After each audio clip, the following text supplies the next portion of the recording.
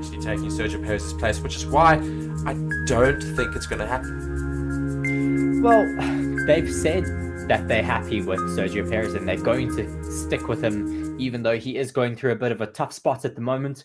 They said the same thing, though, about Alex Albon and Pierre Gasly, and look what happened to them. Yeah, I mean, we're approaching silly season, and silly season is definitely, I think, this year going to be quite silly, and we're going to see quite a few changes.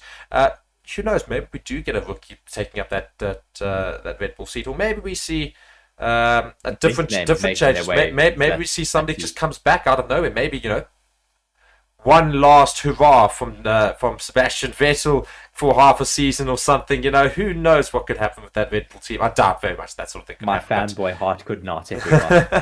But back into Red Bull, I would just be in heaven. Yeah, so it's certainly going to be something interesting to watch. But that brings us to the end of our Monday F1 podcast. And thank you guys so much for watching and joining me and Reese, myself, Mark, of course. And be sure to hit that subscribe button, like the video, turn on notifications. Thanks again to Bitdefender for sponsoring the channel. And we'll check you again next week. Of course, there's no Formula 1 this weekend. But we will have it again next week. And it is going to be a good Grand Prix. Thank you so much for joining us, Reese. And everybody else at home. We're going to head on out. Goodbye.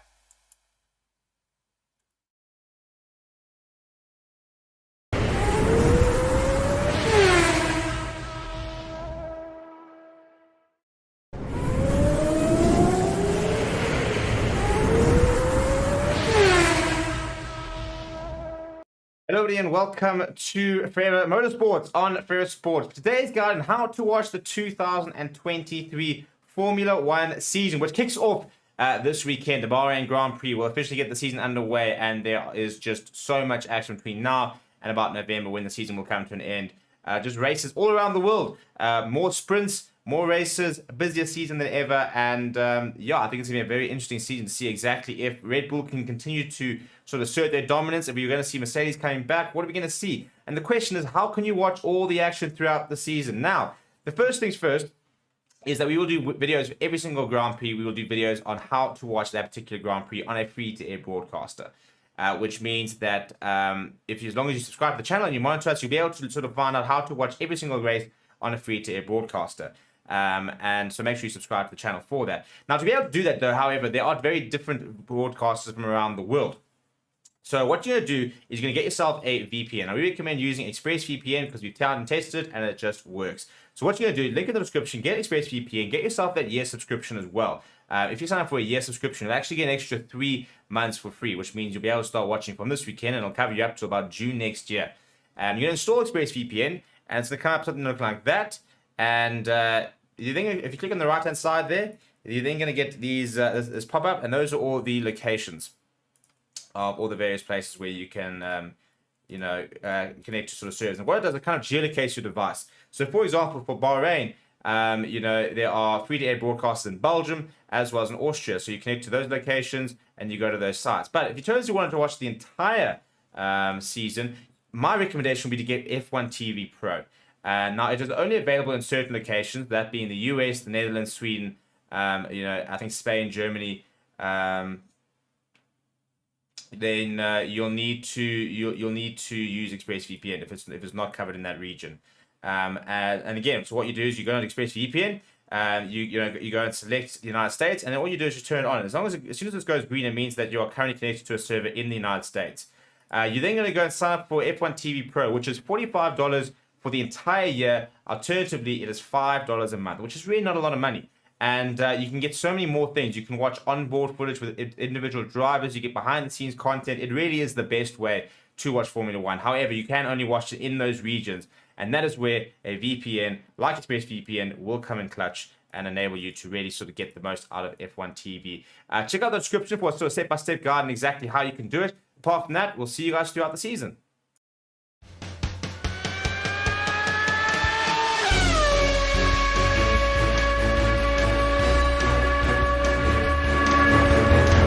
Hello everybody and welcome to Forever Motorsports on Forever Sports. I am joined by Reese and we're here with breaking news. The fact is, Daniel Ricciardo is back in Formula 1. We predicted this, we saw it coming, we said it would happen, and indeed it has happened. Reese, how excited are we for Daniel Ricciardo coming back into that AlphaTauri seat to replace Nick de Vries?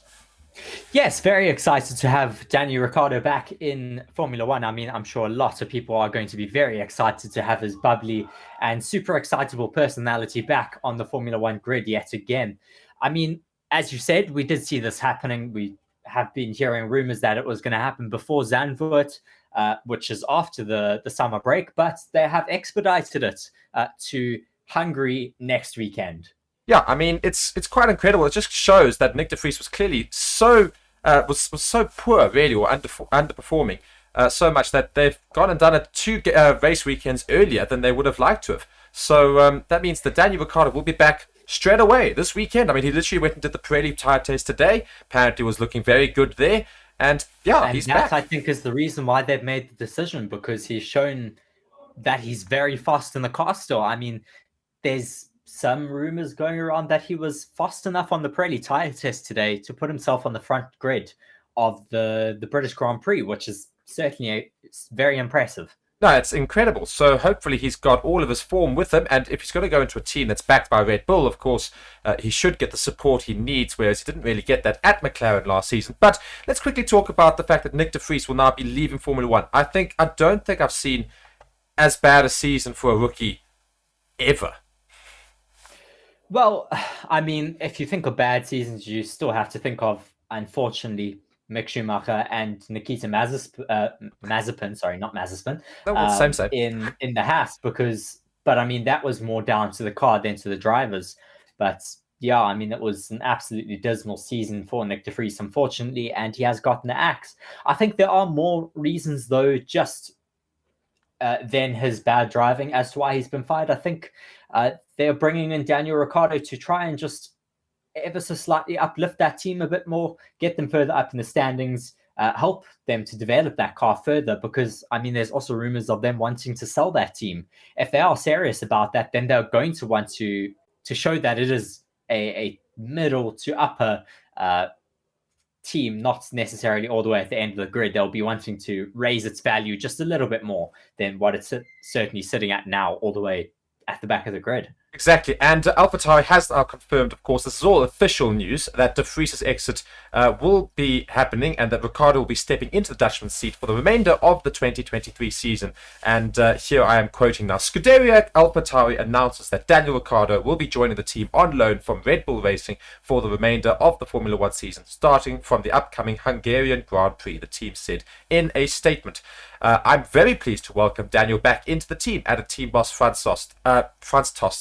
There's no doubt about his driving skills, and he already knows many of us, so his integration will be easy and straightforward. The team will also profit a lot from his experience, as he is an 8-time Formula One Grand Prix winner. I would like to thank Nick for his valuable contribution during his time with Scuderia AlphaTauri, and I wish him all the best for the future. So, yeah, I mean, it's all official, it's all happening, and, you know, it's not necessarily surprising. No, I mean, we did say this was going to happen. It's seriously ruthless, especially in any of those Red Bull teams. It's extremely ruthless. If you don't perform, we have just seen how drivers get the boot and get replaced within a weekend. Yeah, literally. So, yeah. I mean, we predicted that he'd be axed, as you say, before Zandvoort, so it would be happening during the break. But they've actually gone 2 weekends earlier. That just shows how desperate they are to get a decent driver in there. Now, what could we possibly expect from Daniel Ricciardo? I know they went and said the Pirelli test went seriously well today. Of course, it's quite a different.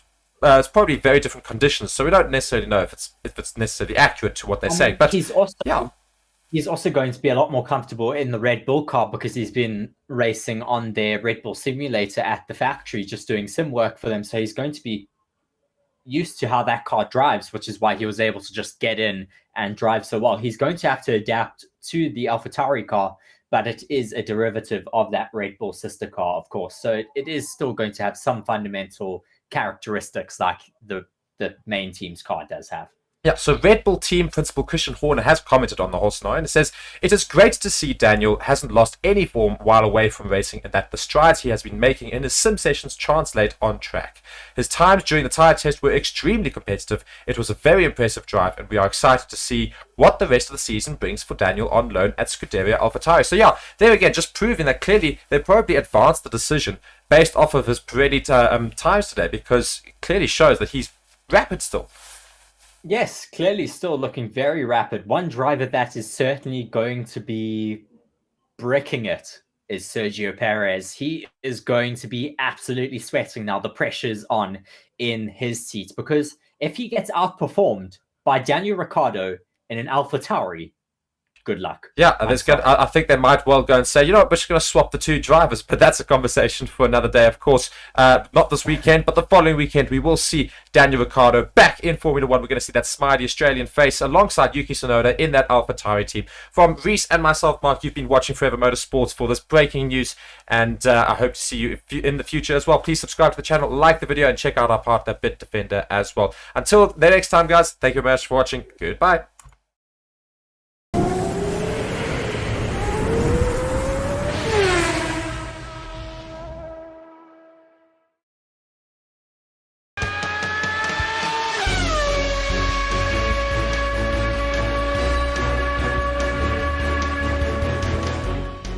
Good evening, everybody, and welcome to Forever Motorsports on Forever Sports. I'm joined by Reese, and this is, of course, our weekly F1 podcast, proudly brought to you by Bitdefender as well. And yeah, big news, of course, this weekend. Ricciardo, first Grand Prix back in Formula One for AlphaTauri after replacing Nick de Vries. We did a video on that last week, and he will be coming in this weekend in Hungary for all of us. And we are so excited, aren't we, Reese?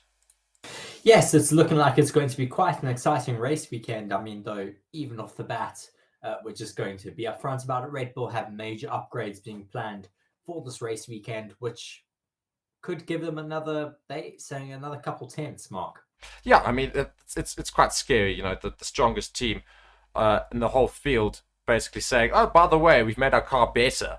And quite significantly better as well. So it's going to scare, I think, a lot of people into it. So, I mean, I don't know if the other upgrades and other teams might be able to compete with that. I think, actually, to be fair, it's probably about time Red Bull needed to get that time going, because teams were starting to get a little bit closer to their times. I mean, the likes of, even surprisingly, obviously, not last weekend, but the weekend before that, McLaren getting very close with their times and qualifying and actually sticking with Red Bull relatively well throughout the race. Obviously, Red Bull's still stronger, but you know, it wasn't as clear cut. And now Red Bull basically saying, all right, well, in that case, we were going to go ahead and just really rapidly go to the top. I think the circuit may play into McLaren's hands yet again, because, I mean, we saw how they were quite competitive in Silverstone. Of course, that's a mixture of high speed and low speed corners, but Hungary is quite a high downforce circuit, which played into their hands certainly in Austria, which is also a high downforce circuit. So we could see them being once again quite competitive here this weekend. Yeah, I mean, I've got a little article here saying Max Verstappen's warning to the F1 grid as he confirms Red Bull's Hungary car upgrades. And he holds a comfortable 99-point lead currently in the title race. I mean, that's just in itself just ridiculous.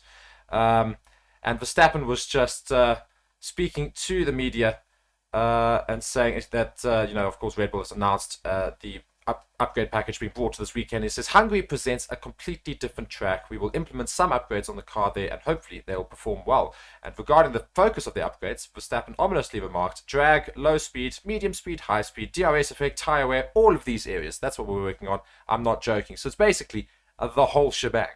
So, I mean, yeah. Yeah, I mean, it just shows the fact that Max Verstappen and Red Bull are still perfectionists. I mean, they've got Adrian Newey, one of the most talented car designers out there. I mean, he is certainly chasing perfection with his car, and we can see it out on track how it certainly is perfection on wheels. It's completely dominating the rest of the grid, and quite easily, if I might add. Yeah, so I mean, it's upsetting for some F1 fans. Of course, we've got Red Bull coming up with these extra upgrades for the weekend, which is certainly going to scare the rest of the pack, certainly the likes of McLaren, Mercedes. I would say Aston Martin and Ferrari, but they've dropped off So we'll see what Well, happens with hopefully them. we'll see them possibly coming back in the next few races. I certainly hope that they get to grips with their new upgrades. I think Ferrari bought new upgrades to Austria, was it not? I think so, As yeah. well, yeah. And I mean, we haven't seen them necessarily showing that hand just yet. Possibly just taking a little bit longer to get to grips with those upgrades. Hopefully, we should see them finding some pace soon. Yeah, so of course, the bigger news and the title of the show, of course, that of Daniel Ricciardo coming in this week for his first Grand Prix for the season, replacing Nick de Vries. So I've got an article here from the F1 site. It says Daniel Ricciardo says he is raring to go and is ready to have fun after securing a stunning F1 comeback with AlphaTauri as part of the upcoming Hungarian Grand Prix, a move that will break his half-year absence from the sport. And he said this, it's good, it's really good, Ricardo beamed as the conversation kicked off. I enjoyed this, call it 6 months off. I think it was really good for me, but the more races I started to attend, the more sim I started to do. I was certainly getting the bug back, so to speak. Then jumping into the car a few days ago, I was like, oh yeah, it all felt very normal. It was one of those ones, the very first lap, oh, this is fast. Then within a few, it's okay, I want this to go faster now, so it was really good. Ricardo also added that he stayed ready at all times to ensure that he could fully embrace any opportunity to return to the grid, which he admitted was in the back of my mind given the unpredictable future of F1. And indeed, we are in silly season, and how silly it was indeed that AlphaTauri decided to stick with Nick de Vries for so long, I suppose, but now replacing him with Daniel Ricciardo. So how's he going to fare this weekend, Reese? I mean, I think Daniel Ricciardo, of course, still has that passion and that fire burning deep within, that he is still a very competitive racing driver, one of the last of the late breakers. So hopefully we'll get him doing quite well this race weekend. I mean, certainly it's going to be interesting for the Red Bull management to see how he fares against Yuki Tsunoda. Yuki not necessarily having many teammates to set a necessarily benchmark for him.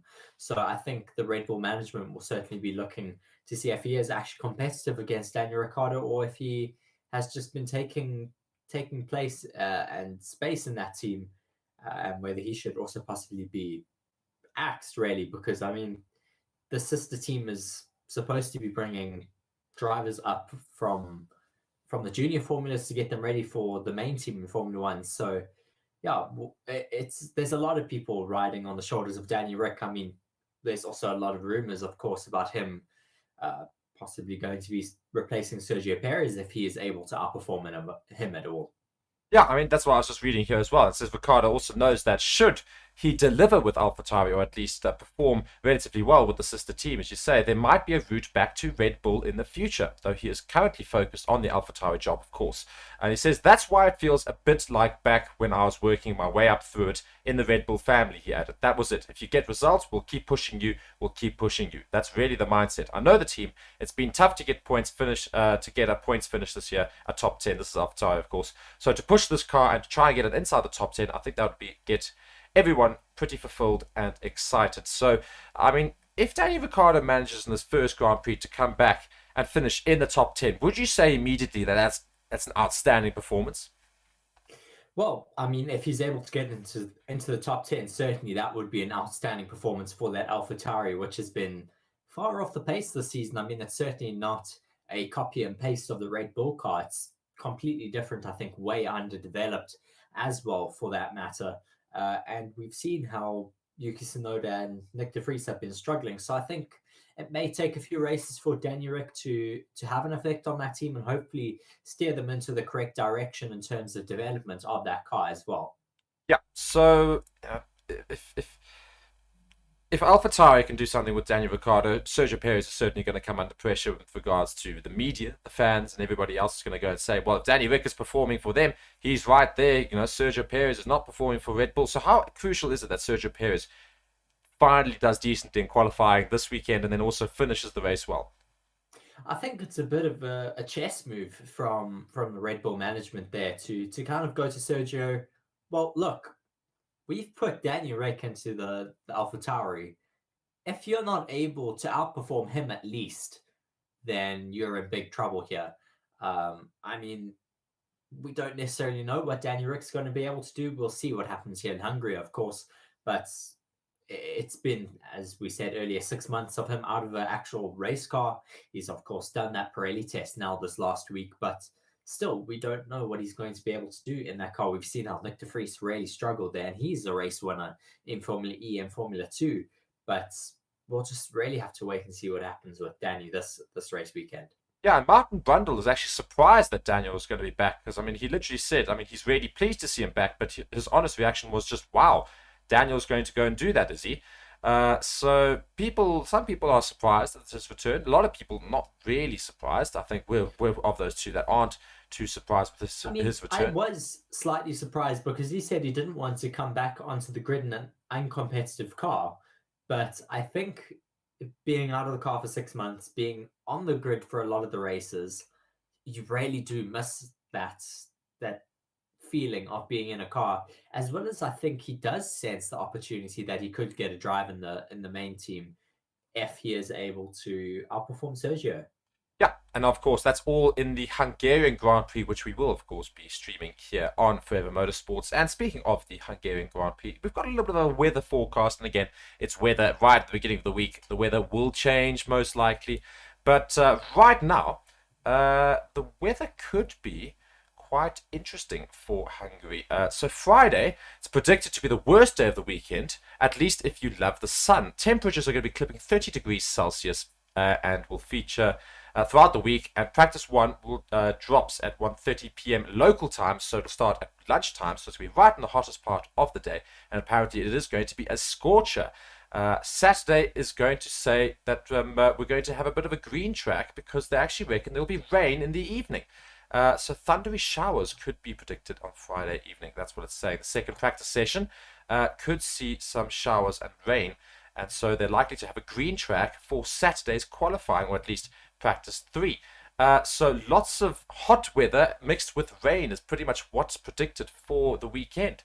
So, I mean, that could definitely throw a bit of a spanner in the works. It also, if it rains each night, which is what's predicted to do, that's going to make sure the track is green every single time they get into a session on each day. So the race would be green. The qualifying would only have practice 3, getting it a bit rubbered up. So, I mean, it could make the race quite interesting because I think then degradation is going to be huge around here. Because, I mean, when your track is a little bit rubbered up, you pick up a bit of rubber each lap. So you're not necessarily destroying those tires too quickly. But I think with a completely green track, you do just degrade your tires a lot faster. I mean, with the being as well a high downforce track, you are going to eat away at those tires a little bit quicker than a normal higher speed track. But I mean, it's going to hopefully make it quite interesting for us. Speaking of, though, interesting for this race weekend, Mark, we have a new qualifying format that is going to be taking place at this Hungarian Grand Prix. And I was going to go to that next, of course, but it is a very interesting thing. And for those who don't know, they're going to be doing a different set of tires each session. So we're going to start the first qualifying session on hard tires. You can only use the hard compound. Then in the second session, only the medium, and the third session, only the soft tire. Now, the interesting thing here is because it's going to be very, very hot weather, they reckon, and then as well, like, slight rain and otherwise influencing this. I mean, some teams are going to really benefit from this, some teams not, because certain tires don't work for all of the cars. I mean, we know Red Bull are going to be chuffed as anything because they are by far and away much faster on the hard tire than the rest of the grid are on their hard tires, whereas only on the soft tire do other teams start to compete a little bit more with those times. So, I mean, surely that benefits Red Bull massively in qualifying 1 and even 2. Well, yes, I mean, it does look like it's going to be a big advantage for Red Bull in qualifying 1 and 2, as they are, as you said, very strong in the hards as well as strong in the mediums. We don't know, though. Could benefit some other teams further down the grid. We haven't necessarily seen that true pace from them on a set of hards. I mean, I don't think we've seen any qualifying laps put on a set of tires other than a set of softs this season.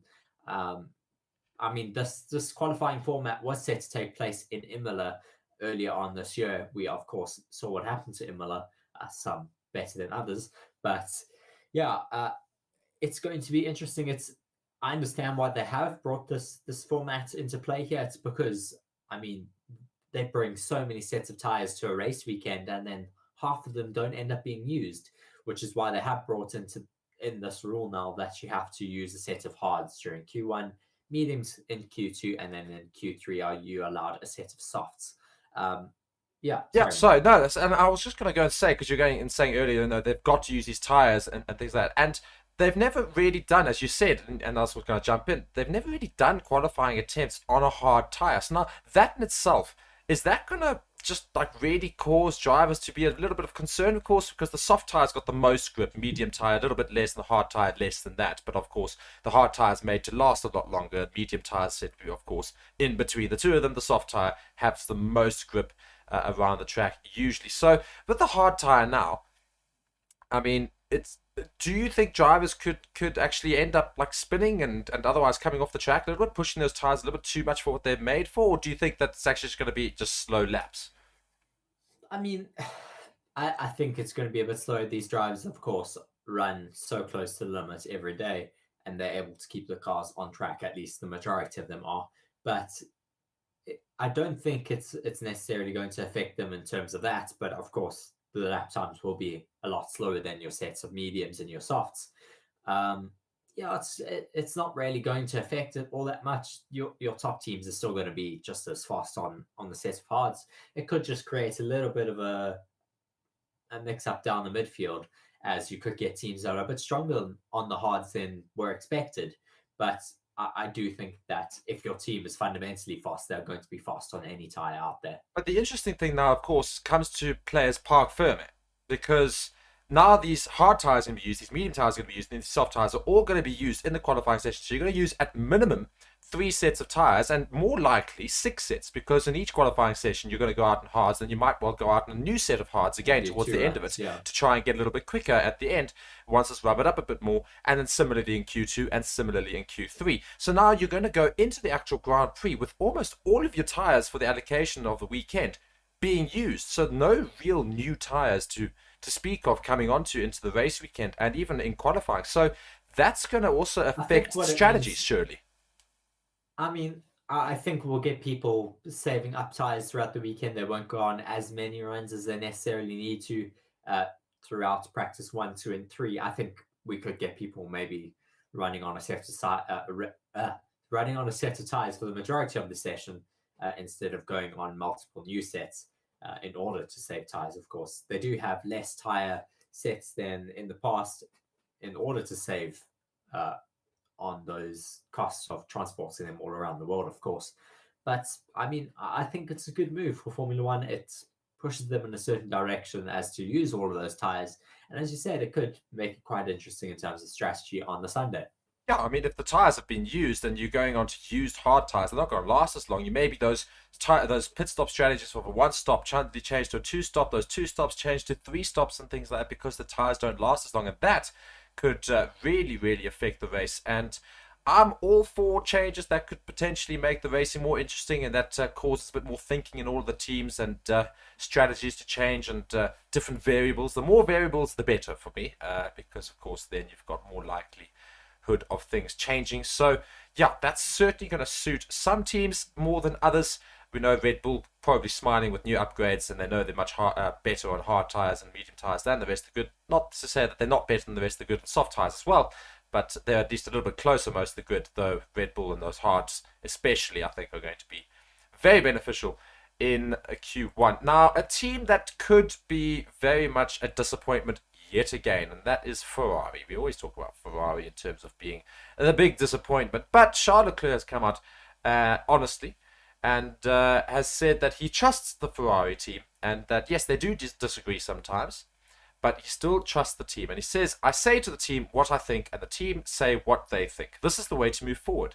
I don't think the trust has ever been an issue. We have a very different vision inside the car than what the team has on the pit wall, so these things can happen. So I mean, yes, I understand that the pit wall has a different idea as to what's happening in the car, but we don't really see such a massive difference in most of the team setups, do we? Red Bull seem to be very much all together with what's happening out on track. Even McLaren seem to be quite happy with what's happening. Aston Martin as well. All of them very happy with the decisions on the wall and in the driver's seat. You know, very much always aligned Ferrari is the only team that always seems to have this struggle. Yes, I mean, we often hear on the team radios how the drivers are not happy with the calls being made by the team in terms of strategy, in terms of calling them into pit or not to pit. I mean, we've heard in the past Carlos Sainz saying, "Stop inventing," to the team more, because they do at times. They just create absolutely stupid strategic calls that should never be made, that could cost them a race win or cost them a podium. We need to see more consistency from them, more better strategic calls. I mean, they've got a Le Mans 24-hour win. That is so difficult to do and requires so much strategy. Surely you take what you've learned there and implement that into your Formula One team. I mean, yeah, I think we've given them excuses for way too long. It's time for them to really pick up their pieces and just get it right for once. So that's Ferrari, of course. They just, as you say, they just need to get it right. They need to fix it up and just be better, essentially. Mercedes, now, they managed to get a podium in the last Grand Prix. Lewis Hamilton getting ahead of Oscar Piastri there, who finished in fourth, unfortunately. Lewis Hamilton finished in third. George Russell, not particularly good, and he hasn't been particularly great for a couple of races now. So can Merck try and eye some podiums this weekend, or are they looking good for that, or could they just sort of simmer where they've been? I mean, the interesting thing is that the A spec car, George Russell, seemed to outperform Lewis. Now with this new B spec, it's swapped. Lewis seems to be finding some good pace out there, while George is really struggling. I mean, George, I think, is maybe hoping they stayed with their A spec car because he felt a lot more competitive. But yeah, I don't know what's really gone on with him, because he has shown that he is quite a competitive driver. Yeah, and Aston Martin have fallen off. It's quite upsetting, and unfortunately, I just don't see them coming back into the fray. But a team that is pretty much taking their spot, though, McLaren. Now, they were fantastic in the last Grand Prix in Silverstone. Do we think that they'll do a similar thing now coming in Hungary? Because you said earlier, and you said, I think this track favors them. Now, do you think they can compete again? Does Lando Norris look at this and say, hey, you know who I'm competing with? It's not Charles Leclerc, it's not Carlos Sainz, it's Max Verstappen. And is that what Lando Norris is thinking in his head now? Well, I think they'll have a bit of a fight on their hands. I don't necessarily know if they will be able to compete with the Red Bulls with their new upgrades this weekend. Of course, Red Bull haven't brought an upgrade for quite some time, and they are expected to bring some really big upgrades this weekend. We will, of course, let you know as soon as we do know what those upgrades are. But I mean, it's certainly hopeful for us Formula One fans that we have McLaren back in the fight at the front. I mean, we want to see them fighting for race wins. Hopefully, it is going to be the story for this race weekend. It would be very exciting if we do have them in contention for that race win. Yeah.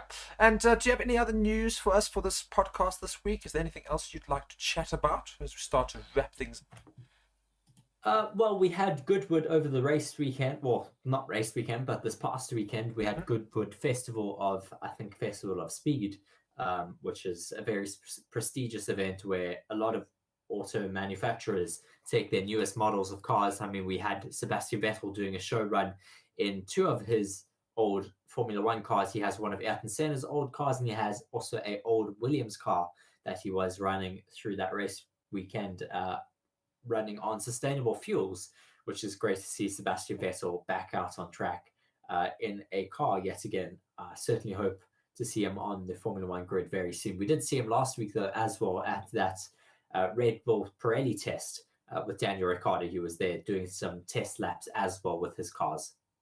Yeah, I mean, Vettel was seen racing around again over the weekend, as you said, and that was very, very fun to see. Do you think that he will ever come back to Formula One, or do you think he's permanently out?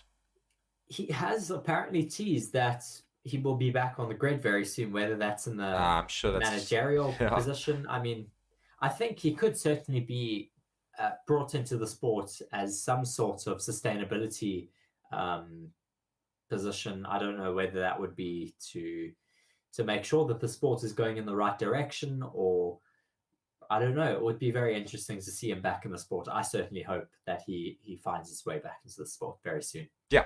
Now we've got 2 weekends until we've got that long break. So we've got 2 weekends for teams to sort things out before they've got a bit of time off before the latter half of the season. And going into these last 2 Grand Prix, I mean, who do you think is going to be our team to watch? Well, certainly off the back of Silverstone, McLaren are really going to be the ones to watch, whether they can keep that upward growth going from Austria to Silverstone. Hopefully Hungary, they're going to be competitive yet again, and then onto that last race before the summer break, hopefully they will still be quite competitive.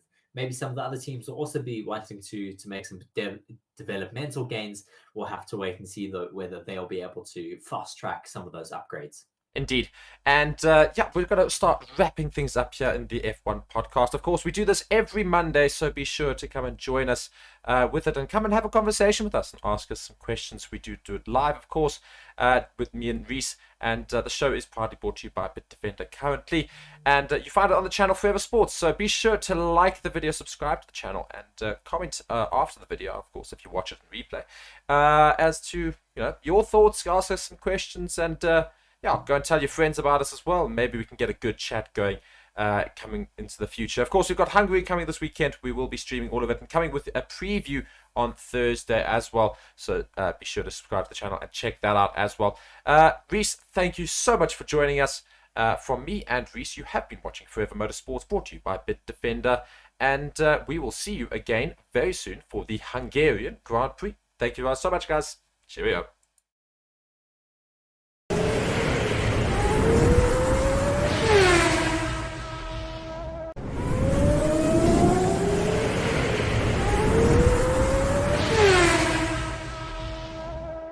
Hello, everybody, and welcome to Forever Motorsports on Forever Sports. Today's guide on how to watch the 2023 Formula One season, which kicks off this weekend. The Bahrain Grand Prix will officially get the season underway, and there is just so much action between now and about November when the season will come to an end. Just races all around the world, more sprints, more races, a busier season than ever, and yeah, I think it's going to be a very interesting season to see exactly if Red Bull can continue to sort of assert their dominance, if we're going to see Mercedes coming back, what are we going to see? And the question is, how can you watch all the action throughout the season? Now, the first things first is that we will do videos for every single Grand Prix. We will do videos on how to watch that particular Grand Prix on a free-to-air broadcaster. Which means that as long as you subscribe to the channel and you monitor us, you'll be able to sort of find out how to watch every single race on a free-to-air broadcaster. And so make sure you subscribe to the channel for that. Now, to be able to do that, though, however, there are very different broadcasters from around the world. So what you're going to do is you're going to get yourself a VPN. I recommend using ExpressVPN because we've tried and tested it, and it just works. So what you're going to do, link in the description, get ExpressVPN, get yourself that year subscription as well. If you sign up for a year subscription, you'll actually get an extra 3 months for free, which means you'll be able to start watching from this weekend, and it'll cover you up to about June next year. And you're going to install ExpressVPN, and it's going to come up something look like that. And you think if you click on the right-hand side there, you're then going to get these this pop-up, and those are all the locations of all the various places where you can, connect to sort of servers. And what it does, it kind of geolocates your device. So, for example, for Bahrain, there are free-to-air broadcasts in Belgium as well as in Austria. So you connect to those locations and you go to those sites. But if you totally wanted to watch the entire season, my recommendation would be to get F1 TV Pro. Now, it is only available in certain locations, that being the US, the Netherlands, Sweden, I think Spain, Germany. Then you'll need to use ExpressVPN if it's not covered in that region. And again, so what you do is you go on ExpressVPN, you go and select the United States, and then all you do is just turn it on. As soon as this goes green, it means that you are currently connected to a server in the United States. You're then going to go and sign up for F1 TV Pro, which is $45 for the entire year. Alternatively, it is $5 a month, which is really not a lot of money. And you can get so many more things. You can watch onboard footage with individual drivers. You get behind-the-scenes content. It really is the best way to watch Formula One. However, you can only watch it in those regions. And that is where a VPN, like ExpressVPN, will come in clutch and enable you to really sort of get the most out of F1 TV. Check out the description for a sort of step-by-step guide on exactly how you can do it. Apart from that, we'll see you guys throughout the season.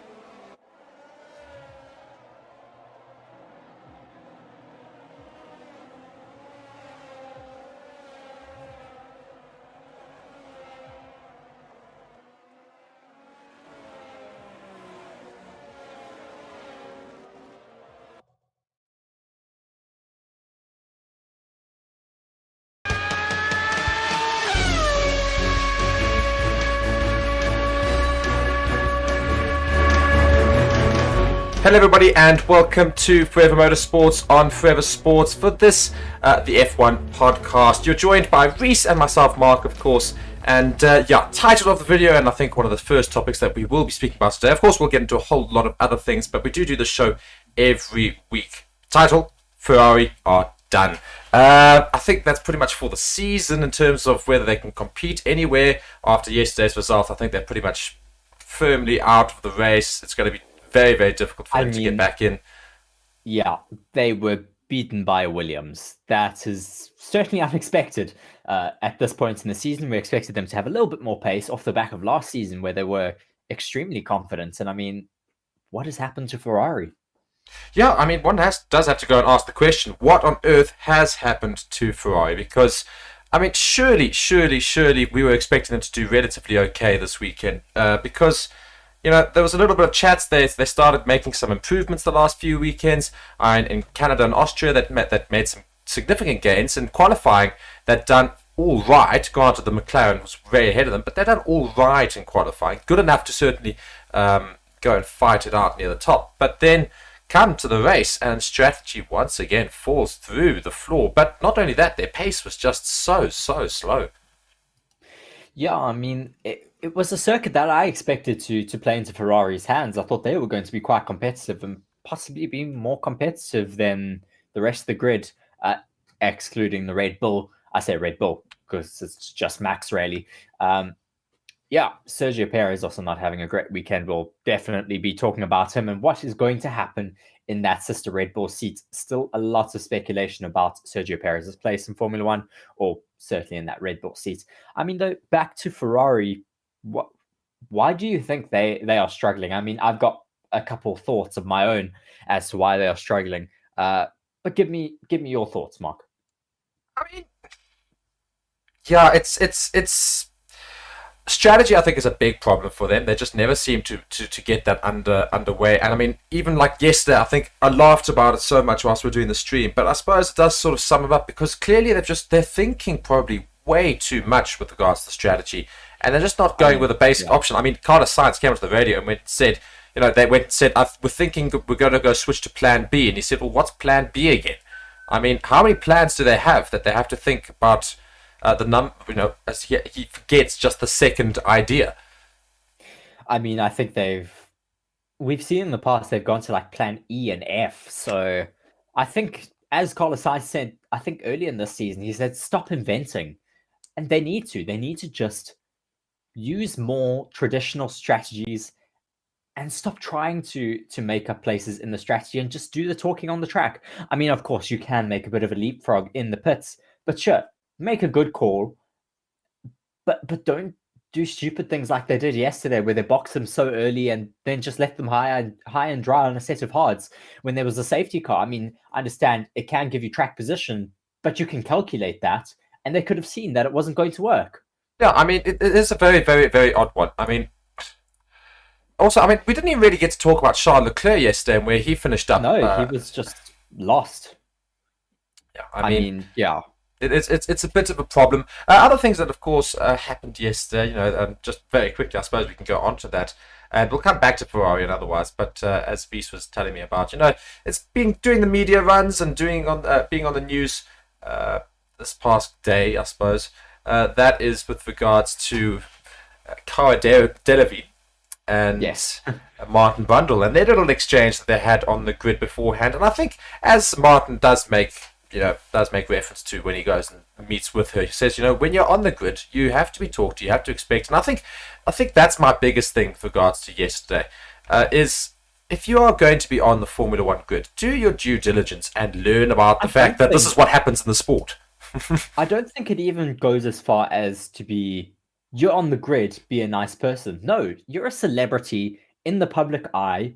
You've got cameras all around you who are going to, at some point, ask you a question. Be nice. You're a public figure. And be nice. It doesn't cost you anything to be a nice person. Exactly, and not just that. I think it's also just stupid. You're going into a sport. You've got to be understanding that for the 20 minutes or so that you are on that grid, is that you are now, as you say, in the public eye. You are actually now representing your brand. which means that Yes. if somebody comes up to you, you've got to put on the smile. Even if you don't want to, I know it's horrible if you don't want to get interviewed. I can understand that, not wanting to necessarily be interviewed. But I promise you, nobody watching Formula One is watching for you. So they're probably not going to be that long of an interview. I mean, as one of my mates said and one of our friends said on our group with regards to the incident, says it doesn't really take that much to smile and say, I think Lewis Hamilton will win today. And then he'll carry on and Martin Brundle will move on. You go, oh, who really cares? But nobody thinks about it. Now it's been torn into this massive story with Cara Delevingne ignoring him and then clashing back and Martin Brundle this and savagery and all these stupid things. It's been turned into some big old story just because you couldn't simply say, hello, and I think and give your predictions for the race. Go, hello, thank you for coming to me. I'm supporting Lewis Hamilton today. Have a great race. It costs you nothing. Really. I promise you, Martin Brundle was not going to ask you, what do you make of McLaren's upgrades this weekend? I don't think she was going to get asked. Political views. No, she wasn't going to get asked candid questions here. I mean, he doesn't ask terrible things like that. He is a great commentator. Of course, he was a brilliant driver as well, and now has gone into commentary. And it's always been a staple of Formula One to have him on the grid, and he is so well known for that. If you're someone walking into pretty much his workspace, because he's there every race weekend on the grid, you should be prepared. Well, exactly that. I think, if you're going to go and do the whole high life thing, celebrities love to make themselves known on the F1 grid. It's like the famous place. It's like being seen on the red carpet. It's the same concept when it comes to Formula One. If you're going to go and do it, do your due diligence of 5 minutes of research and understand what to expect when you're going to go onto it. And you need to recognize that face, because ultimately that is the face of the grid when he goes around. Martin Brundle is who everybody knows when you go and look at that grid. So very, very stupid from her, but anyway. One thing it certainly tells me about Cara Delevingne is that she's never watched Formula One before, because if she had, she would have known that happens before a race, and she would have been prepared and not made a fool of herself. Exactly that. Anyway, we move on because we don't really talk about celebrities much on this channel. We're talking Formula One, and the only news that we've really got to bring with you, except for one big piece of information which we will get to, and that's a little bit of not a big secret, but we will get to that. I think it's pretty much just the Grand Prix that's happened, obviously, over the weekend, the British Grand Prix. And, Christian Horner had hailed the Red Bull team, this is the Sky Sports, after equaling the F1 record for most consecutive wins. Don't, of course, forget that. They managed to beat that there. So they've now got a record, 11th in a row. 11 wins in a row for Red Bull. I mean, absolutely brilliant for them. If they hadn't let the Mercedes win in, I think it was, just trying to think now, in Brazil, I think, wasn't it? Brazil, yes, it was Brazil. They would have had 20-something races in a row now. I mean, just so dominant from them. But, I mean, we don't want to see them winning for 11 races in a row. We want to see someone else being able to take that podium position and that top spot on the podium. Certainly a driver that does look quite competitive, hopefully going throughout the rest of the season, is Lando Norris and those McLarens. Yeah, I was going to say. I was very impressed from their pace this weekend. Well, I mean, extremely impressed, though, by the rookie Oscar Piastri as well. Exactly. I mean, it's the fact that out of nowhere, McLaren weren't just competing at the top there. I mean, Max Verstappen had to work for that victory. It was not a landslide victory at all for Max Verstappen. He didn't win by, several, as we've seen in the past, 20 plus seconds, and you could take a pit stop before getting there. He only beat Lando Norris, but I think it was still 5 seconds in the end. I mean, we have to remember there was a safety car, so it's not perfectly indicative, but I mean, still, it's what we want to see. We don't want to see the Red Bulls miles and miles ahead. It's better to see them actually having some competition, especially into the first corner. That was so exciting. We had almost 3 cars abreast. We had 2, though, with Lando and Max. Lando getting the better of Max Verstappen at the start. As I did say, though, before the race, Max is a little bit more tentative on the starts, which we definitely saw Oscar Piastri also almost getting around him. That would have been amazing if we had 2 McLarens in the lead and Max really having to fight his way through them. That would have been incredible. Maybe still to come, though, this season. I still just can't get over the fact that McLaren, out of literally the beginning of the season, Zach Brown was being talked about as somebody who needs to go, and everybody's been going after the guy and the whole team and saying McLaren are garbage. How could they've created such a bad car? And it was a terrible car. But how have they just managed to just change it like this? And now suddenly, I'm sorry, they were quicker in pace easily than the Ferraris yesterday. They were quicker than the Mercedes. They were quicker than the Aston Martins. They were easily the second quickest team on the grid yesterday. And they weren't easily. They were firmly yeah, the second best team on the grid, possibly getting very, very close to that Red Bull. I mean, in qualifying, it was relatively evenly matched, which I did not think I would be saying with that Red Bull car being so dominant. And of course, Sergio Perez did not have a great race yesterday, starting in 15th. He did manage to make his way up the grid, of course, like he did in Austria, but not nearly as high as he had managed in Austria.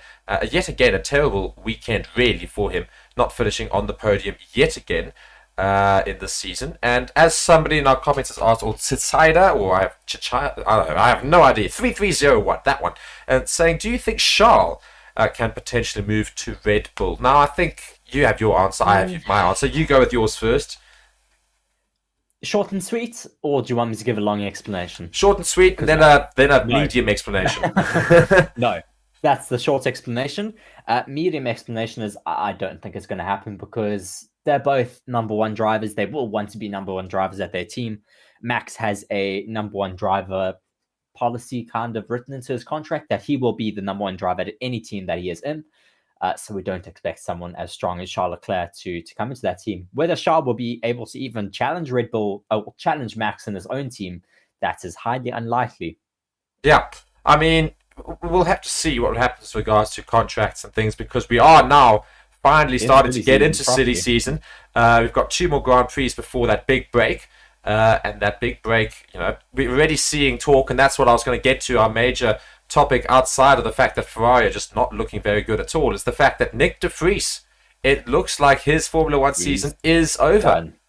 Yeah. Formula One season, his Formula One career is certainly over. I mean, I'm very disappointed. I am a big Nick de Vries fan, not ashamed to say it, but so disappointed in him this season. I mean, he had a brilliant standout race last year in that Williams car when he stepped in for Alex Albon in where was it? I wanted to say Imola, but it wasn't. It was in Monza, where he stood in for Alex Albon, who had appendicitis at the time, and he was able to get into the points. I mean, everyone was so impressed with him, which is why the Red Bull team were quick to snap him up from Mercedes, because he is fundamentally a Mercedes driver. He has been for a multitude of years, and he got swept away by the Red Bull team and just has not had a good start, has not been able to find his feet at all in that AlphaTauri team. No. And it's been quite disappointing. And I think, look, I don't think his F1 career is completely over yet. I mean, I think it is, unfortunately. But we'll go back to that. But it's certainly his season's done. I mean, so we've got Sky Sports Germany and also Ralf Schumacher giving their opinions on the things. And he's basically said that Ralf Schumacher's claimed that AlphaTauri have already decided to part ways with Nick de Vries, and that Daniel Ricciardo, of course, reserve driver for the Red Bull teams, will finish the season off with the AlphaTauri team. So de Vries has yet to score a point in F1, and Sky Sports Germany expert Schumacher thinks the Dutchman will be axed before his home race in August, which is the first event after the summer break. That would see his first full season in the sport ended after half of the year, and it's claimed Red Bull reserve Ricciardo would take his spot. Schumacher had this to say. He said, "The decision has been made. I'm pretty sure. He did it well, had his highlight in Monza last year, and was in his right place at the right time. It's a shame for him that he probably can't..." Yeah? I like that he says, I'm sure that he is going to be replaced, I think. No, he says the decision has been made. I'm pretty sure. Yeah. It's a shame for him that he probably can't drive Zandvoort, I would guess.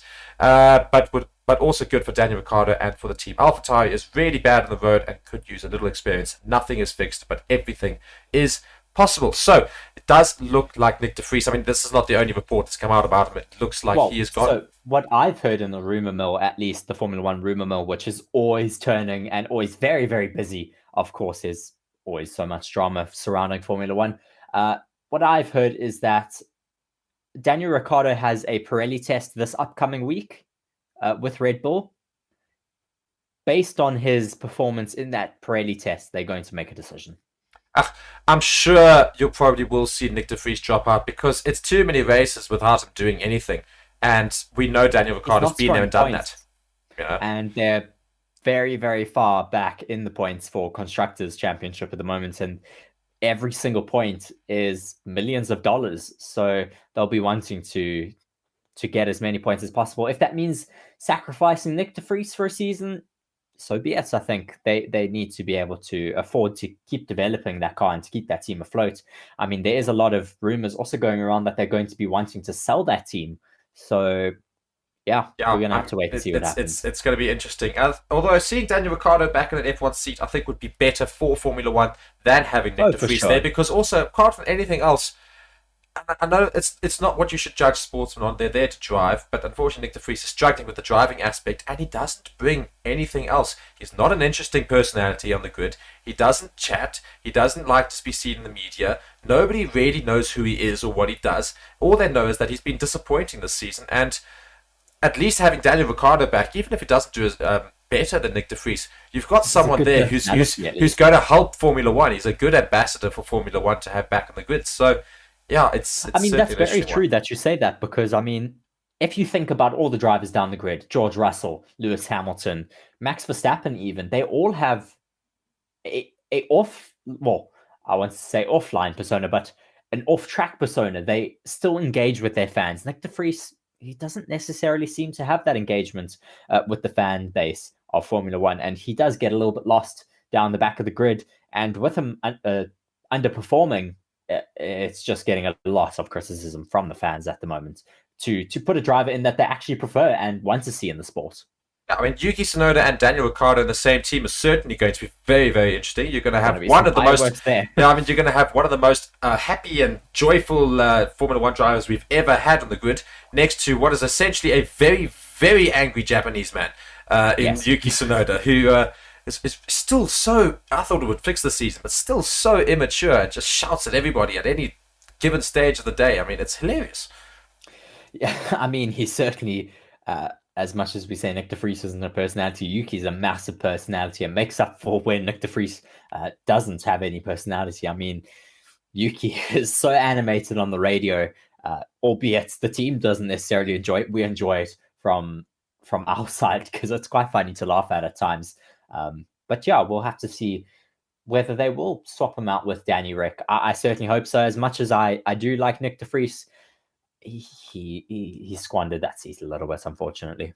Yeah, now McLaren, of course, did unbelievably well yesterday. It's very unfortunate for Oscar Piastri. Pretty much, I think the only reason why he didn't finish on the podium alongside his teammate Lando Norris and Hamilton finishing ahead of him was due to that safety car, and Piastri just unfortunately getting screwed over a little bit by that because Hamilton managed to time it. Well, he didn't obviously time it necessarily. It just happened perfectly for him to come into the pits and make use of that virtual that then became safety car. Well, Piastri did drive past the pits. Yeah, as I say, I'm wrong. He pitted previously and then. Yeah, Piastri unfortunately had it was literally at the pit window, and Piastri dove into the pits, and literally like a lap after that, we then saw the safety car come out, and that was horrible for Piastri. He lost so much time as a result. I mean, it would have been the rookie's first ever Formula One podium. I mean, to get a podium in your rookie season is pretty unheard of. I mean, it just shows his true talent to be able to put that McLaren up so high and match his teammates in qualifying, as well as being able to stick with him throughout the race. He drove so well yesterday, and I certainly believed he deserved that podium spot, but still very happy for the British fans to have gotten Lewis Hamilton on the podium. Yeah, exactly. I mean, Lewis Hamilton's not going to be complaining. He managed to get onto the podium. But yeah, as somebody's gone and asked in the comments, and we did have our say about this in the stream yesterday, the live stream, of course, when we did the Formula One. But it's asking, why did Lance Stroll not give the position back when he clearly overtook Gasly from the outside? And well, our position on this is very clear, because he wasn't on the outside; he was pushed off the track by Gasly, which is why, that's interesting that we say that now, because I remember now watching, I think it was Carlos Sainz ever so slightly nudged Gasly, and Gasly just lost it with Sainz after the race in the press area. He walked past him and said, "Don't push me like that, Carlos." Because they went through, I think it was Cops at the time. Yes, it was Cops. And they were wheel by wheel, and ever so slightly nudged wheels didn't take either car off the track or affect them at all. But Gasly was not impressed at all. Very hypocritical of him after pushing Stroll wide.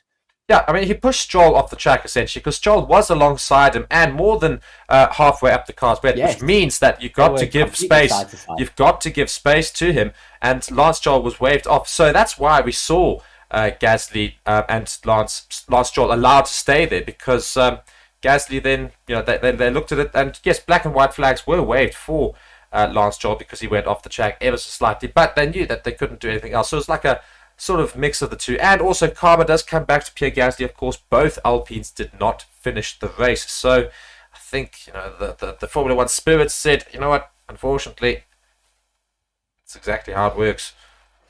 Yeah, I mean, karma comes back to bite you sometimes in the bum, and it certainly did with Gasly. He wasn't able to get past Carlos Sainz on a set of old hards, but I mean, damage limitations from those Ferraris yesterday, finishing, I think it was 9th and 10th, wasn't it, Mark? Yeah, they finished so far down the grid, we don't even really care about Ferrari. I mean, it was, just such a horrid day for the red team, and we thought that they'd finally be able to get back into winning ways, or at least into podium positions and fighting it out near the top, and just not again.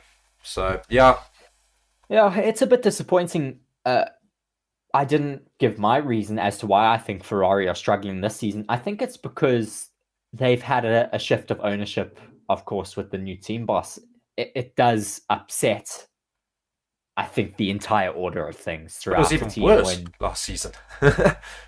Well, I know that, but I mean, you've changed from Mattia Binotto to Frederic Vasseur, and he's making major changes in Ferrari, not only for the next 2 to 3 years, but for the next 10, 15, 20 years, because he's looking at mechanics to sign in the future. He's looking at up and coming engineers that he wants to sign who may be involved in other teams, but he doesn't care. He's trying to lock them down for the future and try get Ferrari back to their winning ways, which is what everyone really wants. The entire sport actually needs it because Ferrari are the bloodline of Formula One. They have been there since the beginning, and we don't want to see them falling back. We want to see them fighting for championships.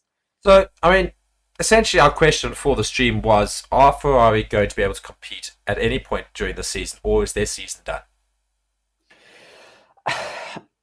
I mean, we don't know. We can always see Ferrari being able to turn things around like McLaren have been able to do. I have an article here, though, just talking about Andrea Stella's opinion as to why they've been able to make that big turnaround. It's because they have gotten a little bit of inspiration from that Red Bull car, but it isn't fundamentally a Red Bull McLaren. It is still their own car, but it shows how teams are able to just take inspiration from another team, like Aston Martin did this season, and be able to jump up the order. Hopefully, Ferrari just ditch this fact that they have to stick with what they have and start thinking outside the box and just getting up the grid. We don't want to see them falling back, which is what they're doing at the moment. If they keep going the way that they are, they're going to be a midfield team. No, and which is not what we want. No, not at all. And another team that I suppose we haven't talked about much, and it's very depressing not to talk about them much because they've gained so many fans, is Aston Martin, of course, who also seem to be really struggling again. This last 3-4 Grand Prix now have been rather poor for the Green Machine. Yes, Alonso did all right yesterday, finished near the top 5, and I think where did he? Was it 6th? I think he finished. Or was it 5th position? I think it was just ahead of Perez. I think. But I will let you know in a second. It's all right. If before we started the season we looked at Aston Martin, 7th. So if before the season we saw Alonso finishing 7th and Stroll 11th for Aston Martin, we'd say, you know what, that's all right. That's about where we expect them to be. But from the beginning of the season, when they were getting podiums, it's just, what's happened? Yeah, I mean, I think they've been outdeveloped by other teams. Unfortunately, they're not used to fighting so far up the front of the grid. It's a good learning curve for them, at least this season. Hopefully, they'll be able to compete again next season. I mean, it's showing them where they need to develop, what certain tracks they need to develop their car for, because we are seeing that it is always in Formula One as we go throughout the season. It's a developmental game. Whoever makes the biggest upgrades throughout the season is able to take that championship. Granted, of course, Red Bull are strong from the beginning of the season, but they are still bringing upgrades. They bring a major upgrade to Hungary this weekend, I say now. They bring a new floor to this weekend. I mean, gosh, their floor has been so dominant and so far ahead of everyone else on the grid, but they're still upgrading it and developing it. It shows that you cannot sleep in Formula One, otherwise you are just going to get left in the dust. Yeah, indeed. And I did have a poll running throughout the stream, which I've just ended now, and it was very simply, can Ferrari turn things around? And I had 4 options, and it was actually apparently a good set of options. And the first one was, of course, which did get the most of the votes, but only 32%. So only 30% of people reckon that Ferrari can genuinely turn this around. 25% of people think don't know this team anymore. They just don't know who Ferrari are. Then 28% of you said, maybe, maybe they can turn around. The maybes. And then, of course, right at the bottom, nope, they're down and out, which got 14% of the votes. So, I think that's pretty much sums up Ferrari right now. It's just, it's 30%, 28%, 25% mixed votes across where we think they could finish. And I think that's pretty much Ferrari right now. It's just we don't know, but not looking particularly good. Yeah, I mean, we can never rule them out. It's still a very long season. We've got a lot of races still ahead of us. We've only done 11 races so far. And it's still all to play for. I mean, it's not, but it is. Max can genuinely finish second at every race from now on and still take the championship. Yeah, so there's been a lot of talk on social media and from other Formula One channels and stuff like that, talking about what we should do about a runaway season like we have this year from Max Verstappen and Red Bull. Should we just gift them the championship halfway through the season and say, okay, cool, go home, go play with your cats, Max, go play on your simulator. Everyone else will play for the best of the rest trophy, and we'll put Yuki Tsunoda in your seat. I mean, you know what the hilarious thing is I mean, yes, I like the fun things that people have thrown out there, and I mean, it's a good chuckle. The problem is that most Formula One fans become so obsessed with who wins, and they decide that a Grand Prix is either exciting or boring based on who wins. They don't care about the rest of the grid, and that's the problem. Is that the moment you start thinking like that, don't bother watching, because it's not even like it was all that different in the past. Yes, you would have been so disappointed through Hamilton's 7 years of dominance. I mean, you can't just focus on the top. Of course, you're going to focus on the top. It's who's winning the race. But you can also still enjoy the midfield battles, which, I mean, we've had this weekend. Yeah. Phenomenal midfield battles. And not just that, it's the fact that, take away the Drivers' Championship. Red Bull are out of here. We know this. But you still see surprising things that seem to get all of us out of our chairs, like Perez not finishing, not getting into Q2, let alone Q3. And those sort of things still happen. And also, our midfield battle / even the best of the rest battle is seriously competitive this year. Take Red Bull out of the equation. We've got Mercedes, now McLaren probably asking the question. Ferrari and Aston Martin are all there trying to vie for that second position. You've left out a team. Who have I left out? Williams. Yes, and Williams is right. They're not quite fighting for the best of the rest, but they're certainly, again, that's nasty to my Williams. It's a very, very exciting team to watch. I mean, it's going to be interesting to see what happens. I'm happy to see that we do have quite a tight midfield, but I still do want, of course, that Red Bull to kind of fall back a little bit. As much as I am a Red Bull supporter, I do support obviously quite a few teams down the grid, but I want to see just closer racing like we had this weekend. Max only finished 3 seconds ahead of Lando Norris, but that was, of course, due to the safety car. It will be nice to see more drivers fighting it out for that top spot. Barrett also there agreeing with us pretty much on all those points. So thank you to you in the comments. Thank you to everybody who's been watching the Forever F1 podcast, or the F1 podcast here on Forever Motorsports. We do it every Monday, so be sure to subscribe to the channel and turn on notifications so that you guys know about when we go live for Formula One content and otherwise. And thanks again to Bitdefender for sponsoring the channel. Bitdefender, you can see them all around us here. Great package from them. Go check them out in the descriptions of all of our videos as well. And Reese, any final comments before we wrap up today's show? Yes, well, we haven't spoken about him. You touched on him very, very quickly. Sergio Perez. What do you think is going to happen with him? I mean, gosh, he has been so far off of the form recently in the most competitive car possibly of all time. Well, I'm not sure it's necessarily of all time. Those Mercs were Yes, it also. is. No, I mean, the Mercedes weren't ever able to take. If Max gets one more consecutive win, it is the most consecutive wins in history. Yeah, it is true. It is true. It is true. So, look, it's going to be very interesting because, we talked about earlier in the show Nick de Vries and the fact that Daniel Ricciardo is likely going to go and take that seat in silly season here. So that means that if you wanted to replace Sergio Perez with Daniel Ricciardo, which would have been a very good replacement, can't happen anymore, which means they now go to a rookie potentially taking Sergio Perez's place, which is why I don't think it's going to happen. Well, they've said that they're happy with Sergio Perez and they're going to stick with him, even though he is going through a bit of a tough spot at the moment. They said the same thing, though, about Alex Albon and Pierre Gasly. And look what happened to them. Yeah, I mean, we're approaching silly season, and silly season is definitely, I think, this year going to be quite silly, and we're going to see quite a few changes. Who knows? Maybe we do get a rookie taking up that Red Bull seat, or maybe we see a different change. Maybe we see somebody just comes back out of nowhere. Maybe one last hurrah from Sebastian Vettel for half a season or something. Who knows what could happen with that Red Bull team? I doubt very much that sort of thing. My fanboy heart could not, everyone. But back into a Red Bull, I would just exactly be in heaven. Yeah, so it's certainly going to be something interesting to watch. But that brings us to the end of our Monday F1 podcast, and thank you guys so much for watching and joining me and Reese, myself, Mark, of course, and yeah. Be sure to hit that subscribe button, like the video, turn on notifications. Thanks again to Bitdefender for sponsoring the channel. And we'll check you again next week. Of course, there's no Formula 1 this weekend. But we will have it again next week. And it is going to be a good Grand Prix. Thank you so much for joining us, Reese. And everybody else at home. We're going to head on out. Goodbye.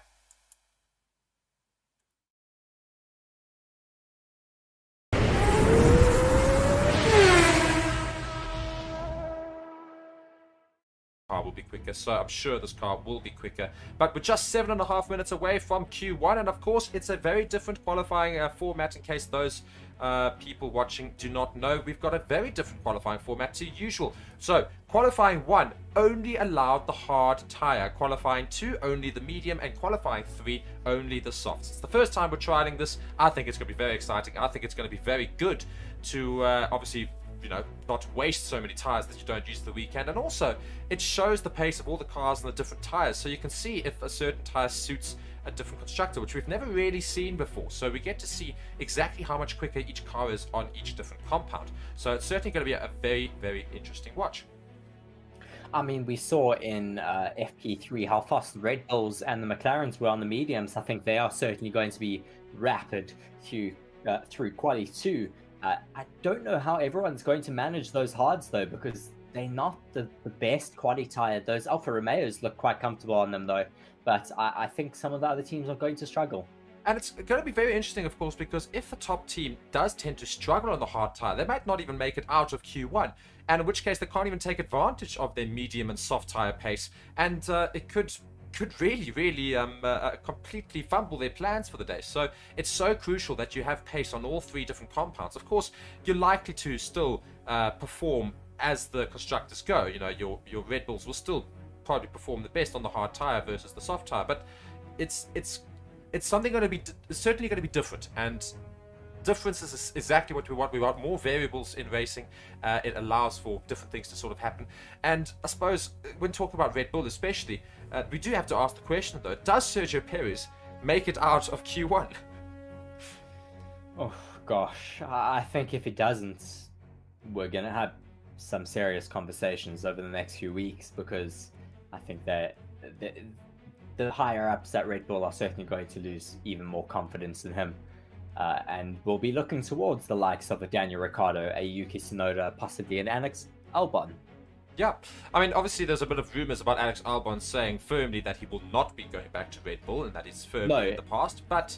Rumor was that he would firmly not go back to AlphaTauri because Williams is performing well.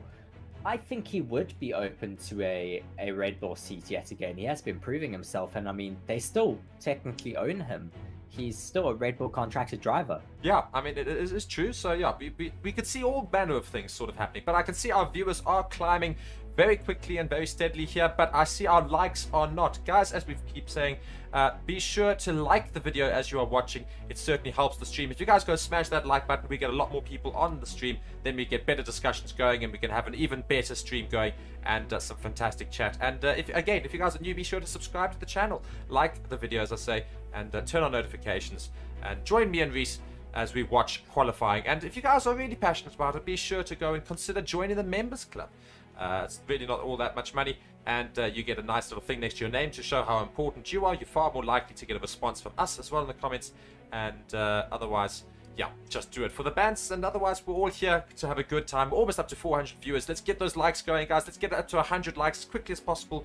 There's definitely enough of you watching to get those likes there. If every single one of you are going to hit that like button right now, we jump right up. Trust me, just go do it. You can unlike after the stream if you really want to, but just like it for now. Yeah, we're getting the titles going here. So, Reese, take us through our stats for Hungary. Yes, this is the 13th race of the season. Still quite a long way to go. 23 races in total. Sorry, round 12 of the season. I apologize. Just some stats. 4.3 kilometers is the track distance. 55.2% of the track is spent at full throttle. 1 minute 13 is the current track lap record. The top speed around this track is 310.3 kilometers an hour. For those Americans out there, it's 192.8 miles an hour. And the track has 14 turns with an elevation of only 34.62 meters. It's quite an interesting track, this, with a lot of downforce needed in your setup because of these extremely tricky and tight corners. We have multiple 90-degree corners around here. The tires that we have here this weekend are the C5, the C4, and the C3 compounds. C5 being your soft and C3 being your hard. Obviously your C4 in the middle, the medium. These are the softest three of the compounds in the Pirelli range, going from C5 to C0. And the weather conditions looking today, very, very clear. It's 26 degrees Celsius right now. It's a little bit humid, and the track temperature very is high. Very, very high, which is what I was going to go and say. Track temperature, Reese, I actually didn't manage to see it, but it's did I say high 40s? I saw there. Track temperature is 45 degrees Celsius. Indeed, 45 degrees Celsius. Very, very, very hot. Yeah, so. Which means teams are going to struggle a little bit on those soft tires because they do struggle in higher temperatures. And possibly why those mediums ran so well earlier this afternoon. Indeed, and that's, as I say, going to make a big effect on qualifying with the new format, of course. And I see we're up to over 500 viewers. Let's keep it going, guys. Let's try and get as close to 1,000 as quickly as possible. And again, the way we do that, like the video. If you guys are just joining us, like the video, subscribe to the channel. Let's get it going. We've got just about 2 minutes, or just under 2 minutes, to go until Q1 gets going. And of course, everyone will be on the hard tire, so it's going to be something very interesting, and you want to be here for all of the sessions. And tell all your friends about it as well. Let's have a fantastic discussion in the comments. Let us know where you're watching from. I can see somebody joining us from Cape Town. Great to have you here. Let us know where you guys are tuning in from as well. And yeah, your thoughts and your predictions about who's going to finish where. And again, you can also do that by using our poll as well. Yeah, Reese, who do you reckon is going to get eliminated in our first qualifying session? Oh gosh, that's a bit difficult. It's, yeah, very difficult to know who's going to be in our bottom five because, well, I was going to say Nick de Vries is still being shown on our timing board, but that's the Drivers' Championships. Yes. He will certainly be taken off of that very soon once Daniel Ricciardo does get a point or two. Let's see what happens with him. But, I mean, it's going to be difficult. I think maybe Magnussen, he hasn't been performing all that well. Possibly a Logan Sargent.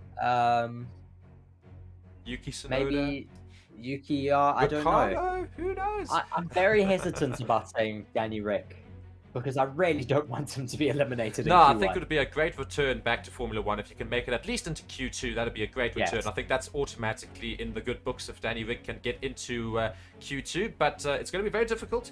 The session gets going in just 30 seconds time. We're so close to Q1. We can see cars now leaving the pits. The Ferrari there seems to be the first one to make a bit of moving. It's Carlos Sainz. He's the first one to exit, and we see an Aston Martin trying to get out ahead of him, but he's not going to be able to. I think that's Fernando Alonso who's following him in, and actually there is already a couple of cars at the end of the grid there, an Aston Martin 10 and Alfa seconds Romeo. left to go. Indeed, we're so close. And we see we're almost up to 700 viewers. Let's keep it going, and a whole lot of people here telling us where they're joining in from Namibia, Ethiopia, from Vrystaat, Volcom, and from Botswana.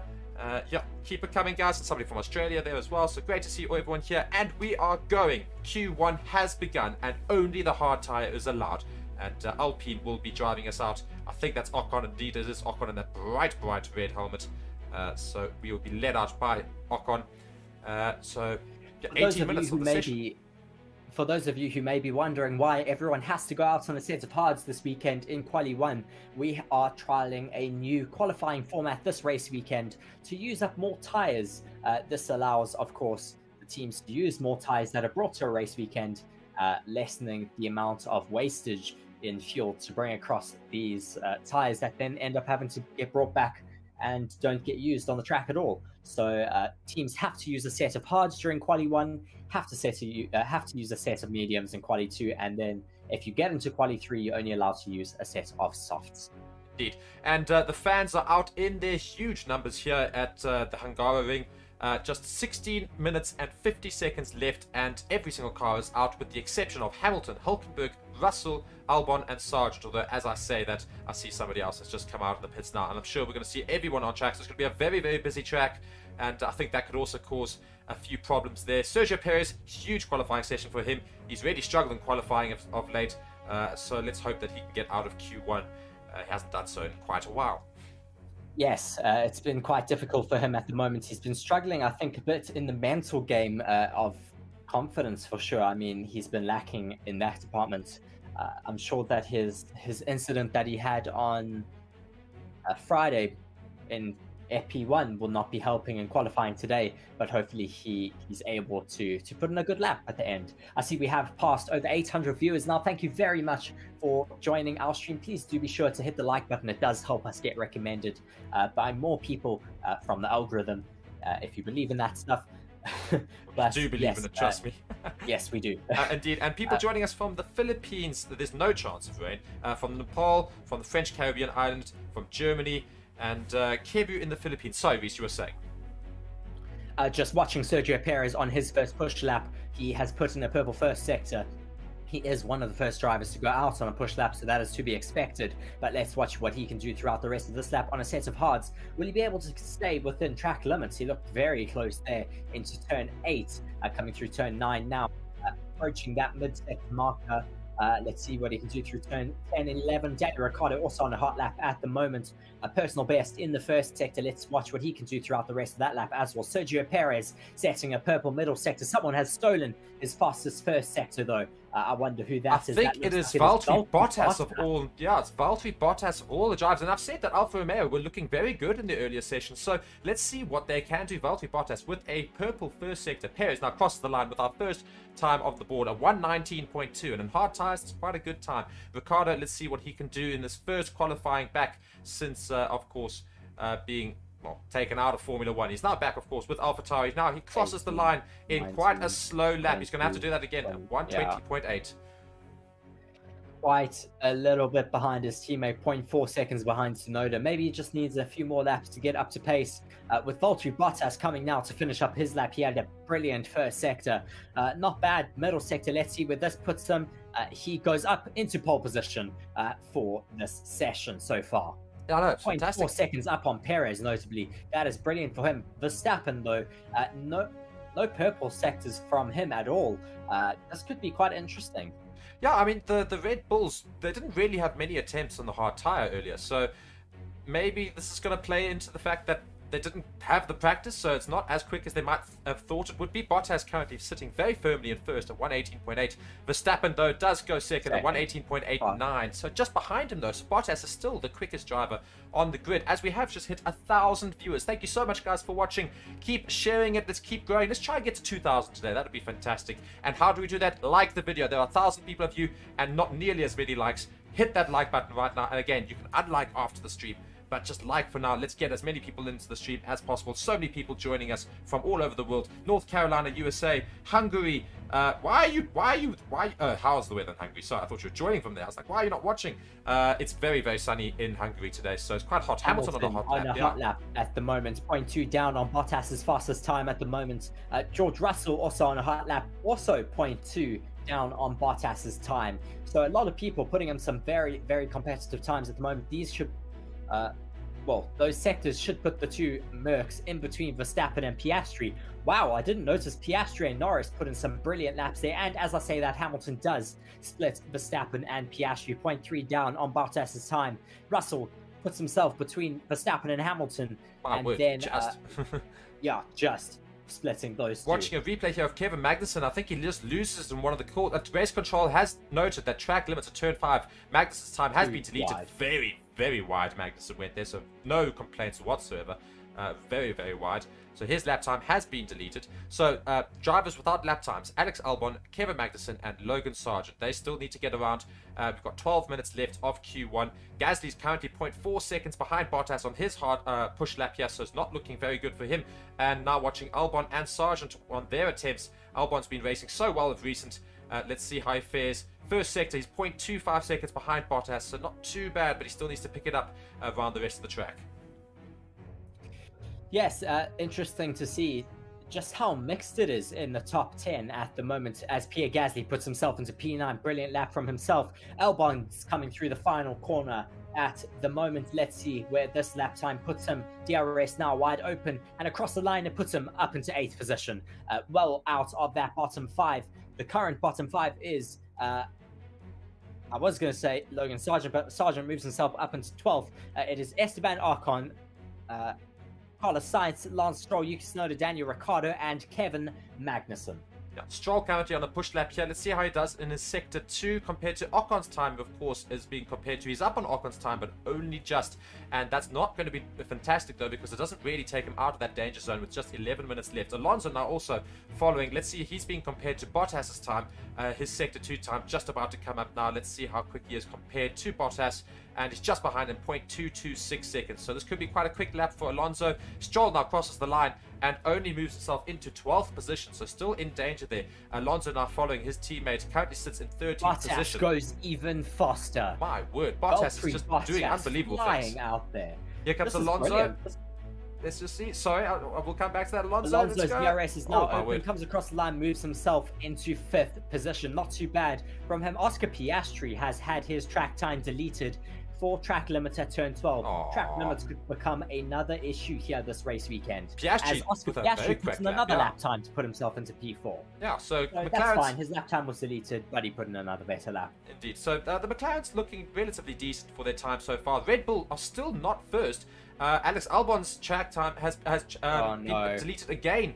So and Sargent. Yeah, so both Sargent Williams also has nothing. Both Williams have still not got a time. Himself up into P15. Not good enough just yet for Kevin Magnussen, still in that relegation zone. And as the comments are also making note of, the Ferraris are not looking very good right now. Leclerc sitting in 11th, Sainz in 16th. So they really need to improve upon those times as quickly as possible. They're not really up there with the other bunch. But how is this for Alfa Romeo? I mean, brilliant pace from the Alfa Romeos at the moment, sitting in P1 and P9. We did think that these tyres would bring a bit of a shake-up, and it certainly is so far. I mean, really unexpected to have Valtteri Bottas all the way up in P1 ahead of Max Verstappen. Just watching a replay of Alex Albon breaking those track limits into turn, I think it's turn 6 or 5, ever so slightly going wide there, but it is the rules, unfortunately, and he did go wide. Does he do it twice, or is this Sargent? Sorry, this is Sargent coming into... Oh no, Sargent definitely beyond the things. And also, way too wide. He loses quite a bit of time due to that bollard as well. Just watching a replay here of, I think this is Oscar Piastri, just also goes wide and also has his lap time deleted. I think, is that his another lap time? Yeah, this is his other lap. No, it's not. That was his previous lap time. I was just watching. Previous lap time. Indeed. Because his time has started there. Lando Norris has moved himself up into P4 in the meantime, and Sergio Perez has gone even faster than Max Verstappen to move him up in second. Ferrari are panicking here because Leclerc on the radio being told, let's stay calm, but come on. Like, Sainz moves himself up into P8, so hopefully the panic is for nothing. Max Verstappen finishes another lap. Let's see if this makes him faster. Yes, it Only does. just. He moves himself up into P1, 0.1 seconds faster than Valtteri Bottas. Bottas could still have some time out there. Alex Albon finishes another lap, puts himself up into P8. yeah, so Alex Albon, much better lap there from him. Ricardo's going on his lap. Let's hope that he can get out of the relegation zone. There's just 8 minutes left of the session, so still a bit of time for all the drivers on the grid. But, you know, we were actually saying earlier that Alfa Romeo were doing some good times on the hard tyres, and that they're about the only ones really practicing with them. And it's shown, because Valtteri Bottas is right near the top in second position. Fantastic work from him. Daniel Ricciardo is slightly up on Nico Hülkenberg's time at the moment. That is the driver he needs to beat to get out of that bottom 5. Let's see if he's able to hold on to that in the rest of this sector. Yuki Tsunoda also quite a bit up on Nico Hülkenberg. He will certainly be getting himself out of that bottom zone. Ricciardo moves himself up into 7th place. Brilliant from Daniel Ricciardo with a newly upgraded car. Let's see where Yuki Tsunoda puts himself now, coming through turn 14, just behind Daniel. Let's see, opens his DRS, comes across the line, and puts himself up into 4th. Brilliant great lap there from Yuki Tsunoda. Yeah, so AlphaTauri doing relatively well there. Everyone's pretty much made their way back into the pits so that they can have another go just before the end of the session. Of course, the track will get a little bit quicker as the session goes on, so you want to get a lap as late as possible. As you can just see, AlphaTauri, the latest ones to go over the line, push themselves right up the grid and mixing with those ahead of them. But I think there's a big panic stations right now for Ferrari. Somebody's saying that, aren't you panicking about Merck's pace? No, we've seen Merck's pace. I think they should be fine. But Ferrari, I'm a little bit panicking about, because even Leclerc said, let's not panic. But, like, come on.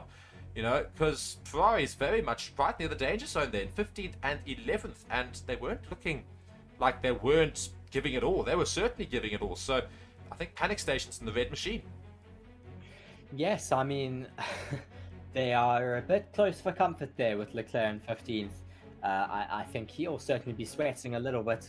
He'll be feeling like George Russell under his helmet. And then we have Lance Stroll down on 16th. It's quite odd. He's been picking up the pace over the past few race weekends, but certainly not finding any pace here. Quite far off of his teammate, who's up in P9 at the moment. Just watching Esteban Ocon, 0.2 up on Leclerc's time at the moment to get out of that bottom 5. He should certainly be able to do that at the moment. Possibly even being able Gasly's to get got a purple sector in sector 1. Purple sector, brilliant for Gasly. Looks like those Alpines still have quite a bit of pace to show out here. 1,400 of you watching alongside with us. Thank you very much for joining our channel. Please be sure to hit that like button. It helps us get recommended more by new viewers.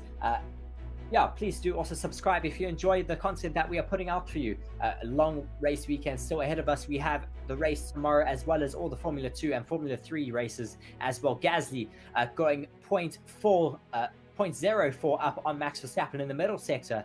Maybe he might be able to contend for that pole position. Meanwhile, Ocon, his teammate, is about to cross the line. Let's see how far up he gets. He's currently in 19th. He pushes right up into 4th position at 118.85. So still behind Perez, Bottas and Verstappen. But his teammate Gasly's going even quicker. He now crosses the line and only goes second, ever so slightly behind Max Verstappen at 118.743. So it's really tight right up the top there. We've got 118s from Max Verstappen down to Yuki Tsunoda in 6th.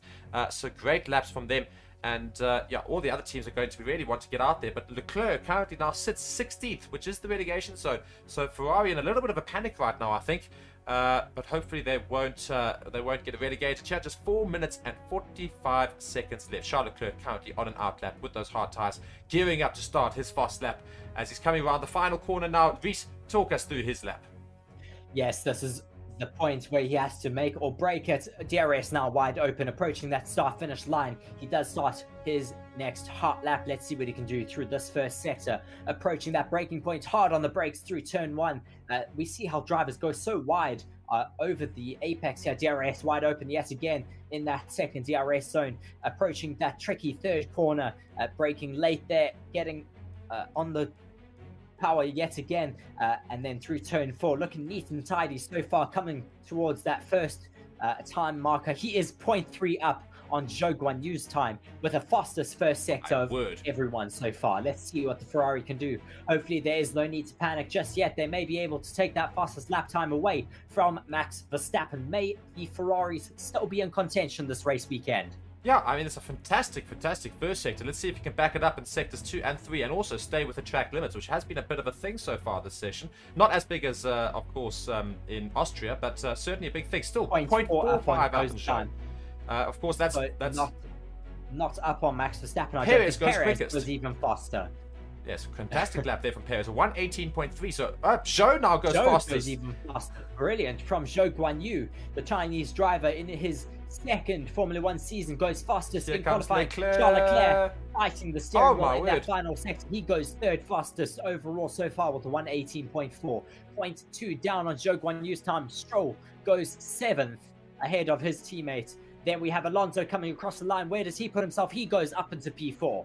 Yeah, so these times are tumbling very quickly, and now Sainz and Hamilton are in the relegation zone. They need to get out of it. Up into 4th now, Mark. Indeed, and we've got 1,500 people watching, and welcome to the stream, guys. Very good to have you here. Keep telling us in the comments what your thoughts are of the session so far. Just 2 minutes and 40 seconds left. We've currently got Sainz and Hamilton in the relegation zone. Though Sainz is on a hot lap right now, coming towards the last corner. Let's see if he can get up into the... moves himself up into 2nd, Mark. Yes, fantastic lap there. 0.066 down on Zhou Guanyu's time.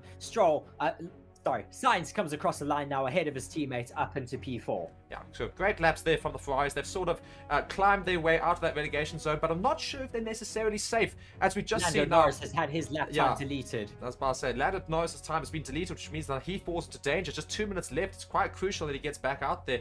Well, I say he's back out there. He's already there, but to get another lap going as he's currently on a cooldown lap, just watching a replay as to where he loses the track limits. We can't quite tell where this is. Turn 6.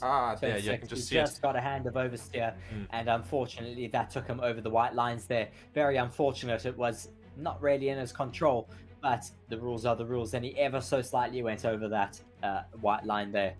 Yeah, so it's unfortunate that these track limits are becoming a thing. Toto Wolff is looking... I'd say calm. I think he looks relatively calm in the pits. Hamilton's on an out lap at least, so let's see what he can do as he tries to come past the Ferrari of Carlos Sainz on his out lap, but they are kind of squabbling a little bit for track position because they really do need to get out there now with 1 minute and 23 seconds. He's trying to fight with the Haas now, who's just trying to get some space for himself. Will we see Hamilton keeping calm, or will he maybe jump some people in the queue here? Oh, we see the Ferrari now jumping ahead of him. So yeah, he says, "Well, you got ahead of me. I'm going to take that place back. Thank you very much." There's still enough time on the clock. You 1 minute. 1 minute to go. So this is going to be the last attempts from everybody pretty much as they're gearing up. We're on board with Hamilton, who's of course in that relegation zone, the main driver in that relegation zone. The other ones there, the 2 Haas and the 2 Williams. So Hamilton now gears up and he starts his hot lap. And I think we still have to watch the rest of the grid because of course I think all of these times are going to drop. Well, they're going to get quicker than everybody else in these last 40 seconds here. So we could potentially see drivers down from maybe Gasly or maybe even Verstappen's time getting beaten. So you're going to see these times tumble right at the end of the session. It's all to race for. Cannot afford a mistake. Hamilton especially, as he's in 17th. Here he goes, getting towards the end of Sector 1, coming around those couple of turns. He's being followed by a McLaren. I think that is of Lando Norris. Hamilton comes towards Ricciardo's time, which Ricciardo beats. He's up on Ricciardo's time, 0.1 seconds up. But it's not that quick, if I'm honest, so he really needs to get going. Yes, looking neat and tidy though, but his teammate George Russell not up on the time that he needs to be right now. Certainly he is going to be in quite a lot of trouble because he is down in that relegation zone. Ricciardo gets himself out of that relegation zone, puts himself up into P12. Yuki Tsunoda behind him in P14. Interesting to see Daniel Ricciardo doing quite well. Let's see if he's able to keep himself up into Q2. Daniel Ricciardo has now finished. Verstappen moves himself up into P2 ahead of Perez. Not first. Not able to beat the time of Zhou Guanyu. Hulkenberg moves himself up now into P8. Russell improving in his middle sector. Will that be enough? Let's just go to Hamilton now. Corner now. Let's see what he's able to do. He opens his DRS, coming to that final finish line. He moves himself out of that bottom 5 into P7. Ricciardo now is the driver. Is Russell safe though? Is Russell going to be safe? Russell is not safe. Russell's out. Russell's out of the session. Ricciardo gets into quali 2. Daniel Ricciardo on his return. Wait, Alex Albon's still going round, I think. Let's see what Albon does though. No, wait, he looks to be going slowly. No, he's only starting his lap, so I don't know. I think he's out, so... If Danny Rick is able to stay in Quali 2, this is going to be a big talking point. Yeah, and ahead of his teammate Yuki Tsunoda, of course, who is out as Yuki Tsunoda is eliminated. I think that is our final grid there. I'm watching replay of Toto Wolff. Oh, he's angry. Oh, he's very angry. That's going to become a meme yet again, as we've seen in the past. Almost 1,700 of you watching alongside with us. Thank you very much for joining on the stream. Please do like the video and subscribe to the channel if you do enjoy the content we are putting out for you. George Russell on the radio. Just say, don't tell me we're out, please. And then being told, unfortunately, he is out. And then, yeah, a few expletives on the radio. Sure. I cannot believe that. I mean, it just shows how bizarre the new format is. And I absolutely love it. Look at that. Zhou Guanyu right at the top of Q1. And the Alfa Romeos were exceptional this session. And looking at those relegated, both Williams drivers, Sargent and Alex Albon, unfortunately, are out. Yuki Tsunoda is out, but not Daniel Ricciardo, his teammate. George Russell and Kevin Magnussen, the other two drivers, also out of this session. So, Ricciardo survives, and so do both Alfa Romeos. So, fantastic driving from the team that's probably been underperforming the most outside of AlphaTauri, being Alfa Romeo. Sorry, not Zhou Guanyu. Logan Sargent, just watching him lose his lap time there for track limits. I mean, yeah, that's very disappointing for him. Just watching with Lando Norris, did he possibly not get another lap time in because of traffic? He overtook his own teammate. I was desperately trying to get past everybody, and I'm not sure if he managed to get there in time, but luckily he is into the next session, so just doing a lot of overtaking. Just watching George Russell, a replay of him, seeing, I think Lando Norris comes up on his inside, maybe? Yeah, it is Lando Norris. And that pretty much gets in the way of his starting his fast lap, so I think it might have thrown off a little bit. You could just see all these drivers trying to get ahead of George Russell, so maybe he just got thrown off. There's only so much time left, so that's unfortunately why he lost his momentum starting his hot lap. We have now hit 1,700 of you watching alongside with us. Thank you very much for joining us. We are about to head into Quali 2. Toto Wolff looking very, very upset in the Mercedes pit wall because George Russell has been eliminated from qualifying 1. Of course, we do have this new qualifying being tested this race weekend, watching him very, smack very his angry. Yet again, Angry German there. Yeah, very angry Toto Wolff there.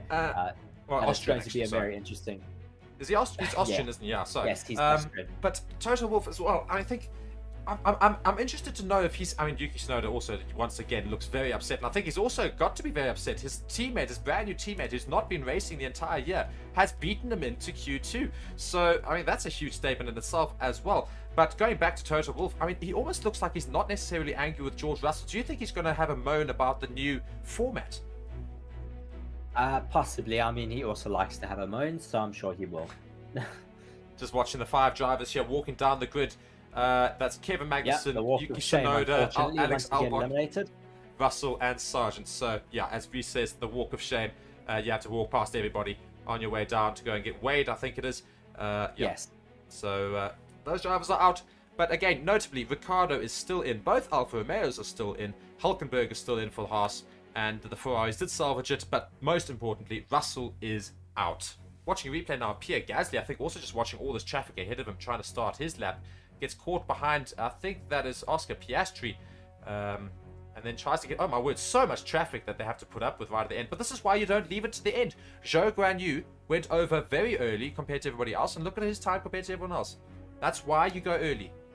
Yes, I mean, that's why you don't take the risk of running it too close to the clock. I mean, you know there's going to be a risk when you leave too late out of the pits.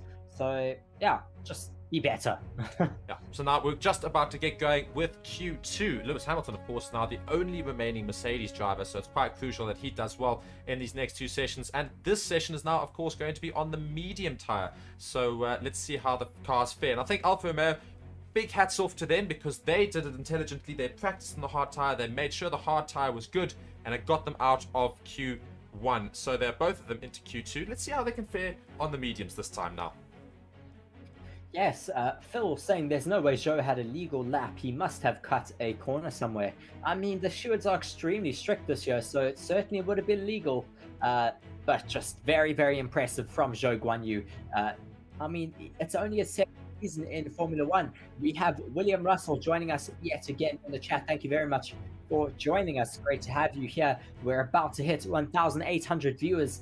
Thank you very much for joining us. As I say that, yes, we do hit that. Please do like the video. It helps us get recommended more by the YouTube algorithm, and it does mean a lot to us. As we see the drivers that have been eliminated, we see Alex Albon unfortunately walking down the grid to go and get weighed. I'm certainly quite disappointed that we have lost him from the session, because he has been so dominant throughout the rest of the half of the season. Sorry, race control has noted an incident involving Bottas and Stroll for impeding. Yeah, I don't think it's going to be talked about further, because both of them at least made it out of the session. But interesting that they're going to talk about that, and I'm sure we might see similar sort of things happening later. So maybe at the end of the session and this evening, we'll probably see some penalties get handed out to drivers on the grid. So it's very crucial that they behave themselves, as well as get some quick laps in. As we've got medium tires here, the Red Bulls right at the front of the grid as we're about to get that green light. And we'll see them race away. And there we go. Q2 is underway, and it almost looks like a bit of a stall there from the Red Bull driver there. But whatever. We'll move on. And with 1,800 people watching, and many of you still needing to go and hit that like button, we have got Q2 underway. Just 15 minutes this session is, and all on medium tires. Yes, this should be an interesting session. Now, we did see quite a few different teams being very rapid on those mediums, notably the Red Bulls, of course, being very fast on those mediums. Mercedes, though, very fast on the soft, so it could be an interesting Quali 3 session later. We have almost 1,900 of you watching alongside with us. Thank you very much for joining us. It's ramping up to be a very exciting qualifying 2 session. 14 minutes and 16 seconds left to go of the session. Still a long way to go with only 2 drivers out on track, Perez and Ocon. And again, be sure to go and participate in our poll. We've got a poll going, of course, for who will go quickest in qualifying. We've got Verstappen, who's currently sits with 53%, Hamilton with 26%, Norris with 9%, and anybody else with 11%. So, yeah, let's see if that still holds true. All 3 of those drivers are still in, and they have been going around relatively quickly. Of course, there are other drivers that we could talk about, but let's see what happens in this Q2 session. Now, do you think we're going to see any other massive surprises here, Reese? I mean, as we look at Danny Ricciardo, I'm certainly very impressed with him beating out his teammate in the first race back in Formula One. I mean, that's not an easy thing to do. I mean, it is Yuki Tsunoda, who's not necessarily the most dominant teammate, but still, he's a lot more comfortable with that car. And Danny Rick is just coming out, shot him in his own car in the first race weekend. I think there's going to be a lot of pressure now on Yuki, for sure.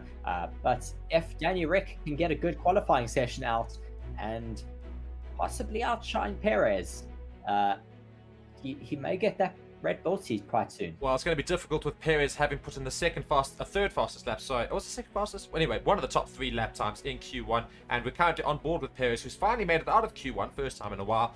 So let's see how he fares in today's session as well. Following on board, he's going to put in the first time for us, and he puts in a Sector 1 time of a 28.3, so that's the time to beat right now for all the drivers on mediums, and most of the drivers are still in the pits, I note, maybe thinking the tyre degradation's a bit more. Maybe that's why some of the times at the end weren't beaten. So yeah, I think maybe that's why they're just staying in the pits a little bit longer this time, but Perez out there nice and early, and there are 3 other cars with him: Ocon, Verstappen, and Stroll. So a couple of cars now leaving the pits and joining the track, so we'll start to see a bit more action. Yes, Sergio Perez taking that fastest middle sector now, but someone has taken away his fastest first sector. I think it is Esteban Ocon who has taken that fastest first sector from him. Stroll has the fastest time on the board at the moment as he comes across the line now, I think. But yeah, just waiting for Sergio Perez to come across the line. He does now come across the line with a 1:17.6. So we're seeing already a very much quicker time than the hard tyre runs. We saw 1:18s for the hard tyres. We're seeing 1:17s for the mediums. So one imagines for the soft tyre runs, we'll see some 1:16s, maybe even a very high 1:15. So those are the sort of times we're looking at. As we have hit 2,100 viewers, welcome to all of you to the channel. Please subscribe whilst you're here. Really, do be sure to support the channel and support the community. We've got the best Formula One community and the best bunch of fans, everybody in the chat, so be sure to stick around That's exactly where you want to be watching all of the Formula 1 action throughout the entire year. Just 11 minutes and 20 seconds left. Perez and Ocon, the two with times on the board. Following now on board with Stroll, who's done relatively well in sectors 1 and 2, but I think he's going to go slower than both drivers right now. He's going to go over, and I think a 118. Let's just see, a 117.8. So quicker than Ocon, but still behind Perez. So not too bad a lap there from Lance Stroll. Fast though on the mediums. Yeah. Looking quite rapid out there, just waiting for, I think this is Carlos Sainz to finish up his lap. Let's see what he is able to do. I think it is actually an out lap. Yes, it is an out lap. He is going to be starting his first hot lap. Let's see what he is able to do. It should be a very rapid lap for him. We saw how the Ferraris were quite quick on the mediums and softs. DRS is now wide open. He crosses that start finish line and he starts his first hot lap of qualifying 2. 10 minutes and 35 seconds left of this session. Not long left, and still a lot of drivers still yet to put a lap time on the board. Yeah, at least every single car is out of the pits right now. We've got all 15 cars out on track. Sainz now starting his lap. He's coming towards the end of sector 1. Will he improve upon Sergio Perez's time? The Ferraris have been very quiet since yesterday and today. Let's see what he puts in. Only a green time, a 28.1, so not a purple sector time there for Carlos Sainz, but I think that's also because Verstappen has just set a fastest time there in the Red Bull, a 117.2. So maybe we could see 116s on the medium tire. So that's going to be very, very rapid. So Sainz now trying to chase down Verstappen's time as it comes towards the end of Sector 2. Verstappen set a 55.5 in Sector 2. Sainz now approaching. Let's see if he can beat that. I think he's going to go a little bit slower, but just by how much? A 56, I think he put in. No, just a 55.9. That's what he actually put in. So very, very close to Verstappen's time. Lando Norris, however, has set a purple sector. Lando Norris is looking very rapid out on track. Will he be able to match Max Verstappen's fastest time or even beat it? It's going to be very interesting to see what he is able to do through his final sector. He is coming through there now. Sainz crosses the lap and puts himself up into P4. Lando Norris comes through that final corner and puts himself up into P2 with a 117.3, just behind Max Verstappen. Yeah, fantastic lap there from Lando Norris, 0.032 seconds behind Max Verstappen. Just 9 minutes left of the session. The two Ferraris have gone over in 117s. Leclerc 117.8, Sainz a 117.9. Both of them slower than Alonso, who got a 117.7, and Perez is still up there with a 117.6. And Piastri, I think, has just gone second fastest. So the McLaren's really showing their pace on the medium tyre here. Piastri's got second fastest, a 117.5, so gone quicker than Sergio Perez. And I think Max Verstappen's time has been deleted. Yes, I was going to say, there's no Red Bull at the top of the time anymore. It's Lando Norris. Just watching Lance Stroll also having his lap time deleted for going wide in the final sector there. Bottas moves himself up into P10, not as rapid on the set of mediums as they were on the set of hards. Zhou is up into P5 though, ahead of the two Ferraris. Hamilton moves himself now up into that 5th position, up into that qualifying place to get into that top 5 now. Will he be able to find some more pace out there to challenge for that top spot? It's certainly ramping up to be one of the most interesting weekends, I think, of the season, because the times just across the board are just all over the place. There's no clear dominant car. There really isn't. No, it's quite evenly paced at the moment, which is quite good for us. I mean, it's going to be very exciting to have a bunch of people fighting it out for that top spot. Stroll right now has gone slower in Sector 2 than Bottas. Of course, he's being compared to as Bottas is actually still in the relegation zone. So Stroll's gone slower. So I don't think he's going to get out of that relegation zone. No, indeed, he doesn't even get out of 14th. So still right down near the bottom. Very big danger zones there for Lance Stroll. Max Verstappen, of course, is in the pits right now with just 7 minutes left and has not put a time on the board because his time was deleted. So they're going to try and get him out onto the track as quickly as possible, I imagine, on probably a brand new set of mediums. As we do see the tires have come off. One imagines they're going to put a brand new set on so that he can go and get a quick time there. But they can't wait too long. We saw exactly what happened to George Russell for waiting too long. He is out, not in Q2. So let's hope that Red Bull don't make the same mistake here with Max Verstappen. His teammate Sergio Perez, though, sits very firmly in 3rd behind the two McLarens of Norris and Piastri. Yes, this is going to be quite crucial for Max Verstappen to get out there and put in a clean lap now. That keeps him at least safe in terms of that relegation zone because he currently has no lap time on the board. We haven't seen which corner it was that he went wide in, but we do know that it was for a track infringement. So he did go over those lap those lines. We do see a lot of the teams now putting on a new set of mediums on their cars. Of course, they are only allowed to use mediums in this session, so they will be putting on a new set and going out again quite shortly with 6 minutes and 15 seconds left of the session to go. Just cannot, I still can't believe it, and I know we haven't really talked about recently, but it's just the unbelievable change in McLaren. How is it that they've gone from arguably right at the beginning of the season, the worst team on the grid, like they were one of the worst teams, like even challenging the likes of Alfa Romeo and AlphaTauri for that bottom spot essentially, to right near challenging not just the Ferraris and the Mercs, but the Red Bulls with their times. I mean, they're currently sitting first and second quite comfortably. I know obviously Max Verstappen's time was deleted, but they're sitting very comfortably ahead of Sergio Perez in those orange cars of theirs. I mean, it's unbelievable the turnaround they've managed to do. Well, I mean, I think they've been smart with the way that they've developed that car for sure. Maybe they just waited at the beginning of the season not to develop for a little bit, saw what other teams were doing in terms of their philosophies, and seeing the way their cars worked. Certainly took a little bit of inspiration from the Aston Martins, bit of inspiration from the Red Bulls, and it's worked for them, which has been brilliant because we want to see another team fighting for the top, and they certainly are putting in some great times out there at the moment. Indeed, and as James says in the comments, the McLaren's looking very impressive, amazing the development from the start of the season until now, and indeed we are very impressed with them. And you can just see James's name there is just highlighted in green, and unlike all the rest of you who are only just in that grey color, if you guys want us to see your comments more clearly, be sure to go and consider becoming a member of the channel. You can get your name in a fancy color as well. Just 4 minutes and 45 seconds left of the session, and will Max Verstappen put in the new fastest lap time? He currently obviously sits without a time, so sits stone dead last in this session. So he's on a brand new set of mediums. This could be a rapid lap, and he's the only car currently out there, and of course that's because they don't want to risk the same thing that happened to George Russell, getting caught. But if I was every other team and I was trying to create a bit of havoc for Max Verstappen, I'd be getting out of the pits right now just to try and cause a little bit of traffic. Just hold him up on his hot lap. I think that they'll get a good clean lap in though. Yeah, let's see what he's able to do. He comes through the final 2 corners now and will start his next hot lap on that set of mediums. He should be quite quick out there. He's been notably very, very neat and tidy throughout the past few races and doesn't normally have track infringement penalties.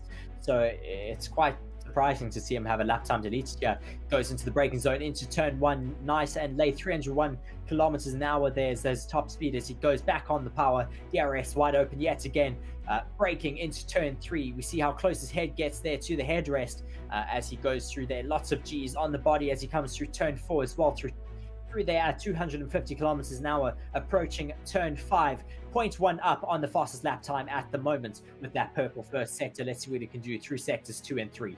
Yeah, just making sure he stays within. Yeah, turn 6, he's very well within track limits now. Just trying to be as neat and tidy as possible, not to have this lap time deleted. Making his way through the middle sector through turns 8, 9, and 10. He's still well within track limits there, keeping it very, very tidy now. He does not want to have his lap time deleted yet again. Coming across that middle sector, 0.3 up, but not a fastest lap time. Not on Norris, notably. He's only up on Bottas's time there. A slow second sector from Max Verstappen. So let's see how he fares in the last sector. Of course, you know, he makes up a lot of time in his last sectors around most tracks. I'm sure he'll go quite quickly here, but interesting that he's not actually showing as much pace. They usually do very close to track limits there, but he's still safe, and he moves into second. Yeah, so not quicker than Norris, notably, and other drivers are coming out now to start setting their laps, so I'm sure Verstappen will be safe, but it just shows the Red Bull is not currently as quick as it used to be, and you can see he may be fueled up to do a double push, so he may just warm down for a little bit now, regain some electrical energy, and then we'll go out on another push lap. Interestingly enough, though, that Lando Norris's lap time is very, very strong still. Yeah, I mean, it's fantastic racing there from the two McLarens. I mean, Piastri is literally right behind Max Verstappen's time. But, as you say, I think Max Verstappen might be having a little bit of a higher fuel load. And also, we can just see he goes a little bit wide and hits a bit of the bollards there. Just causes a little bit of loss in time there from Max Verstappen. But he is, of course, world champion for a reason. He knows what he's doing. But now, all the other drivers are out on track, with the exception of Lando Norris, who I think has decided he is safe. So he's not going to make his way out of the pits, I don't think. The rest of the drivers, though, all of them out there and lots of action coming in the next 1 minute and 35 seconds. We are so close to 3,000 viewers as well, so let's keep it going. Like the video, keep hitting that like button. There's so many of you here and not enough of you hitting that like button. Go and smash that like button and let's grow the stream even more. Lance Stroll now obviously sitting stone dead last and 15th. Can he improve upon his lap times? He's not been great today in qualifying. Let's hopefully see how he does compared to Hulkenberg's time at the end of Sector 1. Here he comes, and it's a quicker, it's slower, it's really not looking good. It's not looking good. Yes, I mean, not looking very strong out there for Lance Stroll. Nico Hulkenberg, though, up on Norris's time in the first sector. Sure. Will he be able to get well out of that bottom 5? Stroll, very... Yeah, I was about to say, Stroll's just messed that up there. Yeah, he went completely over the curb. His lap time will be deleted nonetheless. There's no point in him pushing. Yeah, so Stroll is I think he's possibly trying to get across the line yet again, but he may encounter quite a bit of traffic. Yeah, Ricciardo on his run now. Let's see how he compares to Hulkenberg's time in Sector 2. Hulkenberg's slow. Well, I say slow. He's slow on Lando Norris's time, but he's looking quite good otherwise. Ricciardo's literally bang on with Hulkenberg's time, but of course that's Hulkenberg's old time. I don't think Ricciardo's going to make it out of the session. I don't think the car's quite good enough. Lance Stroll crosses the line. He moves only into 13th. Lance Stroll will be out of the session. There's no ways he will get out of that thing there. So Lance Stroll will not get out of the session. Hulkenberg moves up into 4th position ahead of Sergio Perez. Ricciardo now crosses the line, and I think he's out of the session. Yeah, only into 11th position. Not a bad qualifying position for him, up in P11. Brilliant for Daniel Ricciardo on his Formula 1 return after 10-month hiatus. Hamilton goes up into P2. Brilliant lap time from him, just ahead of Max Verstappen, and ever so slightly down on Lando Norris' time. Sainz comes across the line, moves himself out of that. Sainz is at risk here. That puts Leclerc at risk now.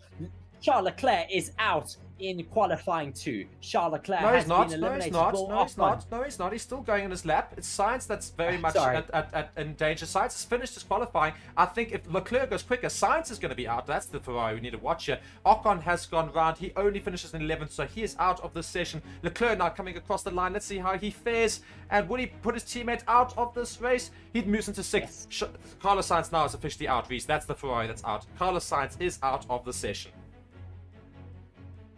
Fernando Alonso, can he get quicker? Can he get himself out? Only into 10th. So I think that's our final 5 drivers that are going to be eliminated, because I don't think anybody else is really on a push lap here. Sergio Perez has given up on his lap. He knows he's safe. So our drivers that I think I can confirm that are eliminated: Carlos Sainz and both Alpines, Ocon and Gasly, Lance Stroll and Daniel Ricciardo. So no real surprises with regards to... Gasly has had his lap time deleted, so Gasly has moved all the way down to P15 now. He is out of this session. I think let's end this poll that we have running at the moment, Mark. A lot of people asking for a new poll to be run here. Let's see what we can do about that. Let's see what we should vote for as well. That was a very interesting session there with some different drivers taking that top spot. I mean, Lando Norris, certainly interesting to have him all the way in P1. Hamilton in P2, Verstappen P3. Then a very standout driver is Valtteri Bottas down in P4. Then Piastri P5, Charles Leclerc in 6th, Hulkenberg 7th, Sergio Perez P8, Zhou 9th, Alonso P10. Then our eliminated drivers is Carlos Sainz in the Ferrari, Esteban Ocon for the Alpine, Daniel Ricciardo on his return to Formula 1 in 13th. Then we have Lance Stroll 14th and Pierre Gasly in 15th. Look, Sainz could not make it out, and I think that's I'm almost saying it's a surprise, but at the same time the Ferraris were not looking very good in practice 3. So I mean, disaster class for Sainz there. So Sainz is out and George Russell are out, not even making it into Q3. So 2 major drivers not making it into Q3. Alonso only just safe. But also look at Valtteri Bottas up there in 4th position. His Alfa Romeos have been very, very good. Yes, I think they've certainly found quite a lot of pace here. I mean, I'm just going to look back into my notes and see what upgrades they brought this race weekend, because I mean, they found quite a lot of pace. Nothing. They didn't bring any upgrades at all. Yeah, so I think it's just been a really suitable track for them, and also they've just done really well with the prepping the car, and I think just setting up the car. I mean, just a few more minutes now coming till we get going yet again for Quali 3. It's going to be an interesting session with everyone on the softs. The Red Bulls not looking like the favourites on the softs though in this coming session. The Mercedes are certainly the fastest looking drivers on the set of softs. Daniel Ricciardo sitting in his car. I'm sure he'll be getting out very soon, but been a very good first session for him. Sounding happy on the radio, saying we'll keep building, but I mean, yeah, that's been a very good constructive first qualifying session for him back in Formula 1. Outperforming his teammate would have been the first goal, and he has checked that off of the checklist. Next is to get some points.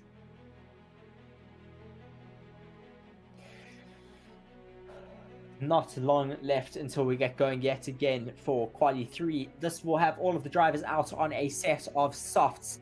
We see Carlos Sainz now getting out of his car. Very disappointing for him to be eliminated in qualifying 2.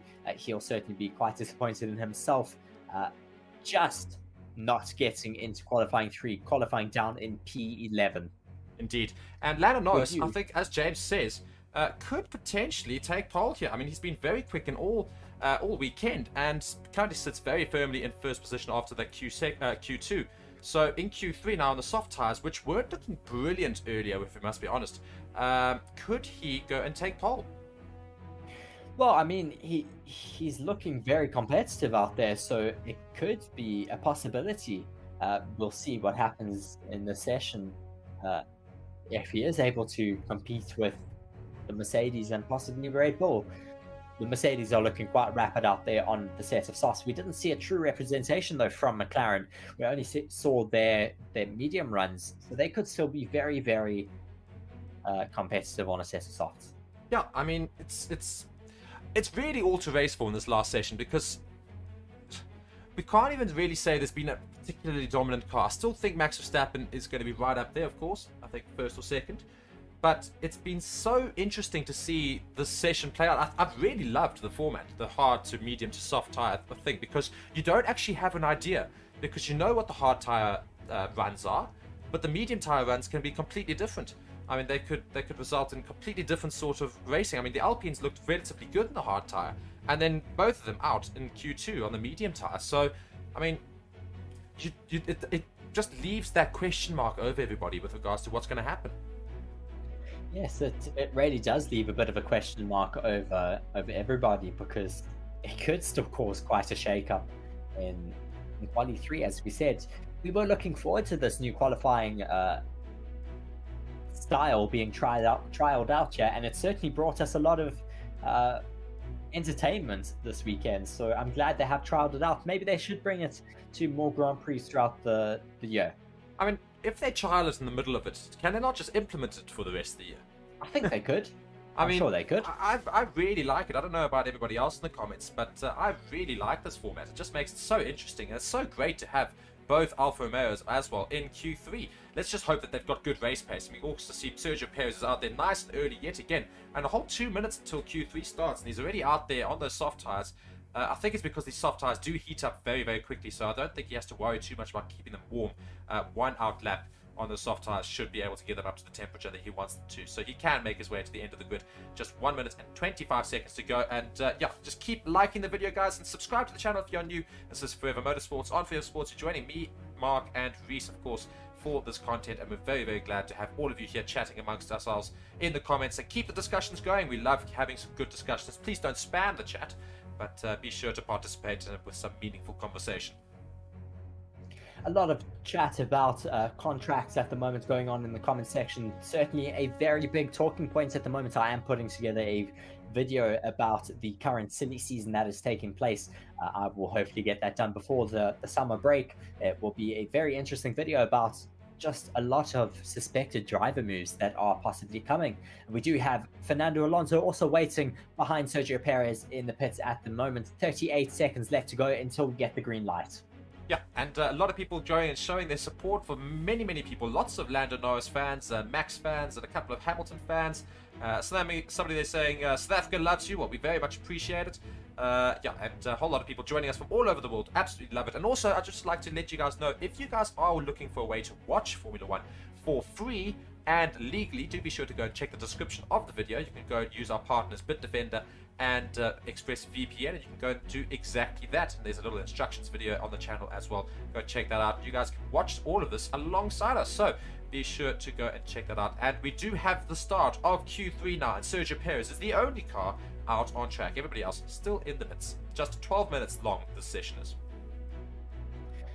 Teo just asking what my personal channel is. I don't have a personal channel yet, but that edited video will be going up on the Forever Motorsports channel. So if you want to see some more edited videos, please do go and check out our Forever Motorsports channel, which is where we do some more of those extra videos for you guys. As well as we do have a podcast that we film on Mondays that we upload, and we do a preview on a Thursday before a race weekend as well. We have a lot of the cars now leaving the pits. 11 left of this session, so not too long to get going and getting your lap time in, so they will certainly be wanting to get out quite quickly and getting a banker lap in. Yeah, so just 11 minutes left of the session. Sergio Perez is going to be the first one that we get to watch going round.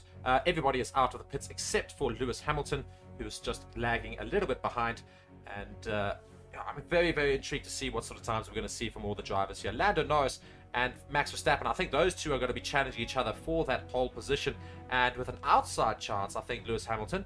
But yeah, we'll see. And maybe Leclerc manages to improve as well, as now Hamilton has entered the track. So all 10 drivers currently out on the grid. Just to run you through those 10 drivers. Oh, sorry, actually, having said that, let me not do that, because Sergio Perez is about to start his hot lap now. Reese, let's talk us through it.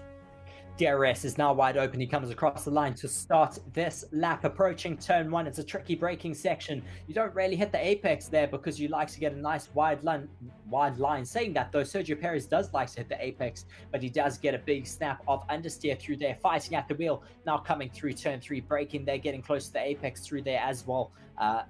Back on the power through turn 4, looking still very neat and tidy, coming towards the first timing sector marker. He is up on that sector, 27.9. I think we have seen Foster through there, but let's see what he can do throughout the rest of this lap on the set of softs.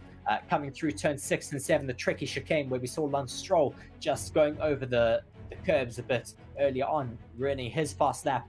Now through turn 9 and turn 10, getting close to that second timing marker. Let's see what he can do through the second sector. Will he be fast enough to fight it out for that top position? 55.3 through the second sector.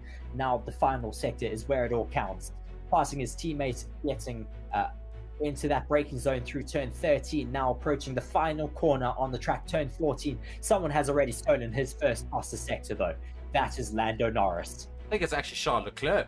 Or maybe Lando Norris stole it first and then Charles Leclerc. But yes, Perez puts the first fastest lap in at 1:17.1. So it's not good. It's certainly not going to be the fastest time. I'm sure we're going to see 1:16s and lower 1:16s as well. So let's follow Lando Norris, who's currently got sector 1 purple. But as I say, I think sector 2 purple as well. Lando Norris flying out there on track.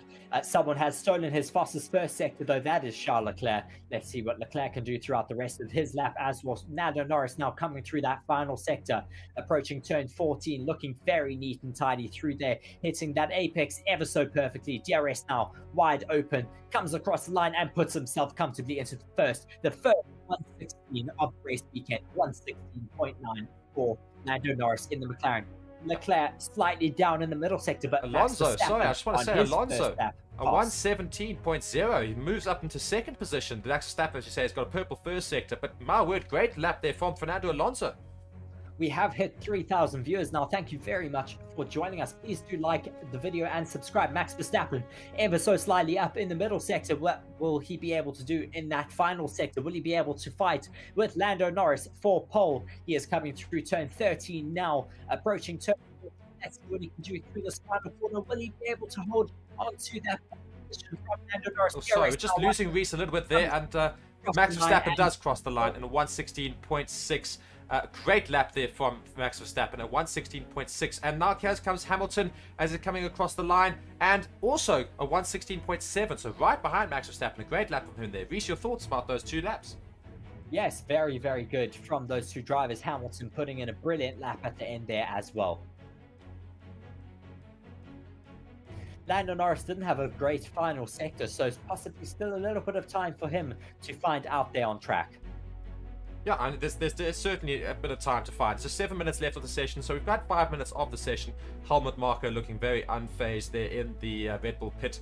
But Q3 is certainly looking very, very interesting with Max Verstappen, Hamilton, Norris, Alonso, Perez and Leclerc all being separated by very much not a lot of time. Max Verstappen's quite clearly in the lead, but these times are going to drop quite quickly towards the end of the session, so should hopefully be very, very good.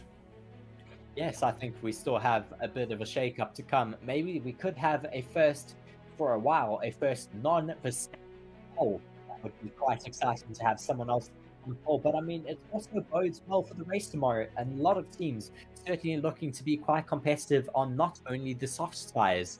So we could have a bit of a shake-up in the race as well with some race pace. Some drivers also looking very good on long runs throughout the race weekend. So we've got 3,200 people watching. Thank you guys so much for joining. We've got 6 minutes left of the session. Lewis Hamilton is heading on out. He's the only car making his way out. Oh no, sorry, he's heading on back in. I'll take it all back. So everybody's in the pits. So not much action happening right now. So whilst we do have you guys here, we've got 5 minutes and 50 seconds left. Of course, be sure to hit that like button, subscribe to the channel, guys. Seriously, if you are new, we do so much on this channel. We have, as we said earlier, a podcast every Monday where we'll be reviewing the last week that happened in Formula One. So of course, we'll review the sessions that have happened over the weekend, and otherwise also we do preview shows, we do information shows. Go check out our other channel, of course, the dedicated Formula One channel for our company. That is Forever Motorsports. It's one of our partner channels, so be sure to go and check that out as well, and go subscribe to all of those to get the best news and information about Formula One. Everybody's just getting their cars ready with brand new soft tires and everything, and getting all the setups all countries right. Of course, they can't change too much with Parc Ferme, but let's see what can happen right near the end here. Do you think, Reese, that Max Verstappen's time will be beaten? I think it certainly will be beaten. I think he'll have to improve on his time if he wants to hold on to that pole position for the race.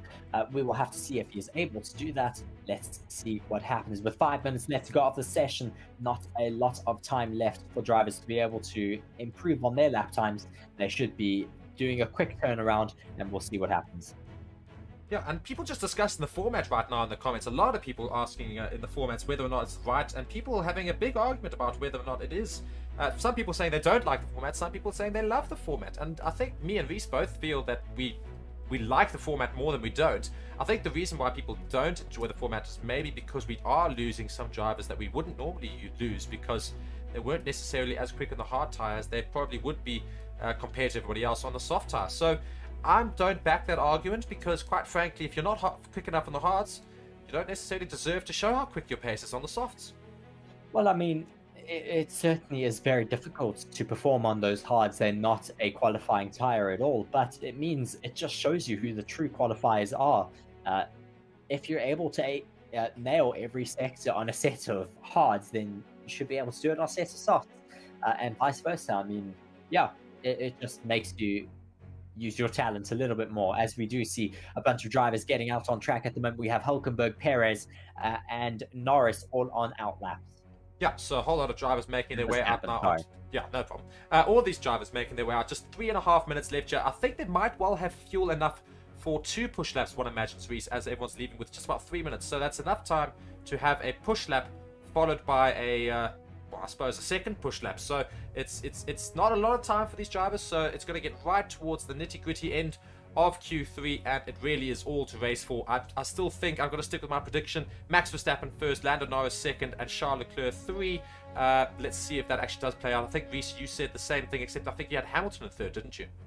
No, I had Alonso in third. Alonso. Well, still, that's how we know. It's just we don't know. And even Max Verstappen, I don't think at this point is guaranteed pole position, because these I think he's going to have to fight for it if he really wants to get it. He's going very slow in his outlap, so really looking after those brand new softs. He's going to want to have as much grip in them as possible, and yeah, going to be. It's not given to him this qualifying session. The other teams are a lot closer. It's what we want to see. We don't want to see qualifying being given to the Red Bulls every time. We want to see them fighting for it. And yeah, I'm glad to see a lot of support for this new qualifying format. I'm glad to see that there's some people who don't like it as well. It's great to see different opinions. And please do give us your opinions in the comment section. We have ND, who gave us his qualifying predictions. First Hamilton, second Verstappen, and third Norris, just for an entertaining start tomorrow, he says. Lando Norris also ramping up for a hot lap at the moment. Yeah, and also I think interesting to note, Max Verstappen currently sits on pole, but of course I think that's going to be beaten. Max Verstappen's only ever once got pole at this track.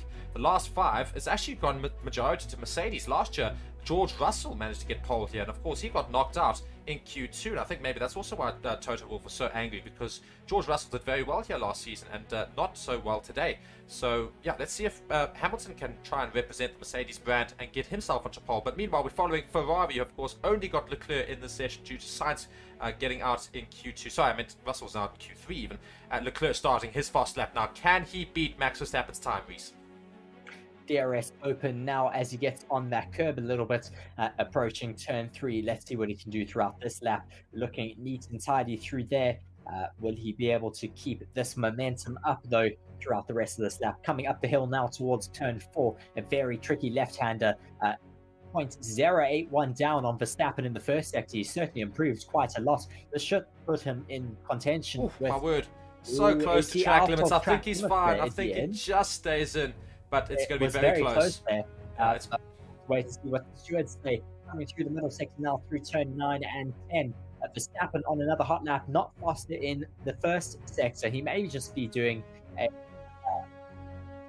I don't know. He's not finding pace at all. Yeah, Leclerc's gone a little bit slower in sector 2 as well, but than Verstappen's time, but only just, so he still has the ability to go into first position, but Verstappen has gone, I just see that though. Verstappen is 0.1 seconds up in the middle sector. Leclerc finishing up his lap. Sorry, Reese, let's just see what Leclerc can do. Coming in with a 1:16 point. No, really not a great lap actually, a 1:16.9, so only into 4th position. I think Alonso can beat that, quite frankly. Let's see, Alonso's going quicker in all of his sectors as well. He's going very quickly. Comes across the line. He does not improve on his lap time. Lando Norris is up on in the middle sector. Lando Norris could take pole from Max Verstappen. Watch Alonso here. Now coming across the line. His DRS is open. Comes across the line, goes into 4th. Lando Norris coming through the final sector now. What will he be able to do? Coming through turn 14, Piastri moves himself up into 4th. Great lap from Piastri. Here comes Lando Norris. His DRS. Where does he go? He was only into 2nd. So slightly behind Verstappen. This is going to be a very exciting race tomorrow. Hamilton, though, flying through the sector at the moment. In the middle sector. Here comes Hamilton.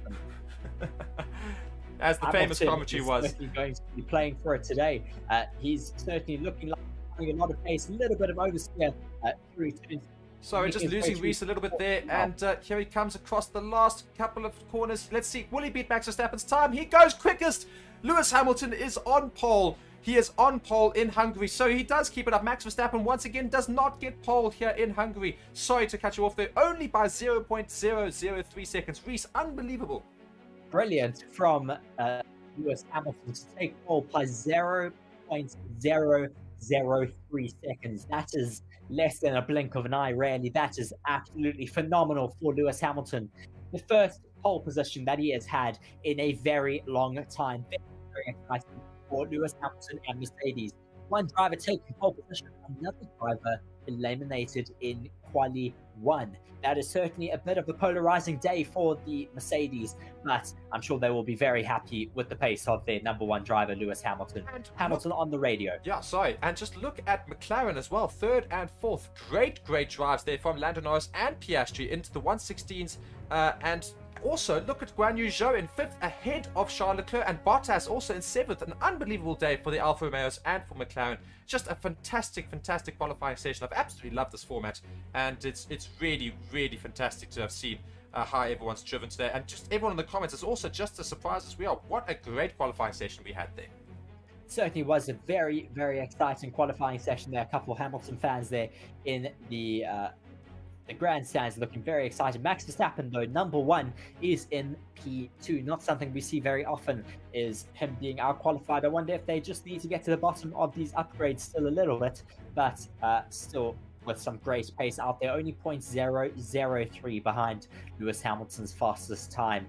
I mean, this could be a very exciting race for us tomorrow. Please do be sure to join us on our stream. We will be starting quite early and with a brilliant build-up package for you guys. So please do be sure to tune in to our stream tomorrow afternoon. Indeed. And we're going to cut straight across to our studio now to review the qualifying session that has just ensued right in front of us. So, there we go. There's the music and everything. I tell you, it's fantastic.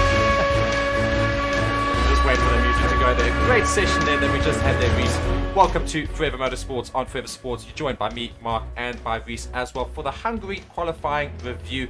And yeah, what a fantastic qualifying we had. The biggest news of all, Lewis Hamilton manages to beat Max Verstappen to the line and finishes on pole. And he's celebrating right now in front of the crowd as well. A fantastic, fantastic race there. Well, a fantastic lap rather from Lewis Hamilton. He finishes in first, Max Verstappen in second. Notably as well, the two McLarens of Lando Norris and Oscar Piastri in third and fourth. Guan Yu Zhou in the Alfa Romeo, who had a fantastic session as well, in fifth. Charles Leclerc, sixth. Not great for him. Valtteri Bottas, the other Alfa Romeo, seventh. Alonso in eighth. Sergio Perez also, we didn't really talk about him earlier, but only finishing in ninth in that session. And Nico Hulkenberg rounding off our top 10. So a very, very big spread. And lots of different drivers across the whole lot. Perez starting very low down. So he can't really help out his teammate. It's unbelievable, Reese. Yes, I mean, wow. I'm so shocked to have Hamilton on pole yet again. It's great to have him on pole.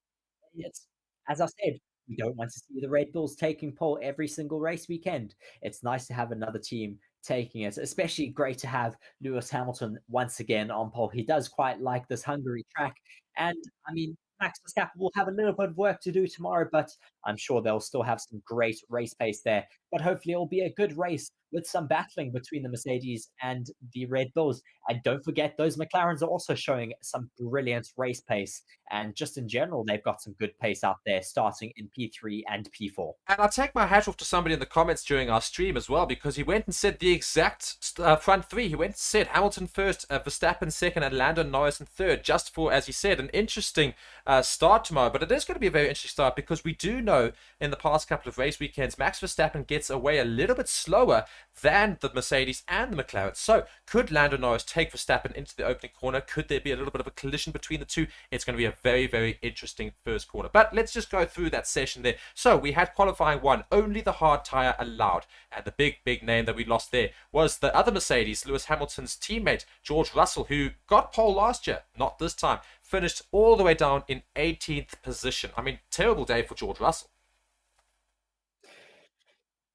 Sorry, just listening to Lando Norris, who's not very happy with his current position. He was expecting to get a little bit higher up there, but still nonetheless. But going back to quali one, as you were talking about, I mean, it was a bit of a shocker to have lost George Russell.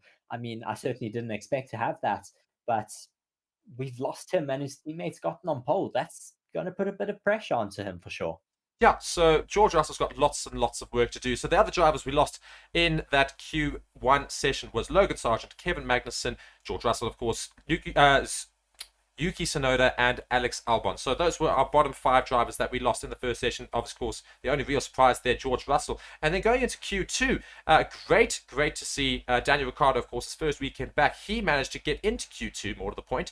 And he didn't manage to get out of it, though. But I'll tell you, another driver that didn't manage to get out of it in the medium session was Carlos Sainz. Now, what happened there? Yes, I don't know what happened to Carlos. I mean, he's shown some great pace throughout the last few race weekends. And I mean, he's just been off the pace this weekend to his teammate. Disappointing to see that he wasn't able to make it into quali 3, but nonetheless, it gave us a few more opportunities to see some other drivers fighting out there. Great to see, though, another driver we haven't spoken about just yet is Danny Ricciardo, Mark. Yeah, that's what I was saying. It's Daniel Ricciardo managed to make it into Q2. So the five drivers we lost in Q2 were Pierre Gasly, Lance Stroll. It's really not a great day for Lance Stroll, but I suppose Aston Martin also didn't do particularly well. But as I say, Pierre Gasly, Lance Stroll, Daniel Ricciardo, Esteban Ocon, and Carlos Sainz were the five drivers we lost in Q2. So it was a very close session, right down to the wire, and Sainz unfortunately was knocked out by his teammate, actually. In fact, Charles Leclerc managed to get ahead of him and pushed him into the relegation zone there. So Charles Leclerc managed to get into the last session, but not a great Q3 for him either. He's finished behind an Alfa Romeo of all teams in 6th position. So I mean, Guan Yu Zhou in 5th. And Alfa Romeo, just how unbelievable were they? Guan Yu Zhou, don't forget, he also topped the first session. Yes, I mean, it's a lot of pace that I wasn't expecting from the Alfa Romeos. They've been quite far off the pace this season, but they've managed to find a lot of pace between. Well, I think in Silverstone they started ramping up the pace a bit, but at this circuit they certainly seem to be working very well. Whether that translates into race pace tomorrow, we'll have to wait and see. So they certainly still have a lot of qualifying pace. It may just be because it's a high downforce circuit. John Webster saying that Red Bull are certainly not going to be very happy, but I think they'll be all right with where they are. I think they have a lot of work to do still to get to the best setup for their new updates. It's still all right. I think they'll have some good race pace tomorrow. Yeah, but I mean, it's interesting as James goes and says in the comments whilst we're on this just review of the qualifying. He's just going saying Max Verstappen is struggling with the balance of the car. That's what he's saying. He says, so have these upgrades really worked? Because it's been a bit of a disaster session for them, because Red Bull not finishing on pole is a disaster already, and Perez only finishing in ninth, and nothing went wrong for him. It was just down to pace. So Sergio Perez in ninth, Max Verstappen in second. It's not really that good for Red Bull considering the rest of their season. Well, I mean, they've got some in hands. They may as well trial this new setup. If it doesn't work, they can always go back to an older spec. There's nothing hurting them in that regard. It didn't cost them too much money or too many wind tunnel testing points, because essentially they redesigned their radiators, which gets some free wind tunnel testing, and that certainly benefited them this race weekend. So, based off of the fact that we've got Lewis Hamilton in first, Max Verstappen second, Norris and Piastri in third and fourth, Zhou in fifth, Charles Leclerc in sixth, Valtteri Bottas seventh, Alonso in eighth, Perez in ninth, and Hulkenberg in 10th. Who do we reckon wins Hungary Grand Prix 2023? Go! Oh gosh, why do you always put me under so much pressure here? It's difficult. I think it's going to be a close race tomorrow. Hopefully, the Red Bulls don't run away with it with these new upgrades.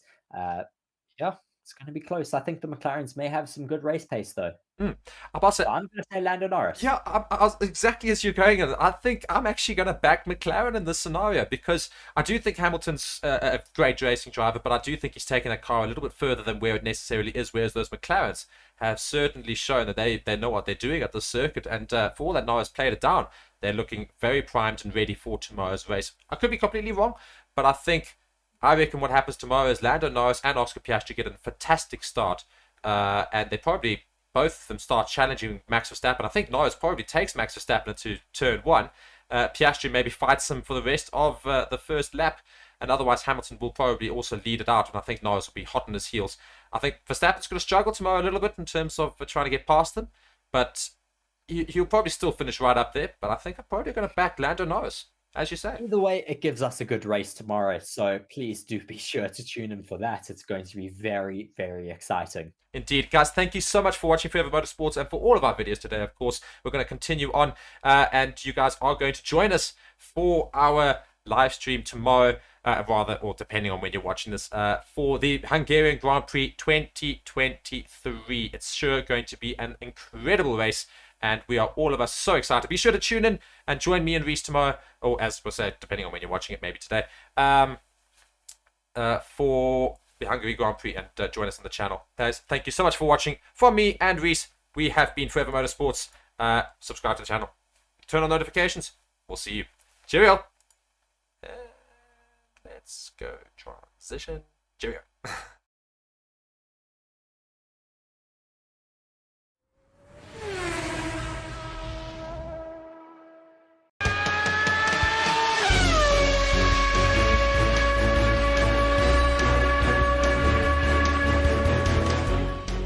Good evening, everybody, and welcome to Forever Motorsports on Forever Sports. I'm joined by Reese, and this is, of course, our weekly F1 podcast, proudly brought to you by Bitdefender as well. And yeah, big news, of course, this weekend. Ricciardo, first Grand Prix back in Formula One for AlphaTauri after replacing Nick de Vries. We did a video on that last week, and he will be coming in this weekend in Hungary for all of us. And we are so excited, aren't we, Reese? Yes, it's looking like it's going to be quite an exciting race weekend. I mean, though, even off the bat, we're just going to be upfront about it. Red Bull have major upgrades being planned for this race weekend, which could give them another couple tenths, Mark. Yeah, I mean, it's quite scary, you know, the strongest team in the whole field basically saying, oh, by the way, we've made our car better. And quite significantly better as well. So it's going to scare, I think, a lot of people into it. So, I mean, I don't know if the other upgrades and other teams might be able to compete with that. I think, actually, to be fair, it's probably about time Red Bull needed to get that time going, because teams were starting to get a little bit closer to their times. I mean, the likes of I mean, even surprisingly, obviously not last weekend, but the weekend before that, McLaren getting very close with their times in qualifying and actually sticking with Red Bull relatively well throughout the race. Obviously, Red Bull's still stronger, but it wasn't as clear cut. And now Red Bull basically saying, all right, well, in that case, we were going to go ahead and just really rapidly go to the top. I think the circuit may play into McLaren's hands yet again, because I mean, we saw how they were quite competitive in Silverstone. Of course, that's a mixture of high speed and low speed corners, but Hungary is quite a high downforce circuit, which played into their hands certainly in Austria, which is also a high downforce circuit. So we could see them being once again quite competitive here this weekend. Yeah, I mean, I've got a little article here saying Max Verstappen's warning to the F1 grid as he confirms Red Bull's Hungary car upgrades. And he holds a comfortable 99-point lead currently in the title race. I mean, that's just in itself just ridiculous. And Verstappen was just speaking to the media and saying that, of course, Red Bull has announced the upgrade package being brought to this weekend. He says, Hungary presents a completely different track. We will implement some upgrades on the car there and hopefully they'll perform well. And regarding the focus of the upgrades, Verstappen ominously remarked, drag, low speed, medium speed, high speed, DRS effect, tyre wear, all of these areas. That's what we're working on. I'm not joking. So it's basically the whole shebang. So, I mean, yeah. Yeah, I mean, it just shows the fact that Max Verstappen and Red Bull are still perfectionists. I mean, they've got Adrian Newey, one of the most talented car designers out there. I mean, he is certainly chasing perfection with his car, and we can see it out on track how it certainly is perfection on wheels. It's completely dominating the rest of the grid, and quite easily, if I might add. Yeah, so I mean, it's upsetting for some F1 fans. Of course, we've got Red Bull coming up with these extra upgrades for the weekend. Which is certainly going to scare the rest of the pack, certainly the likes of McLaren, Mercedes. I would say Aston Martin and Ferrari, but they've dropped off. So we'll see what happens with them. We'll see them possibly coming back in the next few races. I certainly hope that they get to grips with their new upgrades. I think Ferrari bought new upgrades to Austria, was it not? I think so, yeah. Well. Yeah, and I mean, we haven't seen them necessarily showing that hand just yet, possibly just taking a little bit longer to get to grips with those upgrades. Hopefully, we should see them finding some pace soon. Yeah, so of course, the bigger news and the title of the show, of course, that of Daniel Ricciardo coming in this week for his first Grand Prix for the season, replacing Nick de Vries. So I've got an article here from the F1 site. It says, Daniel Ricciardo says he is raring to go and is ready to have fun after securing a stunning F1 comeback with AlphaTauri as part of the upcoming Hungarian Grand Prix, a move that will break his half-year absence from the sport. And he said this, it's good, it's really good, Ricciardo beamed as the conversation kicked off. I enjoyed this, call it 6 months off. I think it was really good for me, but the more races I started to attend, the more sim I started to do, I was certainly getting the bug back, so to speak. Then jumping into the car a few days ago, I was like, oh yeah, it all felt very normal. It was one of those ones, the very first lap, oh, this is fast. Then within a few, it's, okay, I want this to go faster now. So it was really good. Ricciardo also added that he stayed ready at all times to ensure that he could fully embrace any opportunity to return to the grid, which he admitted was in the back of my mind given the unpredictable future of F1. And indeed, we are in silly season, and how silly it was indeed that AlphaTauri decided to stick with Nick de Vries for so long, I suppose, but now replacing him with Daniel Ricciardo. So how's he going to fare this weekend, Reese? I mean, I think Daniel Ricciardo, of course, still has that passion and that fire burning deep within, that he is still a very competitive racing driver, one of the last of the late breakers. So hopefully we'll get him doing quite well this race weekend. I mean, certainly it's going to be interesting for the Red Bull management to see how he fares against Yuki Tsunoda. Yuki not necessarily having many teammates to set a necessary benchmark for him. So I think the Red Bull management will certainly be looking to see if he is actually competitive against Daniel Ricciardo, or if he has just been taking place and space in that team, and whether he should also possibly be axed, really, because I mean, the sister team is supposed to be bringing drivers up from the junior formulas to get them ready for the main team in Formula One. So yeah, there's a lot of people riding on the shoulders of Danny Rick. I mean, there's also a lot of rumors, of course, about him uh, possibly going to be replacing Sergio Perez if he is able to outperform him at all. Yeah, I mean, that's what I was just reading here as well. It says Ricardo also knows that should he deliver with AlphaTauri, or at least perform relatively well with the sister team, as you say, there might be a route back to Red Bull in the future, though he is currently focused on the AlphaTauri job, of course.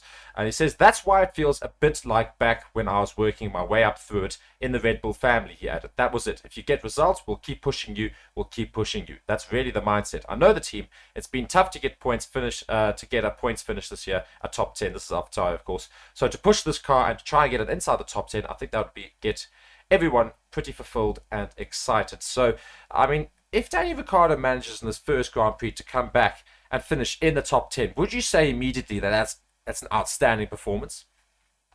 Well, I mean, if he's able to get into the top 10, certainly that would be an outstanding performance for that AlphaTauri, which has been far off the pace this season. I mean, it's certainly not a copy and paste of the Red Bull car. It's completely different, I think, way underdeveloped as well, for that matter. And we've seen how Yuki Tsunoda and Nick de Vries have been struggling. So I think it may take a few races for Daniel Rick to have an effect on that team and hopefully steer them into the correct direction in terms of development of that car as well. Yeah. So if AlphaTauri can do something with Daniel Ricciardo, Sergio Perez is certainly going to come under pressure with regards to the media, the fans, and everybody else is going to go and say, well, if Danny Rick is performing for them, he's right there. You know, Sergio Perez is not performing for Red Bull. So how crucial is it that Sergio Perez finally does decently in qualifying this weekend and then also finishes the race well? I think it's a bit of a chess move from the Red Bull management there to kind of go to Sergio. Well, look, we've put Daniel Rick into the AlphaTauri. If you're not able to outperform him at least, then you're in big trouble here. I mean, we don't necessarily know what Daniel Rick's going to be able to do. We'll see what happens here in Hungary, of course. But it's been, as we said earlier, 6 months of him out of an actual race car. He's, of course, done that Pirelli test now this last week, but still, we don't know what he's going to be able to do in that car. We've seen how Nick de Vries really struggled there, and he's a race winner in Formula E and Formula 2. But we'll just really have to wait and see what happens with Danny this race weekend. Yeah, and Martin Brundle was actually surprised that Daniel was going to be back because, I mean, he literally said, I mean, he's really pleased to see him back, but his honest reaction was just, wow, Daniel's going to go and do that, is he? So some people are surprised at his return. A lot of people not really surprised. I think we're of those two that aren't too surprised with his return. I was slightly surprised because he said he didn't want to come back onto the grid in an uncompetitive car. But I think being out of the car for 6 months, being on the grid for a lot of the races, you really do miss that feeling of being in a car, as well as I think he does sense the opportunity that he could get a drive in the main team if he is able to outperform Sergio. Yeah, and of course that's all in the Hungarian Grand Prix, which we will of course be streaming here on Forever Motorsports. And speaking of the Hungarian Grand Prix, we've got a little bit of a weather forecast, and again, it's weather right at the beginning of the week. The weather will change most likely, but right now, the weather could be quite interesting for Hungary. So Friday, it's predicted to be the worst day of the weekend, at least if you love the sun. Temperatures are going to be clipping 30 degrees Celsius and will feature throughout the week. And practice one will drops at 1:30 p.m. local time, so it'll start at lunchtime, so it'll be right in the hottest part of the day. And apparently it is going to be a scorcher. Saturday is going to say that we're going to have a bit of a green track because they actually reckon there'll be rain in the evening. So thundery showers could be predicted on Friday evening. That's what it's saying. The second practice session could see some showers and rain. And so they're likely to have a green track for Saturday's qualifying, or at least practice 3. So lots of hot weather mixed with rain is pretty much what's predicted for the weekend. So, I mean, that could definitely throw a bit of a spanner in the works. So also, you know, if it rains each night, which is what it's predicted to do, you know, that's going to make sure the track is green every single time they get into a session on each day. So the race would be green. The qualifying would only have practice 3, getting it a bit rubbered up. So, I mean, it could make the race quite interesting because I think then degradation is going to be huge around here. Because, I mean, when your track is a little bit rubbered up, you pick up a bit of rubber each lap. So you're not necessarily destroying those tires too quickly. But I think with a completely green track, you do just degrade your tires a lot faster. I mean, with the being as well a high downforce track, you are going to eat away at those tires a little bit quicker than a normal higher speed track. But I mean, it's going to hopefully make it quite interesting for us. Speaking of though, interesting for this race weekend, Mark, we have a new qualifying format that is going to be taking place at this Hungarian Grand Prix. And I was going to go to that next, of course, but it is a very interesting thing. And for those who don't know, they're going to be doing a different set of tires each session. So we're going to start the first qualifying session on hard tires. You can only use the hard compound. Then in the second session, only the medium, and the third session, only the soft tire. Now, the interesting thing here is because it's going to be very, very hot weather, they reckon, and then as well, like, slight rain and otherwise influencing this.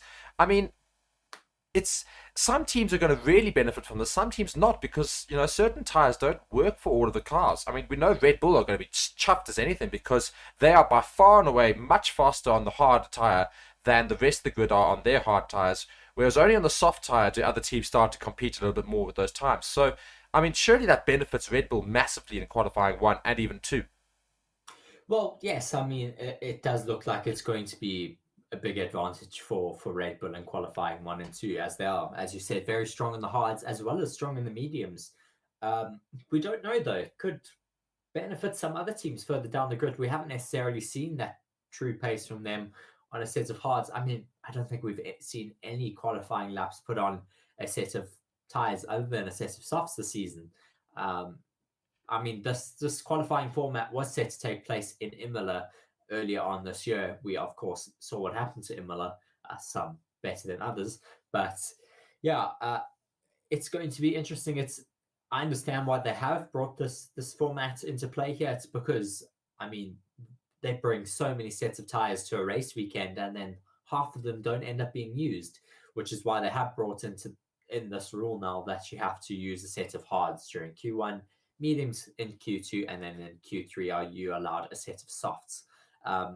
Yeah. So no, and I was just going to go and say, because you're going and saying earlier, they've got to use these tires and things like that, and they've never really done, as you said, and I was going to jump in, they've never really done qualifying attempts on a hard tire. So now that in itself, is that going to just like really cause drivers to be a little bit of concern, of course, because the soft tire's got the most grip, medium tire a little bit less, and the hard tire less than that. But of course, the hard tire is made to last a lot longer. Medium tires said to be, of course, in between the two of them. The soft tire has the most grip around the track usually. So with the hard tire now, I mean, do you think drivers could actually end up like spinning and otherwise coming off the track a little bit, pushing those tires a little bit too much for what they're made for? Or do you think that it's actually just going to be just slow laps?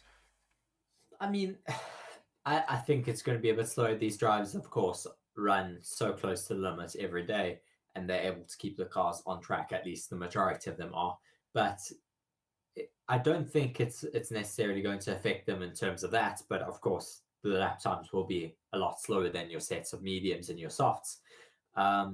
Yeah, it's not really going to affect it all that much. Your top teams are still going to be just as fast on the set of hards. It could just create a little bit of a mix up down the midfield, as you could get teams that are a bit stronger on the hards than were expected.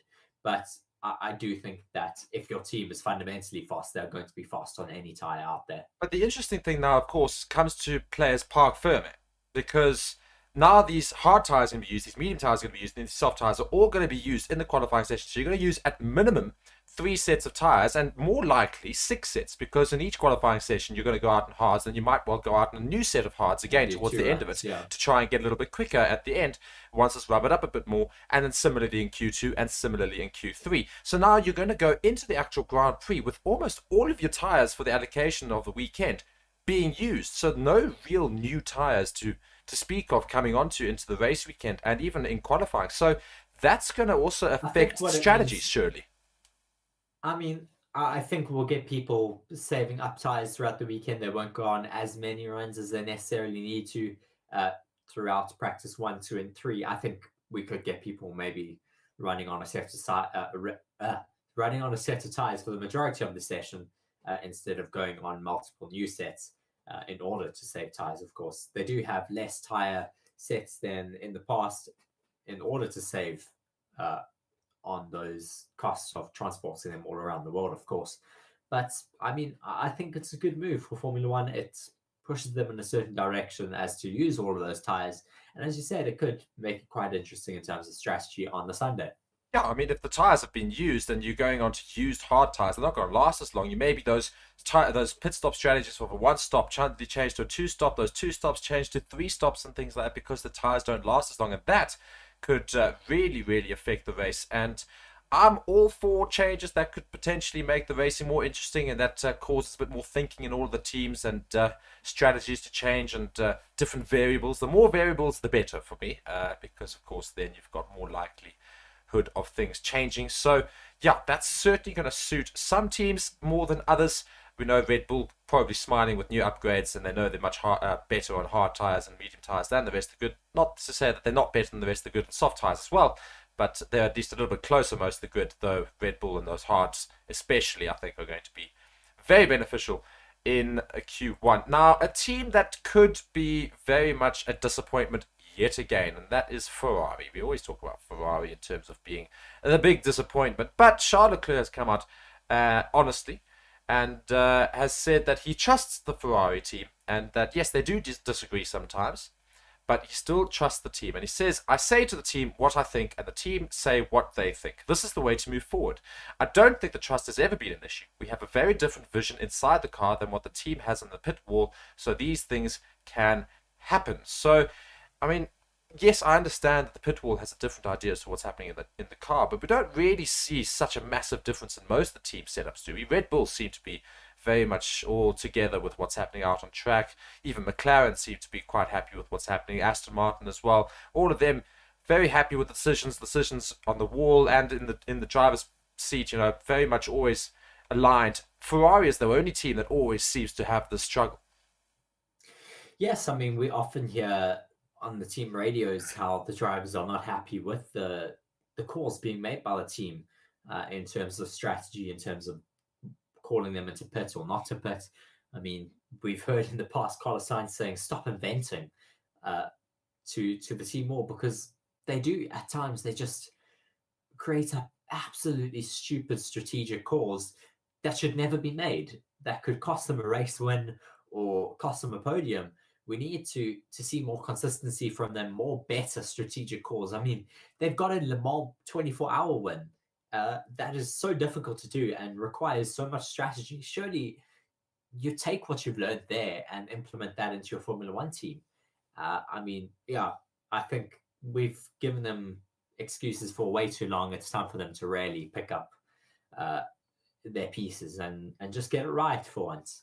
So that's Ferrari, of course. They just, as you said, they just need to get it right. They need to fix it up and just be better, essentially.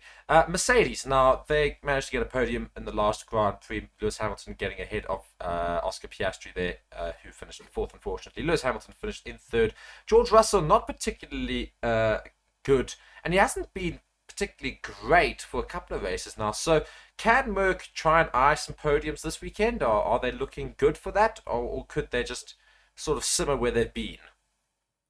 I mean, the interesting thing is that the A-spec car, George Russell, seemed to outperform Lewis. Now with this new B-spec, it's swapped. Lewis seems to be finding some good pace out there while George is really struggling. I mean, George, I think, is maybe hoping they stayed with their A-spec car because he felt a lot more competitive. But yeah, I don't know what's really gone on with him, because he has shown that he is quite a competitive driver. Yeah, and Aston Martin have fallen off. It's quite upsetting, and unfortunately, I just don't see them coming back into the fray. But a team that is pretty much taking their spot, though, McLaren. Now, they were fantastic in the last Grand Prix in Silverstone. Do we think that they'll do a similar thing now coming in Hungary? Because you said earlier, and you said, I think this track favors them. Now, do you think they can compete again? Does Lando Norris look at this and say, hey, you know who I'm competing with? It's not Charles Leclerc, it's not Carlos Sainz, it's Max Verstappen. And is that what Lando Norris is thinking in his head now? Well, I think they'll have a bit of a fight on their hands. I don't necessarily know if they will be able to compete with the Red Bulls with their new upgrades this weekend. Of course, Red Bull haven't brought an upgrade for quite some time, and they are expected to bring some really big upgrades this weekend. We will, of course, let you know as soon as we do know what those upgrades are. But I mean, it's certainly hopeful for us Formula One fans that we have McLaren back in the fight at the front. I mean, we want to see them fight for race wins. Hopefully, it is going to be the story for this race weekend. It would be very exciting if we do have them in contention for that race win. Yeah. And do you have any other news for us for this podcast this week? Is there anything else you'd like to chat about as we start to wrap things up? Well, we had Goodwood over the race weekend. Well, not race weekend, but this past weekend we had Goodwood Festival of Speed, which is a very prestigious event where a lot of auto manufacturers take their newest models of cars. I mean, we had Sebastian Vettel doing a show run in two of his old Formula One cars. He has one of Ayrton Senna's old cars, and he has also an old Williams car that he was running through that race weekend, running on sustainable fuels, which is great to see Sebastian Vettel back out on track in a car yet again. Certainly hope to see him on the Formula One grid very soon. We did see him last week, though, as well, at that Red Bull Pirelli test with Daniel Ricciardo. He was there doing some test laps as well with his cars. Yeah, I mean, Vettel was seen racing around again over the weekend, as you said, and that was very, very fun to see. Do you think that he will ever come back to Formula One, or do you think he's permanently out? He has apparently teased that he will be back on the grid very soon, whether that's in the I'm sure that's managerial position. I mean, I think he could certainly be brought into the sport as some sort of sustainability position. I don't know whether that would be to make sure that the sport is going in the right direction, or I don't know. It would be very interesting to see him back in the sport. I certainly hope that he finds his way back into the sport very soon. Yeah. Now we've got 2 weekends until we've got that long break. So we've got 2 weekends for teams to sort things out before they've got a bit of time off before the latter half of the season. And going into these last 2 Grand Prix, I mean, who do you think is going to be our team to watch? Well, certainly off the back of Silverstone, McLaren are really going to be the ones to watch, whether they can keep that upward growth going from Austria to Silverstone. Hopefully Hungary, they're going to be competitive yet again, and then onto that last race before the summer break, hopefully they will still be quite competitive.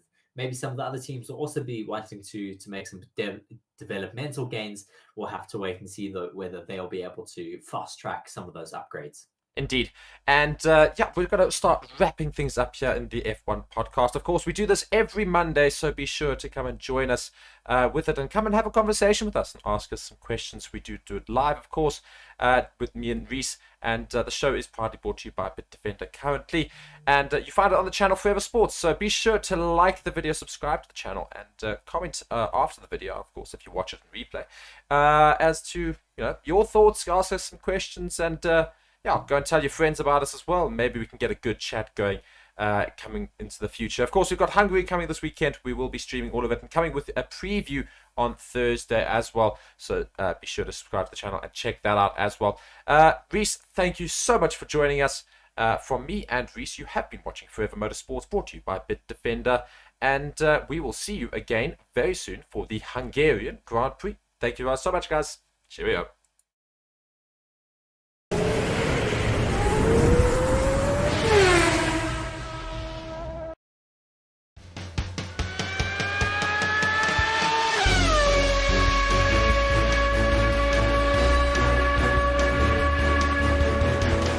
Hello everybody and welcome to Forever Motorsports on Forever Sports. You're joined by Reese and myself, Mark, here for the Hungary Grand Prix preview, the Hungaroring, as Reese just tells me now. That's how you actually say it. I always keep saying the Hungaroring, but whatever. We are, of course, in Hungary this weekend, and Red Bull are bringing upgrades this weekend, big upgrades. We've already seen them, and it's mainly to do with the air intake, which has dramatically reduced in size. And for a car that's already so quick, getting more upgrades is just going to really upset the rest of the field. But we're going to go through what we can expect from all the various teams this weekend and our predictions. And otherwise, of course, Daniel Ricciardo is back in an F1 seat this weekend, and he's got a very cool helmet coming into the weekend with some flames all over. And looking very cool there. Reese, are we looking forward to the Hungary Grand Prix? Yes, I'm certainly looking forward to it. It's ramping up to be a very exciting race weekend yet again. I mean, if last weekend was a taster, this weekend should certainly be very, very exciting with those McLarens hopefully being in the mix. Red Bull, as you said, have brought some major upgrades this weekend. They are supposedly bringing new side pods. We've already seen some leaked images on Twitter of their new side pod inlets, which seem to be quite a lot smaller than their previous side pod inlets. Quite similar in terms of look to the Mercedes Zero side pod concept, except not on its side. It's like a normal side pod, but it's very similar in terms of depth to that Mercedes side pod. So it's going to be interesting whether they can make that work this weekend. It is going to possibly be the hottest Grand Prix of the season, with Europe having a major heat wave at the moment, and it is just scorching in Hungary at the moment as well. So we'll have to wait and see if that Red Bull engine is going to be able to handle the heat with those slim side pod inlets. It's an interesting one because, of course, they're bringing upgrades, and they haven't brought upgrades much throughout the season because they're not needed to at all. The car's been fantastic. It's been an excellent car. Now, they're bringing a massive change to the car. It is a huge change to do that, of course. It affects the cooling. It affects all of that sort of stuff. So, going into a very hot Grand Prix, could this be a risk for Red Bull now? Almost like throwing away a little bit of their season?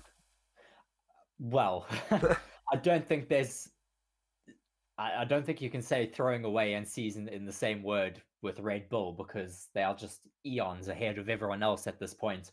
I mean, it doesn't really matter all that much to take a big risk, as much as Max Verstappen will, of course, be wanting to win every single Grand Prix this weekend and lead every single lap this season.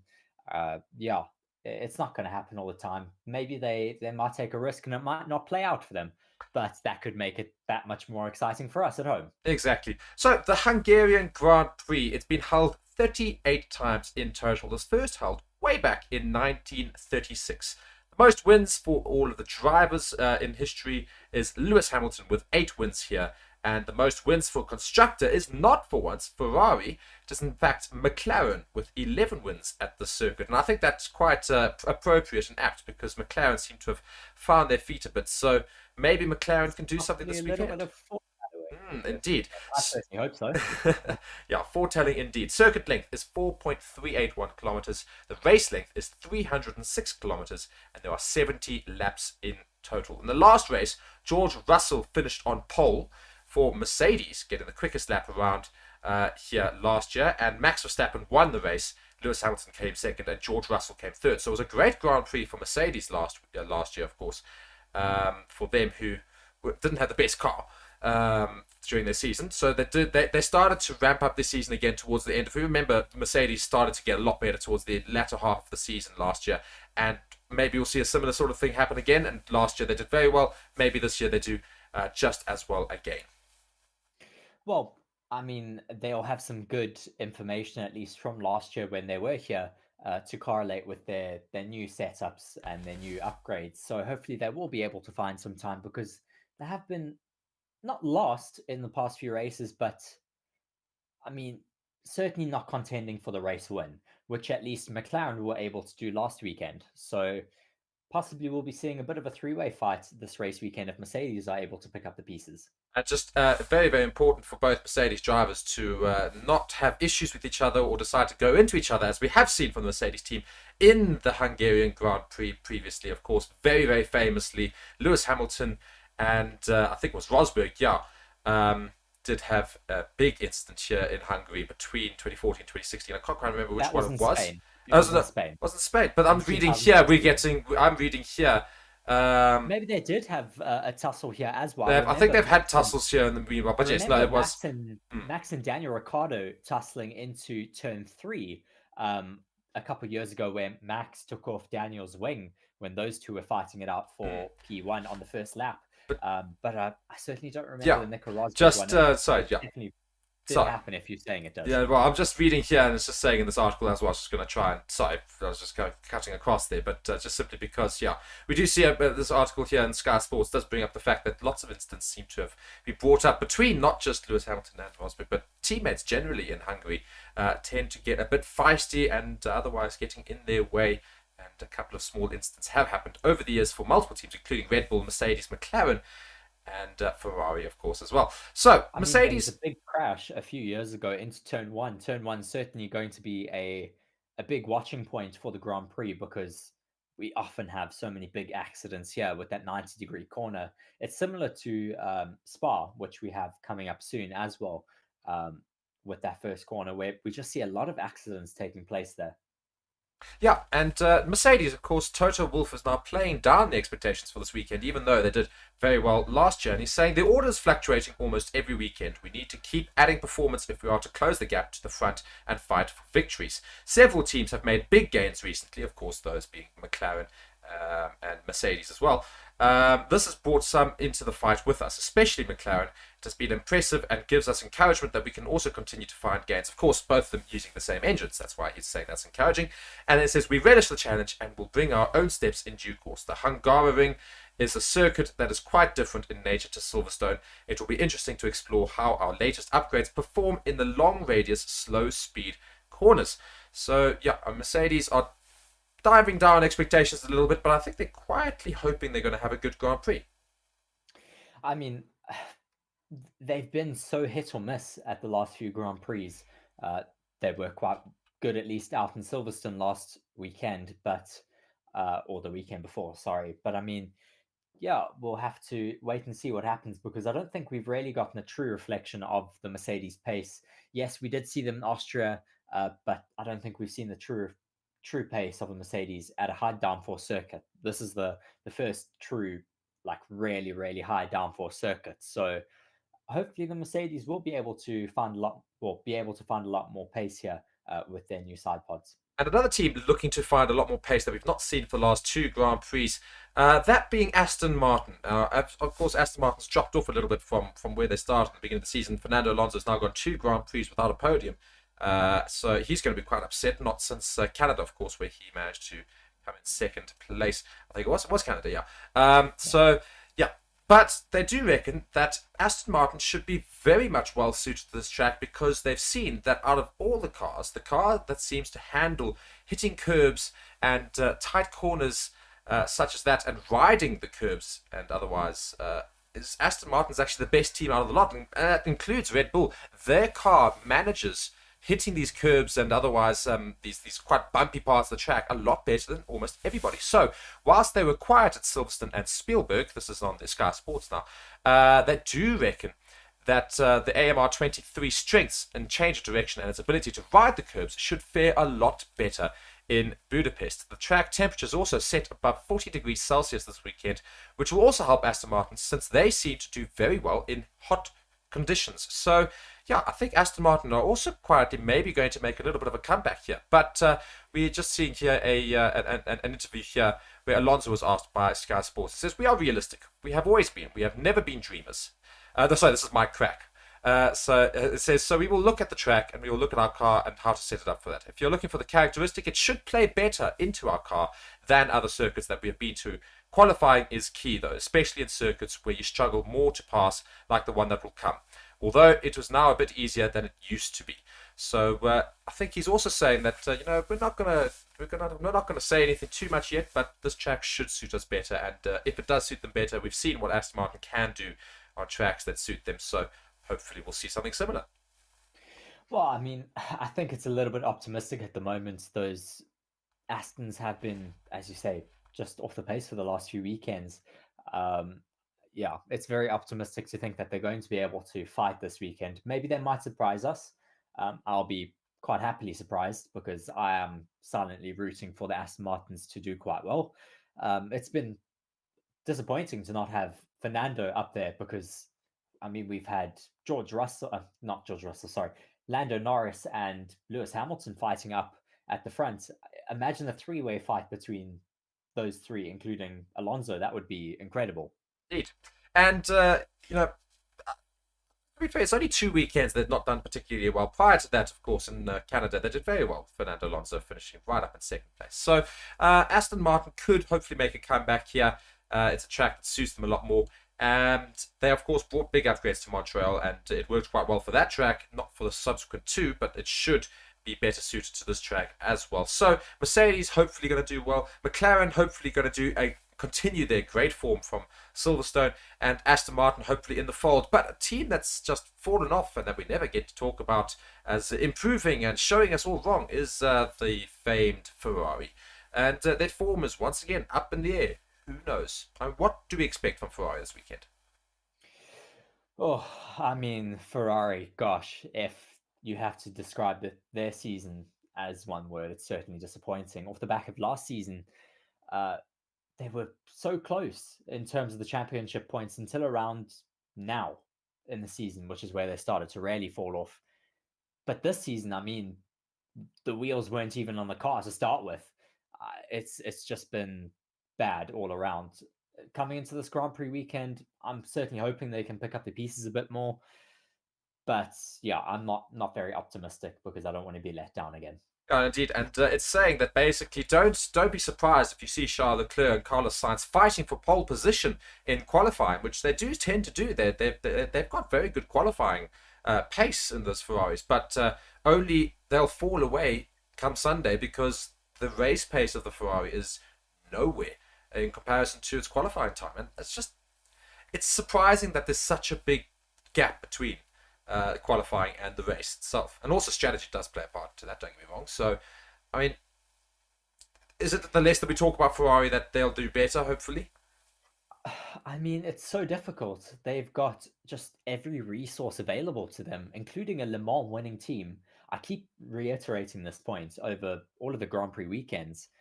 But I mean, they've won Le Mans 24 hour. That is one of the most difficult races in motorsport to do.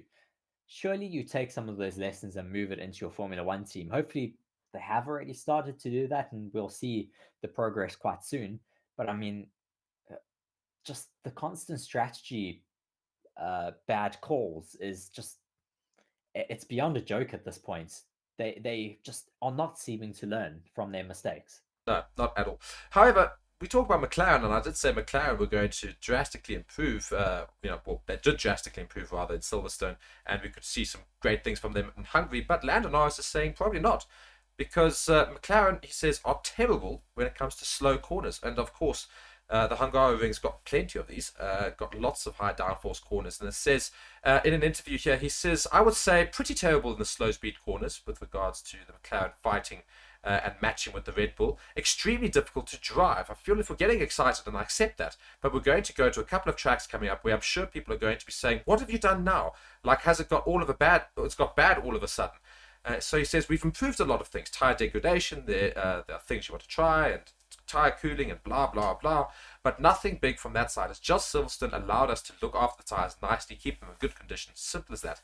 So a lot of it is track specific. I don't want to get too excited. Good things have to come from the upgrades, but there's still plenty of things that are a mile away from, say, competing in certain places, with even Mercedes and as a whole package competing with the Red Bull. So yeah. Well, I feel that he's certainly downplaying their performance in Silverstone, as you do as a racing driver, because now you've got expectations from all of your fans to get back on that podium.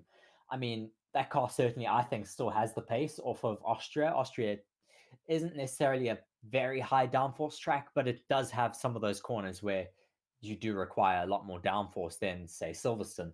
But yeah, off the back of Silverstone, it does look like that is the track that their car is best suited to at the moment. Hopefully, they will be able to learn some lessons though, and be able to fight here in Hungary. Indeed, and of course, Daniel Ricciardo is coming back to this Grand Prix, and we're just about wrapping things up for the preview. So, Daniel Ricciardo, where's he going to finish, Reese? I'm going to be optimistic here. Of course, it's Danny Rick's first weekend back in Formula One in 6 months. It's going to be difficult. I'm going to say, though, that he does outperform his teammate, Yuki Tsunoda, which is already not the easiest thing to do. Not saying Yuki Tsunoda's incredible, but he's had a lot more time in that car. Yeah. Um, Does he finish top 10? I don't know about if he's going to finish top 10. I'm going to say, though, that he out-qualifies Sergio Perez this weekend. Okay. So, surprise drivers. Quite optimistic. Yeah, that's quite optimistic. So, surprise drivers for me, I think we're going to watch this weekend that are going to perform quite well, just to wrap things up, is I reckon Danny Rick will perform quite well. Alex Albon will perform very well. And I actually reckon Oscar Piastri will also be quite a bit of a surprise this weekend. And who are your 3 surprise drivers? Well, now that you've taken all of them, don't have many to You could choose the same ones. Now. Well, I don't think you can ever discount Charles Leclerc. He is fighting really hard to still get that Ferrari as high up as it can get. He might have a good qualifying session, but once again in the race, they might just not have the degradation on their side. So I'm going to say Charles Leclerc. Danny Rick, I am really looking forward to having him. So I'm going to say he is going to be a standout, as will this weekend. Alex Albon is certainly one of my absolute favorites as well to watch. And then lastly, I'm going to say Lando Norris. A whole spread of drivers, and of course we still expect, though, the Red Bull with these new upgrades to improve even more so, and we'll probably see Max Verstappen on pole. But that wraps up our preview here. So Reese, unless there's anything that you've got in the back there, no, nothing more from my side. Yeah, I think we're going to head on out. Thank you guys so much for watching this preview for Hungary, and we'll of course be streaming all of the sessions on this channel right here on Forever Sports. This is Forever Motorsports, of course. You've been joined by me and Reese, and thanks once again to Bitdefender for sponsoring the channel and for all of their work there. Go check them out in the description as well. But otherwise, guys, we'll see you in the next one. Thank you so much for watching. Cheerio.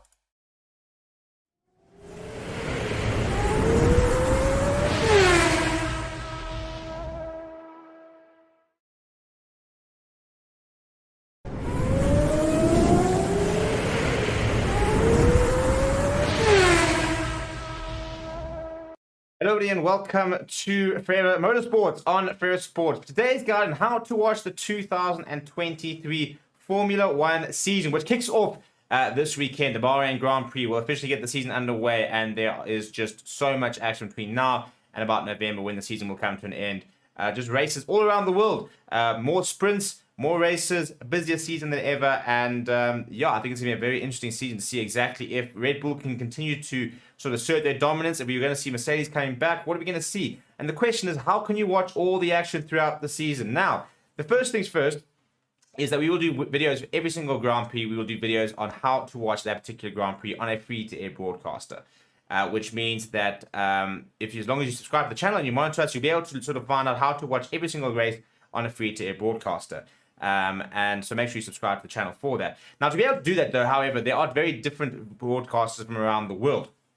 So what you're going to do is you're going to get yourself a VPN. I recommend using ExpressVPN because we've tried and tested it and it just works. So what you're going to do, link in the description, get ExpressVPN, get yourself that year subscription as well. If you sign up for a year subscription, you'll actually get an extra 3 months for free, which means you'll be able to start watching from this weekend and it'll cover you up to about June next year.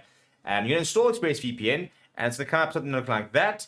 And you think if you click on the right hand side there, you're then going to get these this pop up, and those are all the locations of all the various places where you can connect to sort of servers. And what it does, it kind of geolocates your device. So for example, for Bahrain, there are free-to-air broadcasts in Belgium as well as in Austria. So you connect to those locations and you go to those sites. But if you chose you wanted to watch the entire season, my recommendation would be to get F1 TV Pro.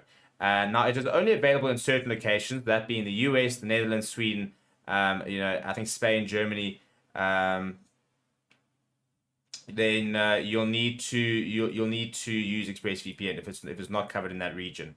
And again, so what you do is you go on ExpressVPN, you go and select the United States, and then all you do is you turn it on. As soon as this goes green, it means that you are currently connected to a server in the United States. You're then going to go and sign up for F1 TV Pro, which is $45 for the entire year. Alternatively, it is $5 a month, which is really not a lot of money. And you can get so many more things. You can watch onboard footage with individual drivers. You get behind-the-scenes content. It really is the best way to watch Formula One. However, you can only watch it in those regions. And that is where a VPN, like ExpressVPN, will come in clutch and enable you to really sort of get the most out of F1 TV. Check out the description for a sort of step-by-step guide on exactly how you can do it. Apart from that, we'll see you guys throughout the season.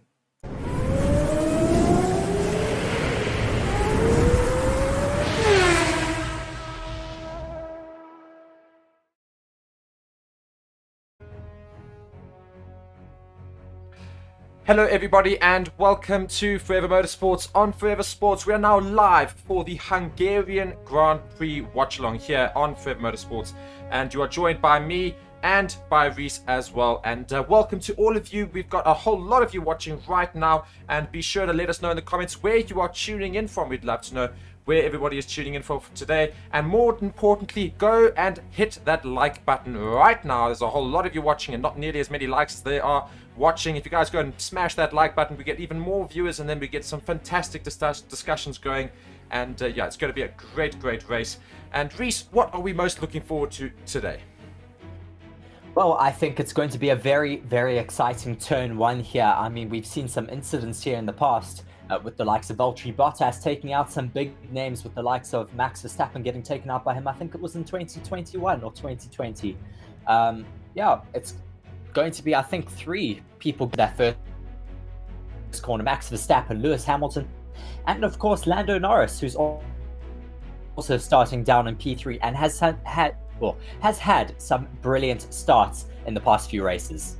Yeah, indeed. And you know, we're also looking at the fact that McLaren are starting in P3 and in P4, so great positions for them for this Grand Prix. So hopefully we're going to see some insane racing from them as well, and maybe a great start from them as well. Maybe they could take Max Verstappen and Lewis Hamilton, and maybe Norris could actually be a potential winner for this Grand Prix.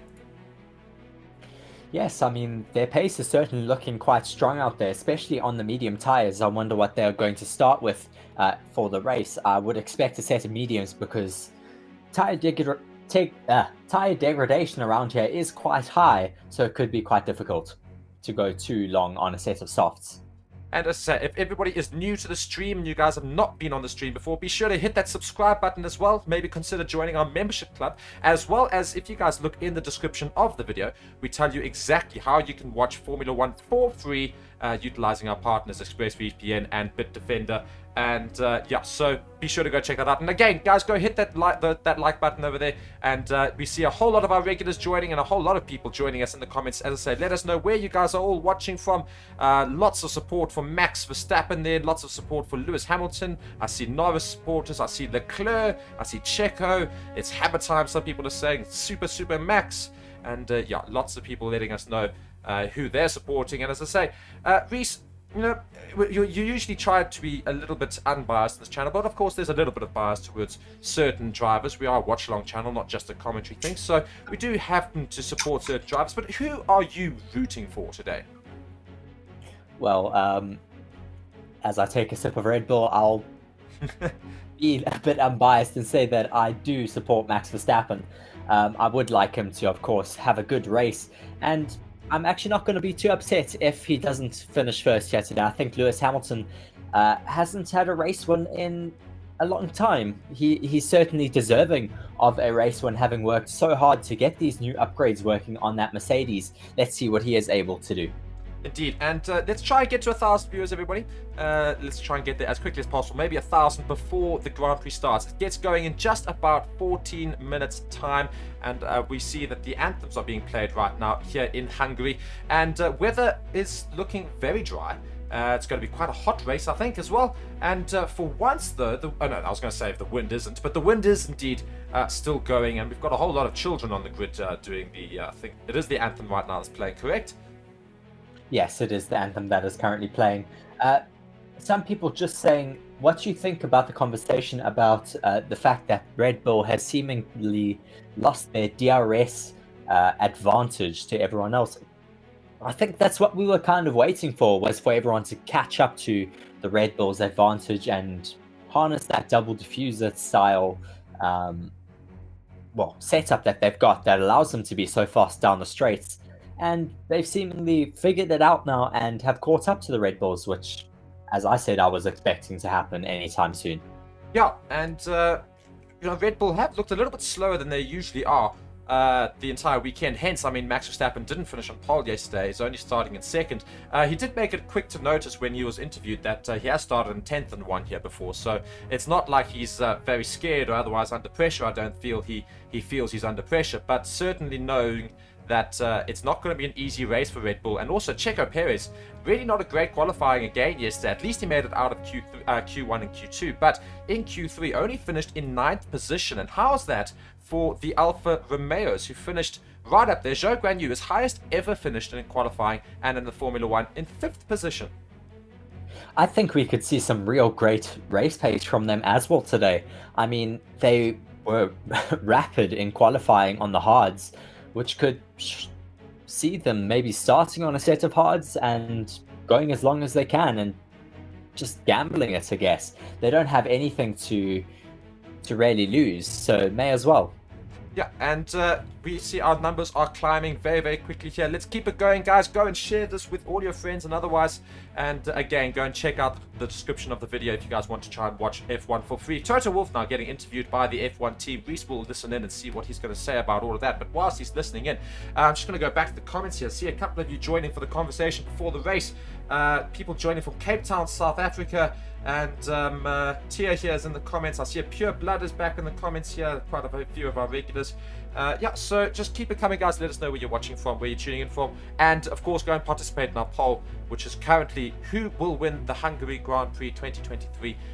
Hamilton with 41% of the votes. Verstappen with 43% of the votes. Norris with 9%. And other for 7%. Go and maybe make your opinions known there as well. Go and hit those votes there, and let's try and see a more accurate gauging thing. And then once that poll is gone for a while, we'll get onto a new poll, and I think we'll get some interesting things here. Some more people joining us here. I see from Nepal. Great to have you here. We always have a widespread variety of countries, which is always great for all the viewers. You get a very broad idea and a broad sense of everyone's support in the Grand Prix and otherwise. So, Reese, what is Toto Wolff saying right now? Well, he's just been asked a bit about their strategy for today. He's just really saying they're going to try their best, but still try and have some fun out there on track. It's going to be a very, very difficult race for them, of course, though, with that Red Bull still being really looking like the best out of everyone still. We would expect them to have some great race pace out there. Even with Max saying that he's not necessarily the happiest on his car balance, but, I mean, he's still second after qualifying, and I don't necessarily think the Mercedes race pace is as strong as the Red Bulls, so they're going to try and manage it as best as they can, but even if that means taking a second, I think they'll still be quite happy. Yeah, I mean, it could be quite a good race for Lewis Hamilton, of course. Maybe tries to win the Grand Prix, as you say, but likely more aiming for second, I think, or even third on the grid. His teammate, though, George Russell's got lots of work to do. He did start on pole here last year, but he's starting all the way down in 18th. So, I mean, that's quite a contrast for the team. 1st and 18th. So, really, really, really far away from each other. So, lots of work for George Russell to do today. And where do you think he could finish up? Well, I mean, his car is quite fast, so he should be able to pull it up quite far into the points at least. Certainly maybe around 5th place near the end, I think. That's where I'm predicting at least.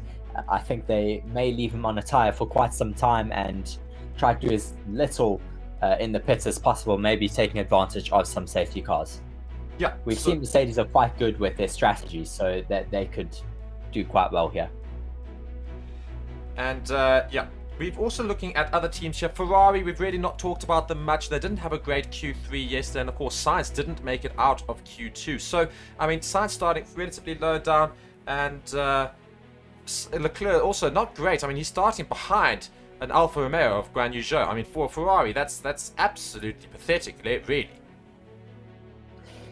Yeah, I mean, it's interesting to see what they're able to do out on track. Just watching a analysis of Lewis Hamilton versus Max Verstappen's lap. Max was much faster through the first bit of the middle sector, and then Lewis Hamilton really just gained quite a bit on him. Yeah, I mean, it is very interesting to watch the side-by-side here of Lewis Hamilton and Max Verstappen. Max Verstappen, if he just had a little bit more, I think, in terms of the straight line. It's interesting how he gains it towards the end of the lap, but then Lewis Hamilton's just quicker through those corners. So, I mean, Max gained in the final corner 0.1 seconds to Hamilton, but just not enough. to take that pole position, with Hamilton taking it by 0.003 seconds. I mean, that is so close. I think one of the closest pole positions we've seen in a very long time. Yeah, so it's certainly going to be one of the most exciting Grand Prix of the season. Christian Horner now getting interviewed, and Reese will listen into that and also let us know what's happening.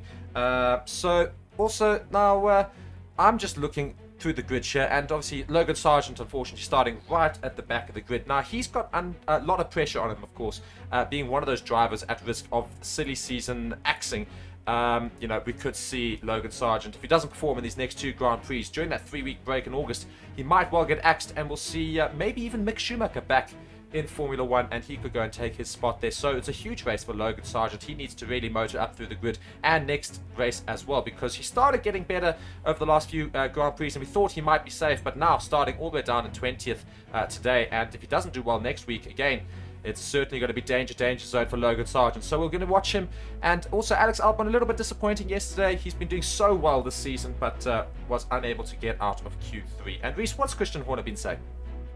Well, he was asked about his strategy. He didn't reveal all that much. He just said there may be some fireworks out there today, but hopefully we'll get a good, clean race between Max and Lewis. Of course, they have clashed in the past, so they will be hoping for a clean race. Just watching now what happened previously here at the Hungaroring last season. I mean, I think this was also quite an exciting race that we got here with some... I think it looked like it was almost raining there in the beginning. Yeah, so the weather currently is very much dry. It's a little bit of wind, but it's going to be dry, it's going to be hot. And I see that we've got 1,300 people watching, so welcome everybody to the stream. Let's try and get that number up. Let's keep it going. We'd love to have all of you here. And be sure to ask questions in the comment section. And again, keep letting us know where you are tuning in from. And otherwise, most importantly, smash that like button. Really do hit that like button. So let's try and get going with that. And also, more importantly as well, on top of that, subscribe to the channel. Let's get some conversation going. Of course, tomorrow is Monday, which means it's our podcast. Every Monday we do a live podcast. Be sure to tune in for that. It is every Monday, as we say, and me and Reese will be there, and you guys can ask us some questions. We just go over the last week of Formula 1, and it's a great little room for discussion and otherwise. So be sure to join us there tomorrow, and otherwise, yeah, subscribe to the channel so that you guys get notified about all of those videos and all those uploads on the channel. And lots of people joining in the comments here, and Darren Ingram saying, Mark and Reese, love the content, guys. Thank you very much. Well, thank you, Darren. We love bringing it to you as well. And Sumit, I think it is, saying, will there be a safety car within 4 to 10 laps? I think quite likely, yes. It's quite a tight track and quite high downforce. I think we're likely to get one after the first lap here. I mean, we've had quite a few incidents at the first corner here in the past. It's like Spa. It's just super tight, and it does encourage some accidents there. Yeah, so it's that first corner is definitely, as Reese says, a very hot spot, especially as we start the race. So will Max Verstappen be able to stay out of any contact? He's going to make sure he can try and do that. Will Lewis Hamilton stay out of contact? Will Norris and Piastri also stay clear? A lot of times this season, we've always thought, there's definitely going to be a safety car in the first lap, and most often there hasn't been much contact at all. But I do think today is not going to be the same story. I think today will be an exception, and I do think we'll see some contact into that first corner, and perhaps even see a car straight away not able to finish the race and having to retire, because I do think it's going to be a blitz start. And also because there are cars all over the grid. We've got Alfa Romeo's right in the mix there. We've got 2 McLarens, we've got a Mercedes, a Red Bull, we've got Ferraris behind them, we've got George Russell at the back, we've got Sainz in the middle of the field. There's lots of quicker cars and slower cars right next to each other. So it could be a great start here. And I see our viewers are building very quickly here. So let's keep it going, guys. Keep smashing that like button. And Reese, yeah, I mean, it's going to be a very interesting race.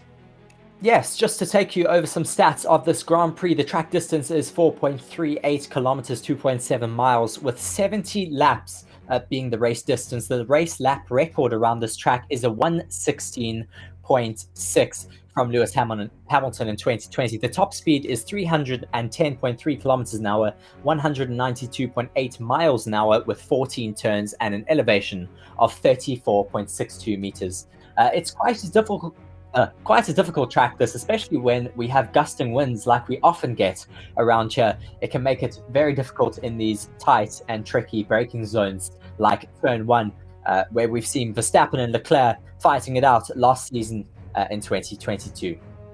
Yeah, so there's a few overtaking opportunities here. There's a very tight track. Only 55% of the track is spent at full throttle, so it really is quite high downforce, which means that in the corners are where you're going to see a lot of these overtakes, or at least getting very close, so that when the DRS zone comes, they will make those moves as they get there. So, yeah, the tight corners, new upgrades on various cars, so it really is going to be an exciting race. And again, as I keep reiterating to a lot of people, don't judge an entire Grand Prix based off of who comes first. But nonetheless, let's go through our starting grid. Starting in 20th position, Logan Sargent and Kevin Magnussen in 19th. George Russell, Mercedes, a horrible qualifying yesterday, starts in 18th. Yuki Tsunoda in 17th, Alex Albon in 16th, and Pierre Gasly of the Alpine in 15th. And coming back to the grid, of course, Daniel Ricciardo, who's just ahead of Lance Stroll in 13th, Lance Stroll in 14th, of course. Daniel Ricciardo, great qualifying session, outperforming his teammate Esteban Ocon in 12th, and Carlos Sainz, disaster yesterday, again, also in 11th. Reese, our top 10. Nico Hulkenberg in P10 with Sergio Perez not having the greatest qualifying in P9. Fernando Alonso P8 with Valtteri Bottas alongside him in P7. Then we have Charles Leclerc with Zhou Guanyu in P5. A very good qualifying session yesterday for Zhou Guanyu. Oscar Piastri qualifying in P4 alongside his teammate Lando Norris in P3. He could be quite fast on the start of this race. Max Verstappen in the front row, P2, with Lewis Hamilton taking his 9th qualifying P1 here in Hungary, the most of all time at a single track. Yeah, and I think also what's going to be very interesting to watch is, if Max Verstappen does get ahead of Lewis Hamilton, how quickly does he build that gap? Because we've seen over the entire course of the season that he builds that gap very, very quickly to about 4 or 5 seconds before then it starts to just slow down a little bit, but just consistently getting bigger and bigger and bigger. Now, of course, Lewis Hamilton's starting ahead of him. If he doesn't get ahead of him, obviously that gap won't increase. But if he does get ahead of him, do you think the gap's going to increase as quickly, or do you think that everybody else made gains in the Red Bull and that their upgrades haven't gained as much of an upgrade, I suppose, as they might have wanted? Just waiting to see. They're starting on a set of mediums, Mark. The Red Bulls have chosen mediums to start this race on, so certainly what I expected, because there is a lot of degradation around here. Just waiting to see what the Mercedes have decided to do. Let's see. Still got the blankets on there at the moment. Also a set of mediums, so it's going to be pretty even from them in the start. But I think those McLarens could be very, very fast on their start. We see Max is normally quite cautious with his race starts. He doesn't want to make a mistake. So he's normally quite cautious, and we see other people making quite good gains on him at the start. Yeah, indeed, our formation lap is just about to get underway. The Rolex clock is about to hit 3 o'clock local track time, and we will then have the start of formation lap, which we do. Lewis Hamilton leads them all out. Reese will take you through the first and opening lap of this Grand Prix, and it's going to be such an exciting start, and I'm sure we're going to see some contact. So stay tuned, don't go anywhere. We're about to get going with the Hungarian Grand Prix 2023. Yes, it's certainly going to be a very exciting lap one around here. Possible race strategies, though. It is looking like it's going to be a two-stopper, possibly going medium, hard, hard, or medium, hard, medium if you have enough tires around here. I mean, it's going to be your first pit stop is going to be around the 22nd lap here. That just shows how high the tire degradation is at this track. And also interesting to note is the fact that there are 2 drivers running on hard tyres from the very beginning here, trying to gain as much time on those who go into the pits as possible. That's George Russell and Sergio Perez. So both of them, of course, not starting nearly as highly as they should for their teams. They're starting on the hard tyres to try and make some gains. The interesting one that's not starting on hard tyres that should be probably in terms of trying to make some gains, there's Carlos Sainz, who's down 11th and starting on mediums. So I think it was mediums anyway. So there's a few different tyres on the grid, most of them in the mediums and softs. But as I say, Sergio Perez and George Russell on those hard tyre compounds. Yes, it could be quite interesting to see what their pace is throughout the opening stages of this race. They could be quite fast and may just be able to challenge those on the mediums. But normally it takes quite a while for those tires to warm up, so they could struggle on the first few laps. Just seeing Lewis Hamilton and Max Verstappen starting to back everyone else up now as they come through the last 2 corners before that start-finish straight. Indeed, just before we get going with the start of the Grand Prix, this is your last chance. Well, it's not your last chance, but keep it going and smash that like button. Let's get up to 300 likes as quickly as possible. We've just crossed 3,000 viewers. Thank you so much, and not even have 300 likes. Let's go. Smash that like button right now. If you hit that like button, your favorite driver on the grid will go and win today. I guarantee you, it's a thing. It just works. Promise you. It's like it's fate. Just go and smash that like button. Reese is going to take us through this opening lap, as I say. And yeah, I can't wait to see this. We'll go through the comments as and when we can, guys. But this is going to be quite an intense start here. So let's get going with the Hungarian Grand Prix. They're all going down the start, finish straight now, warming up their tires. A few burnouts there. And Lewis Hamilton seems to be lined up and ready to go. Verstappen will have the inside though into turn 1, which could give him quite a good opportunity here if he gets a good start. Just watching the last few cars now making their way to the line. Kevin Magnussen and Logan Sargent lining up now, coming through that final corner. This could be very, very exciting with those two drivers surely both wanting to take that number 1 spot. Everyone getting very excited in the comment section for the start of this race, almost at 4,000 viewers now, so keep that growing. We do see the green flag being waved. 1, 2, 3, 4, 5 lights and out. Let's see, very good start from Valtteri Bottas, getting straight past his teammate, level pegging for Red Bull and Mercedes. Very good start from Lando Norris as well. Verstappen gets the inside on Lewis Hamilton. He takes that first place. Big crash between the two Alpines, though, further back on the grid. One of those will certainly be retiring. Lando Norris has made his way past Lewis Hamilton, and Piastri is now also making his way past him. A very, very good start for those two McLarens. Mercedes seemingly not having the pace off the start here. The two Ferraris also notably getting very close to the back of Hamilton now, trying to make that place back on Oscar Piastri. Max Verstappen, though, crucially getting past Lewis Hamilton as fast as he can. Hamilton trying to pick up the pieces, though, as he claws back that McLaren in front of him. I mean, terrible start for Lewis Hamilton, starting in first, and he's down all the way into fourth. Great start, though, from both McLarens. Lando Norris tried to make a move, Oscar Piastri, rather, tried to make a move on Max Verstappen, but what a start for Oscar Piastri, starting in fourth position, is up into second already, just chasing down the race leader now, Max Verstappen. Max Verstappen, though, managed to get ahead. By the way, Hamilton. It's not Lando Norris in P2, it's Oscar Piastri. Piastri having a phenomenal start to the race. Sergio Perez, though, notably being able to keep up with those medium runners in front of him. He's got Nico Hülkenberg behind him, though. The two Ferraris also starting to get quite close to the back of Lewis Hamilton in fourth.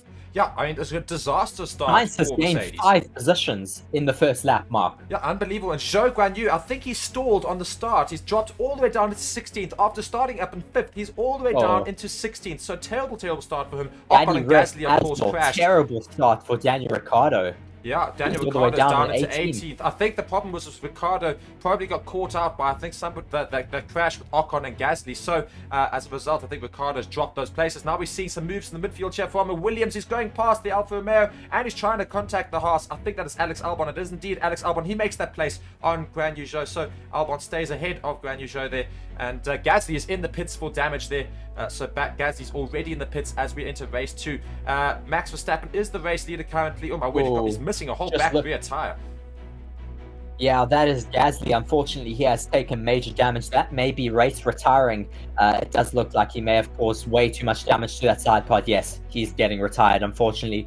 Terrible for Pierre Gasly, having quite a good qualifying session yesterday, and now all the way down at the end, with Ocon also very far off the pace now.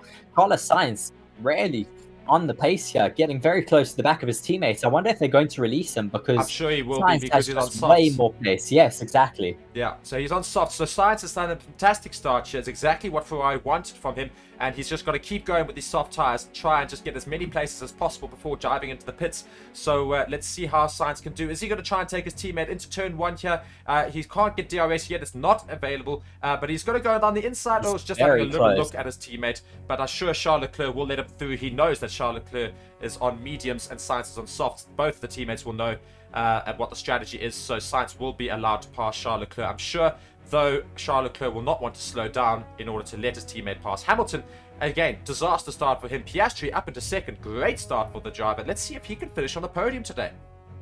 Verstappen has set the fastest lap of the race so far, 125.1, but I don't know if the Ferrari's just going to hand Carlos Sainz out to dry yet again. Oh my word, and both Alpines have been retired yet again. both of them. That is 2 net. weekends in a row. That is absolutely dismal for the Alpine garage. That is going to cost them an absolute fortune in repairs, especially in the cost cap era. You do not want to have a double DNF in a race. Just re-watching this race start, watching the start from Lewis Hamilton, he didn't get away badly, but Max Verstappen and Lando Norris, notably, just having a brilliant start there. Hamilton on the radio just saying sorry about that, guys, obviously knowing he wasn't good enough at the race start there, being told from GP there, don't sweat it, Lewis. So they understand that, I think. Oh my word, that's going to be a Just penalty. watching that. I'm so sorry, I'm just watching the replay yes. there. Yeah, it's an AlphaTauri. I think it's actually, funny enough, the unfortunate Ricciardo who causes the collision, and he's basically resulted in both Alpines getting out. So a disaster start for Ricciardo. I think he's probably going to get a big penalty for this. He causes the collision. Just watching here, is it him? No, it's the Alfa Romeo. He gets hit from behind. It's the Alfa He wasn't Romeo. involved in that at all. So it's Guan Yu Zhou, who had as bad a start as you could possibly imagine. He goes into the back of Daniel Ricciardo, who then goes into the back of, I think it is Ocon, who then goes into... I don't think so. I think the Alpines actually take each other out on their own. Just No, watching they from don't. Ricciardo's 100%. Ricciardo goes now. into the Alpine, and then it goes Yes, into he the does, next sorry. one. Yeah, Yes, so, he does. Oh my word, so that's going to be a big penalty. So Guan Yu Zhou, starting in 5th, drops all the way down to 16th, and results in 2 cars going out, and Daniel Ricciardo dropping. That's going to be a huge penalty for Guan Yu Zhou, one imagines. Yes, it should be, because, I mean, you would expect them to try and be as neat and tidy through the first corner as possible. But I thought Zhou Guanyu was starting a lot further up. Oh, sorry, he had that stall on the line. That is why. But, I mean, yeah, that is just absolutely terrible to cause such a big incident. I called it. I did say we would have an incident into turn 1. Yeah, indeed, and a big incident indeed, and both Alpines are out of the race. They were out in Silverstone, and they are out here in Hungary, so a disaster start, especially when it wasn't either of their fault. But going back to the Grand Prix right now, Sergio Perez is hunting down Fernando Alonso in 7th position. Both Charles Leclerc and Carlos Sainz still sitting in 5th and 6th. The McLaren's having a brilliant start in 2 and 3, so can they chase down Max Verstappen? Sergio Perez trying to make a move on Fernando Alonso now. They're getting very close together in that second DRS zone. DRS is enabled, so is wide open, catching Fernando Alonso very quickly here.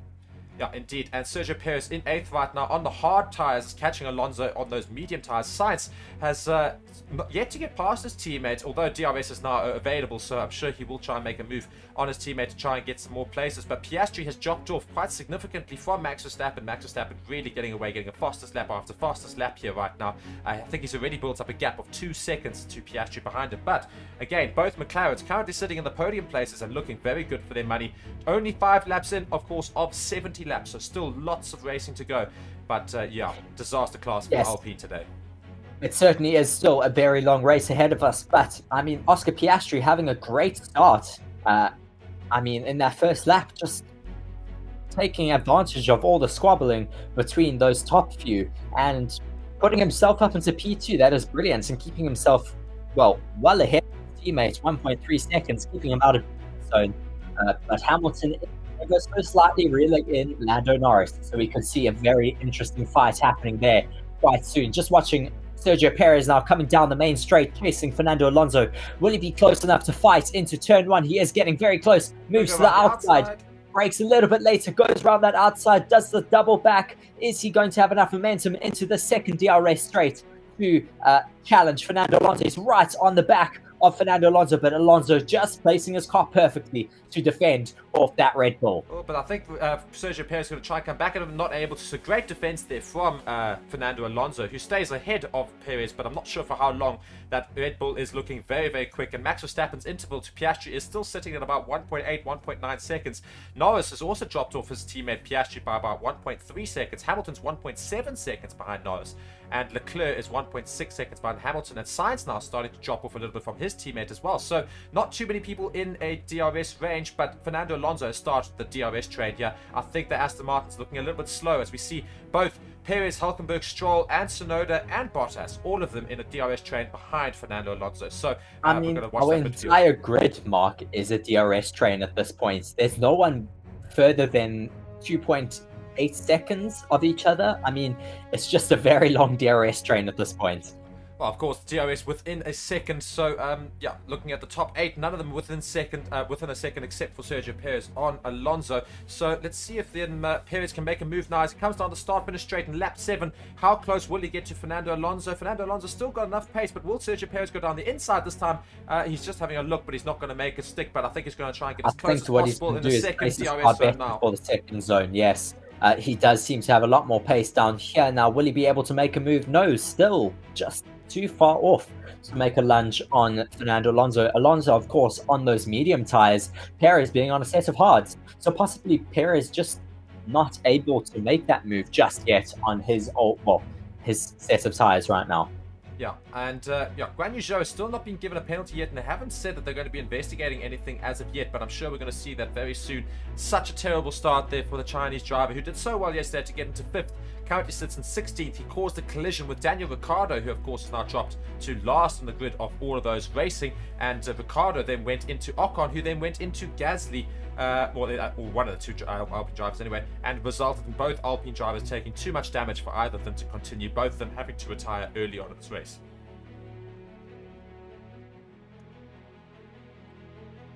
So, lap 7 here of 70, and just watching here, Perez and Alonso with this fight for 7th. That's Max Verstappen goes yet again for a fastest lap here. So, continues to be a very, very good, I suppose, a great fight here in 7th. But can he get close enough this time? He seems to be rapidly approaching Alonso this time round. So would he dive down the middle? I think he's got ERS this time to help him. Yes, he has much better pace on this run. But Fernando Alonso gets the double back, and he stays quite close with him now. So he may be able to just stay within DRS range for a few laps and get a bit of a gap going to Hülkenberg behind. I think the biggest problem there is the fact that Perez had DRS, of course, in the second straight when he was already ahead of Alonso. So I think Alonso might not be able to. There we go.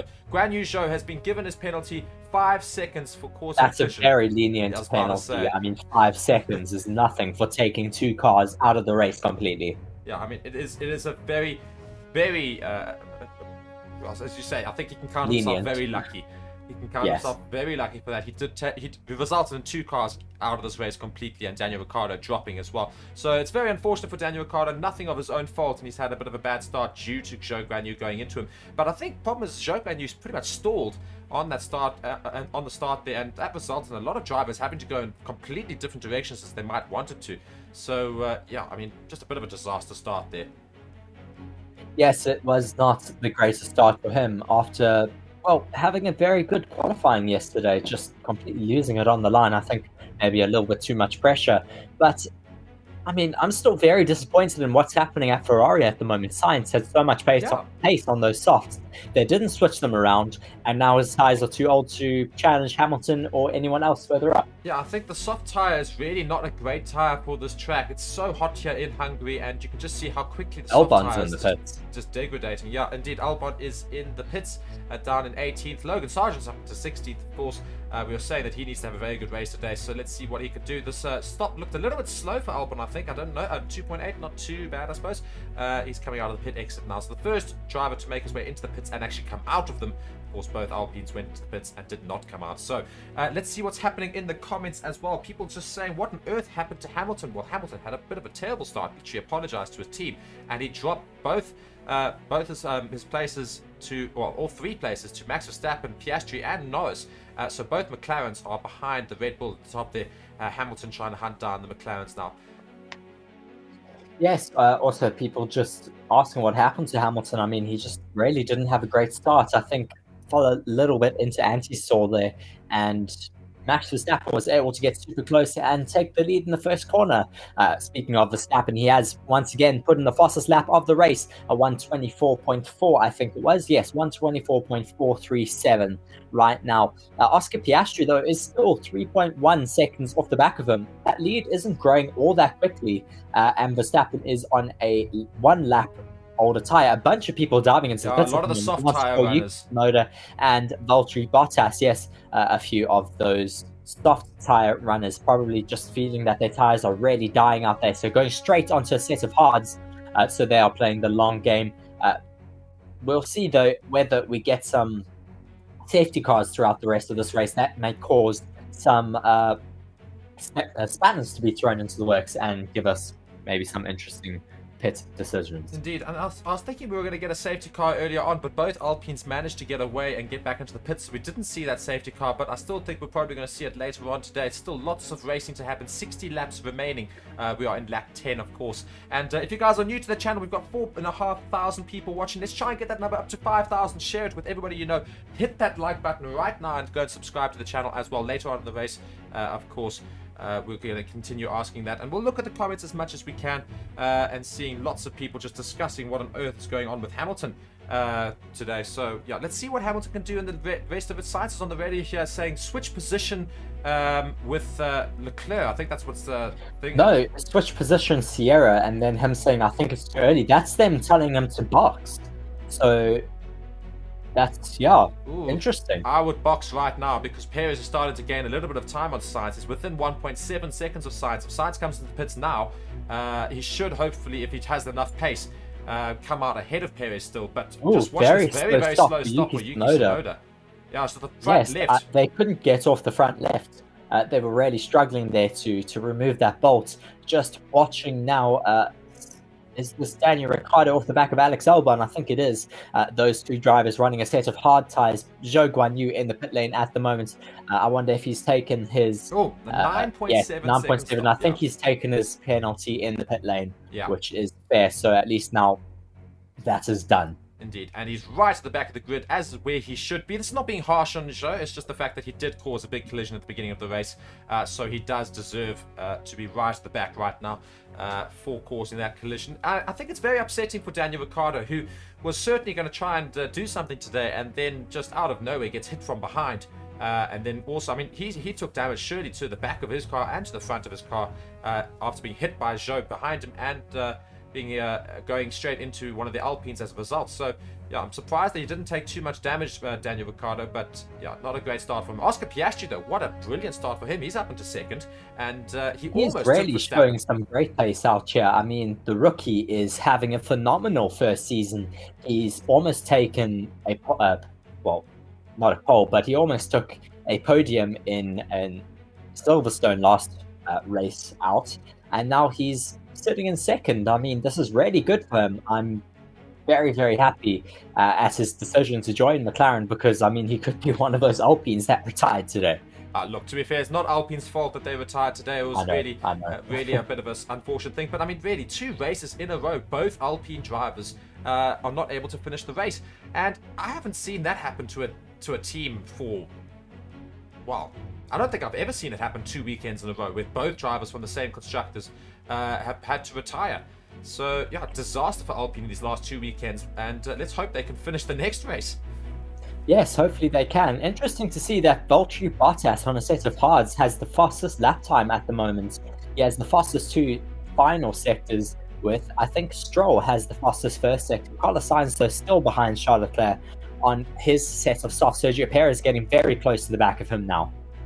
Indeed. I can see so many people in the comments there, and I'm not able to read them. If you guys are wanting us to read your comment, be sure to go and send us a super chat. That's not us asking for money, but just quite simply, we will then see it a bit more clearly than the rest of them. So be sure to go and do that if you guys want us to answer any questions. Otherwise, we'll try and have a look when and if we can. So currently looking at the tire age, most of them are on 15 lap old or 14 lap old tires. Right at the bottom of the grid, those who have pitted are all on hards on 5 or 6 and a couple of 7-year lap old tires there. So still relatively fresh, most of them, but we'll start to see some pit stops from lap 20 onwards, I reckon. Yes, that seems to be the pit stop range for those mediums. We do expect around lap 20 to 25, I think, depending on what they can do for tire management. I think Sergio Perez is going to be able to go quite a long time on his set of hards. Zhou Guanyu has now taken that fastest lap time of the race. Oscar Piastri, though, still quite comfortably in second, making up 2 places on the start. Just being told on the radio, we're looking for maximum pace to target lap, and then just saying on the radio, copy. So quite happy out there in the car at the moment, sounding very relaxed. Great for the rookie. I just cannot believe McLaren and the fact that they had such a terrible first few race weekends, and everyone's saying, what the hell has happened to McLaren? Like, you're thinking they're a half-decent team, you know, they should be right near the top there, challenging Ferrari, Mercedes, and the lot, and they were just garbage in the first half of the season. But now, in literally a matter of 3 weekends with new upgrades, look at where they are. Very well for their money in second and third for 2 weekends in a row now, because, I mean, Piastri should have finished on the podium last weekend out in Silverstone, but just unlucky due to that safety car causing Hamilton to go ahead of him. But otherwise, it would have been the same scenario as we see right now. Yes, I mean, he was quite unfortunate as we see Logan Sargent now diving into the pits. Yeah, I don't think he was really fighting it with too many people out there, but Daniel Ricciardo now back up into 12th. Still yet to pit though, so he will drop all the way to the back when he does come into the pits eventually. Yeah, unfortunately that first lap incident really did ruin Ricciardo's race and didn't really give us a chance to see what he was going to be able to do today. No, and as I was saying, it's Logan Sargent's in big trouble here as he drops all the way down to 18th, as you say. He really needs to perform today, and it's not going so well right now. And next weekend, if he doesn't perform again, I think, you know, he might well be looking at that axed spot, and I'm not sure he will make it to his home Grand Prix in America for the later part of the season. So really needs to get going here, the Williams driver. Yeah, I think he'll make it to the end of the season. Williams aren't as hardcore as the likes of a Red Bull. They won't really axe him mid-season, I don't think. I mean, I'd be quite surprised if they do, but we never know. I don't think they'll replace him mid-season with the likes of Mick Schumacher. Maybe next season. I'm just having a laugh here in the comments. Just a couple of people saying the reason why McLaren has suddenly found pace is they got that chrome buff. They had the chrome livery come in, and it's just gained them a whole lot of pace. You see, just go back to their Sergio Perez getting very close to the back of Carlos Sainz at the moment. Very close to the back of him, coming through the second DRS zone. Will he be able to make a lunge into turn 3? No, he won't. He's still a little bit too far off the back of him. Just saying on the radio, if I see Checo is going to pass me, I'll box. He's waited too long. Yes, that's what Carlos Sainz has said. Yeah, I think he's waited too long as well on his set of softs. The engineers are saying good call, but I'm thinking no, not a good call. I would have come into the pits earlier. 2 to 3 laps ago already and minimized that gap and tried to undercut Sergio Perez rather than allowing him to actually get that pass done on the track, which gives him track position. At the same time, maybe he's doing it in terms of playing the team game here. I don't know what Sainz is. Just holding him off, and building off that gap to Leclerc. But I mean, he's going to get past anyways. He's going to have to box at some stage. Yeah, I think he's maybe got one more lap before he really needs to get into the pits here. And also, because he can't afford to stuff up his own race here, he needs to get into the pits as quickly as possible. Those soft tyres are certainly not going to be lasting long at all. And we do see that now boxing. So he's going to come into the pits here. So Sergio Perez will go ahead of him and will then hunt down his teammate, Charles Leclerc. So the nice thing is that Sergio Perez has now got to build up a bit of a gap that Sainz has built to his teammate Leclerc. So Sergio Perez now chasing. Bit of a lot of lockup there for Sainz, but it should be all fine. And he's moving on to the hard tyre. Let's see how quick this pit stop is. It looks to be quite a good one. Yeah, great pit stop there for Ferrari. So Sainz is out. Pit stop was 2 points. Waiting for it to come up. 2 points. Still waiting. 2 points. Come on. It's not updating. Why is it not updating? It's not going to come up. It's just purposely messing with you because you were waiting for it. I've never seen it not come up, and then it doesn't come up when I'm waiting to go and read it. Oh well. That would have been a mid 2 second pit stop, though. It was very good from the Ferrari mechanics. Getting Carlos Sainz out quite quickly. He will have to try and get these tyres up to temperature now. I think Hamilton is going to come into the box soon to cover from Charles Leclerc. Yeah, it's interesting. He has been told hammer time on the radio, so I think this is him going to push now, either coming in this lap or in the next lap. Yeah, and I don't think hammer time has as much doesn't have as much meaning these days as it used to have. And I don't mean any insult to Lewis Hamilton and Mercedes there, but it's like, used to be like hammer time used to mean that they would gain so much time in a lap. It used to be like quite a scary thing. Hamilton is in the pits. But these days, not quite as scary as it used to be, I think. No, not really. And we've just hit 5,000 viewers, guys. Thank you so much for watching. Keep hitting that like button. Let's keep building the stream. Let's see how big we can get today. It's fantastic to see so many of you here. Let's keep the comments going. and ask us some questions. Otherwise, let us know where you're watching from. We'll try and read them if we do have time. But Lewis Hamilton, 2.8 seconds in the pit lane there. Will he come out ahead of his teammate? No, he does not. Will he come out ahead of Daniel Ricciardo? That's going to be an interesting one. I think we're going to see Ricciardo's car. There it is. And is he going to jostle for position here? Ricciardo's coming into that first turn here. Well, it's going to be very, very close. Ricciardo is going to have a lot more pace on a set of warmer mediums, but Hamilton does seem to be comfortably ahead of him. He should have a lot more pace in that Mercedes, with his tyres getting a lot more warmer now as he comes through turn 3. Indeed. And so many people in the comments. Great to see you guys having chats there, and go and do be sure to comment down below and have some chats amongst yourselves as well. As I said, keep smashing that like button, guys. Let's get up to 500 likes. We've got 5,000 viewers. At least 500 likes would be a bit 5,000 better. likes. Yeah, Yes, no, let's get 5,000 likes, 5,000 man, as well.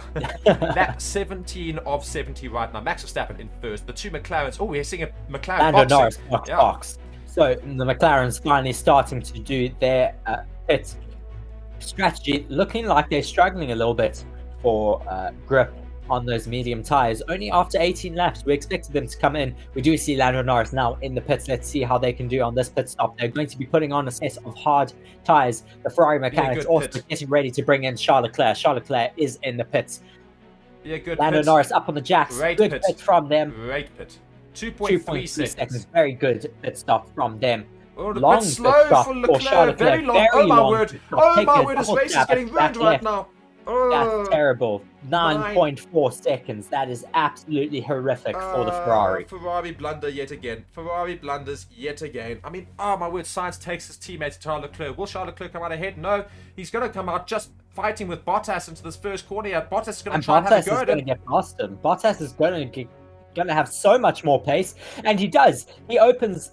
Or is Bottas going to be able to hold on to this place? Is Charles Leclerc going to be able to keep... Charles Leclerc defends brilliantly and does hold that place. But Bottas is going to have a lot more pace in those tyres with him being a lot more warm. So he's going to be able to hold onto the back of Leclerc for the rest of this lap. Yeah, and I think that just shows their Ferrari messing up their pit stop strategy, which means that if Sainz was trying to play the team game there, it didn't work at all, because now Charles Leclerc has lost positions to Sainz and Stroll, and Bottas is chasing him down. But a terrible pit stop there for Charles Leclerc. His race a little bit ruined there. Lap 19 of 70, still lots of time left, but yeah, a disaster for Ferrari. Piastri is in the pits now as well, just getting out there. While there's still a big enough gap to Sergio Perez. He is in the pits now, up on the jacks. Let's see how this pit stop goes for him. Very good as well for Oscar Piastri onto a new set of hards. Just waiting for that time, but it should also be a very low 2.0. Brilliant. Wow, that's that the fastest lap time of the season. Lando Norris has caught up a lot of pace, and they've allowed them. That is terrible for the McLarens. They've allowed Lando Norris to take past Oscar Piastri in the pits. That's not nice. I don't like to see that. You know what? The thing is, as long as they can stay together, I don't think they're going to complain too much. They need to work the team game here. McLaren have a possible double podium here, so they just really need to play the team game and get as high up as possible.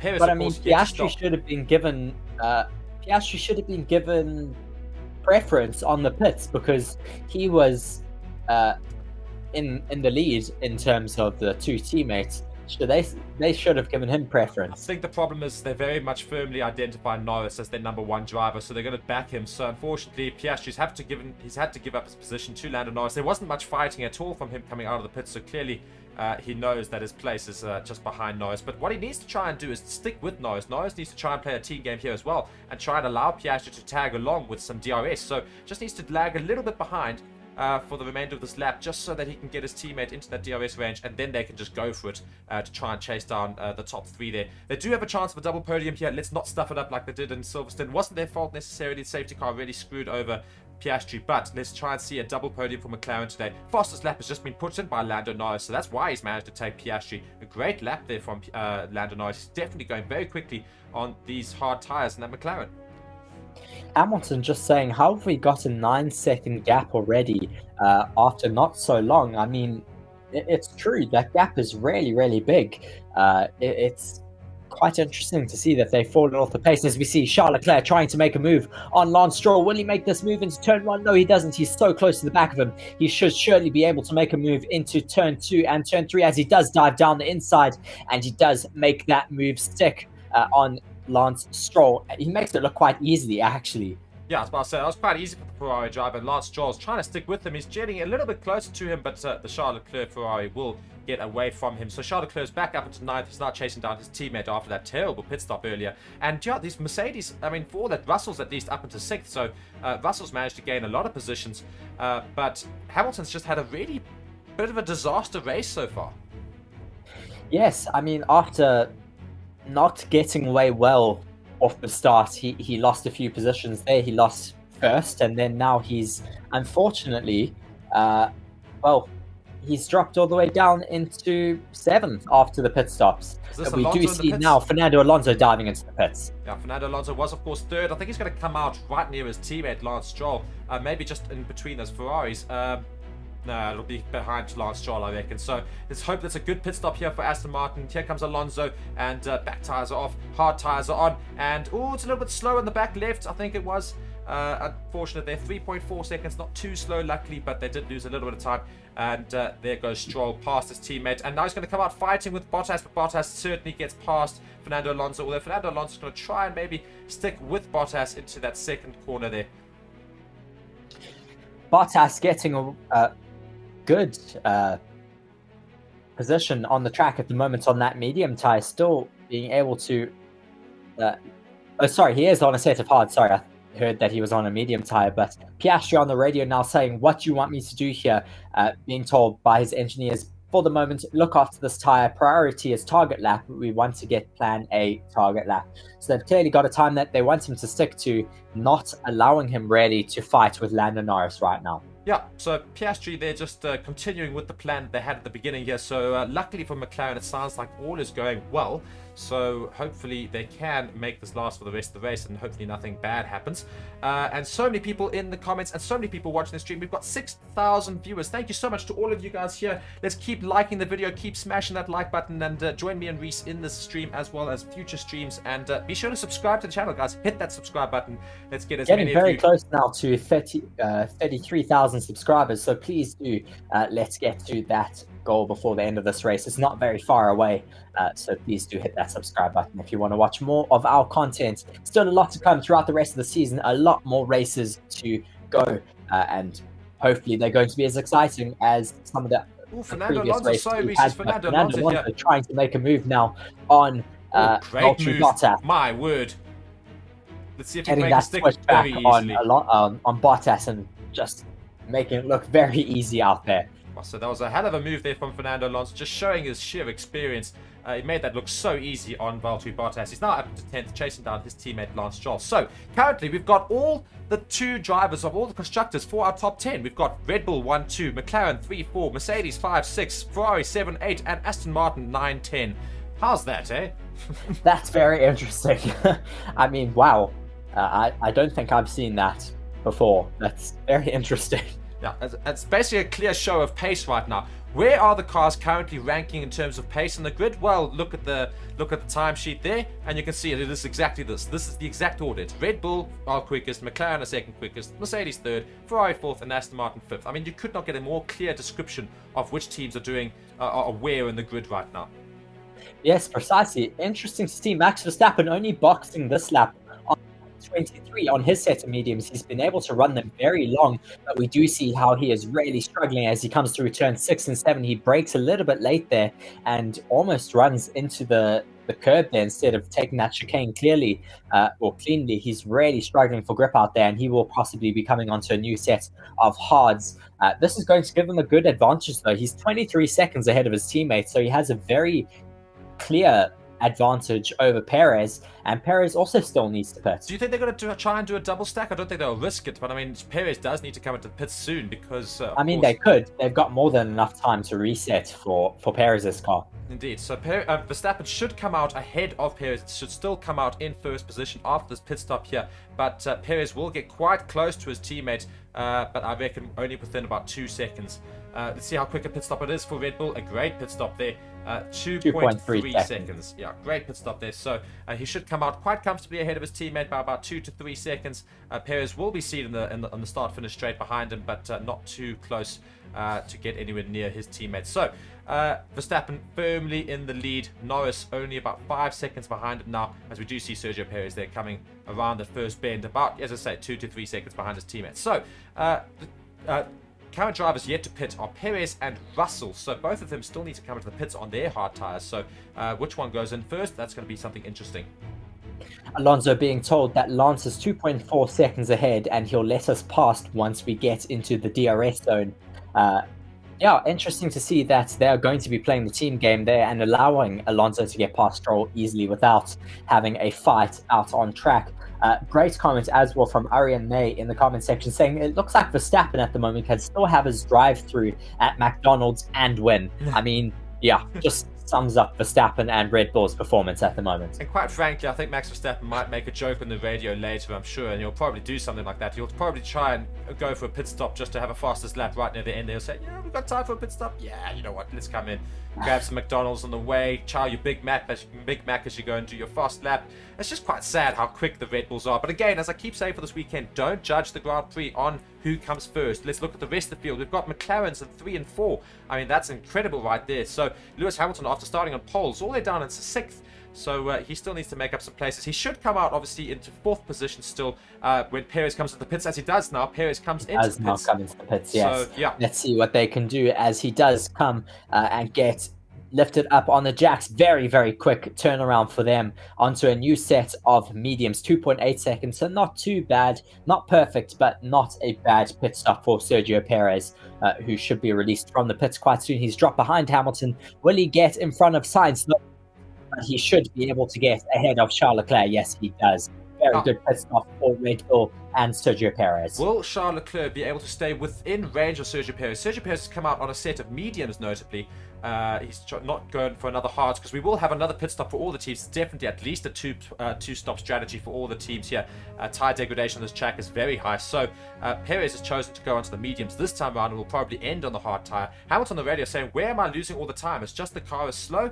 And his engineer is saying a lot of it is straight line, then turns 11 and 14. So basically saying, and he's then saying, are you turning the engine down? They're saying negative. We are doing things to improve temperature situations. So they're struggling with temperature, with overheating, clearly. I mean, they are almost, I think, 11 seconds behind Piastri.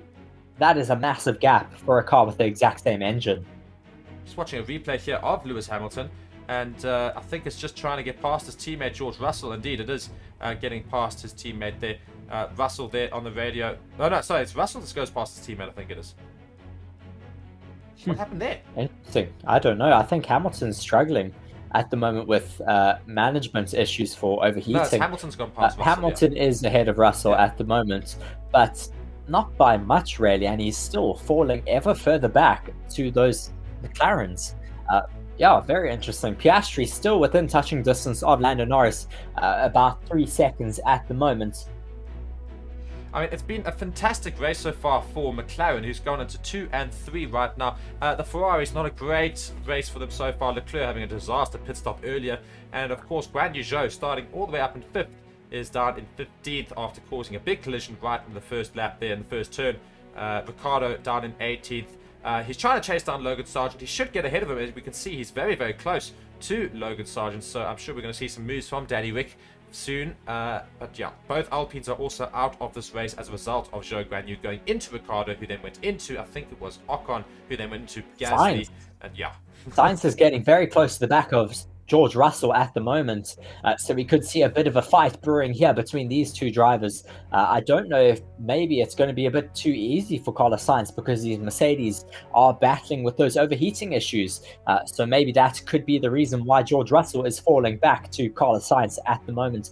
They are both on a set of hards though, so they are like for like in terms of tires. Let's see what happens down the main straight as they come through now. The final corner, George Russell trying to hook it up there, but still Carlos Sainz ever so slightly hooks back at him.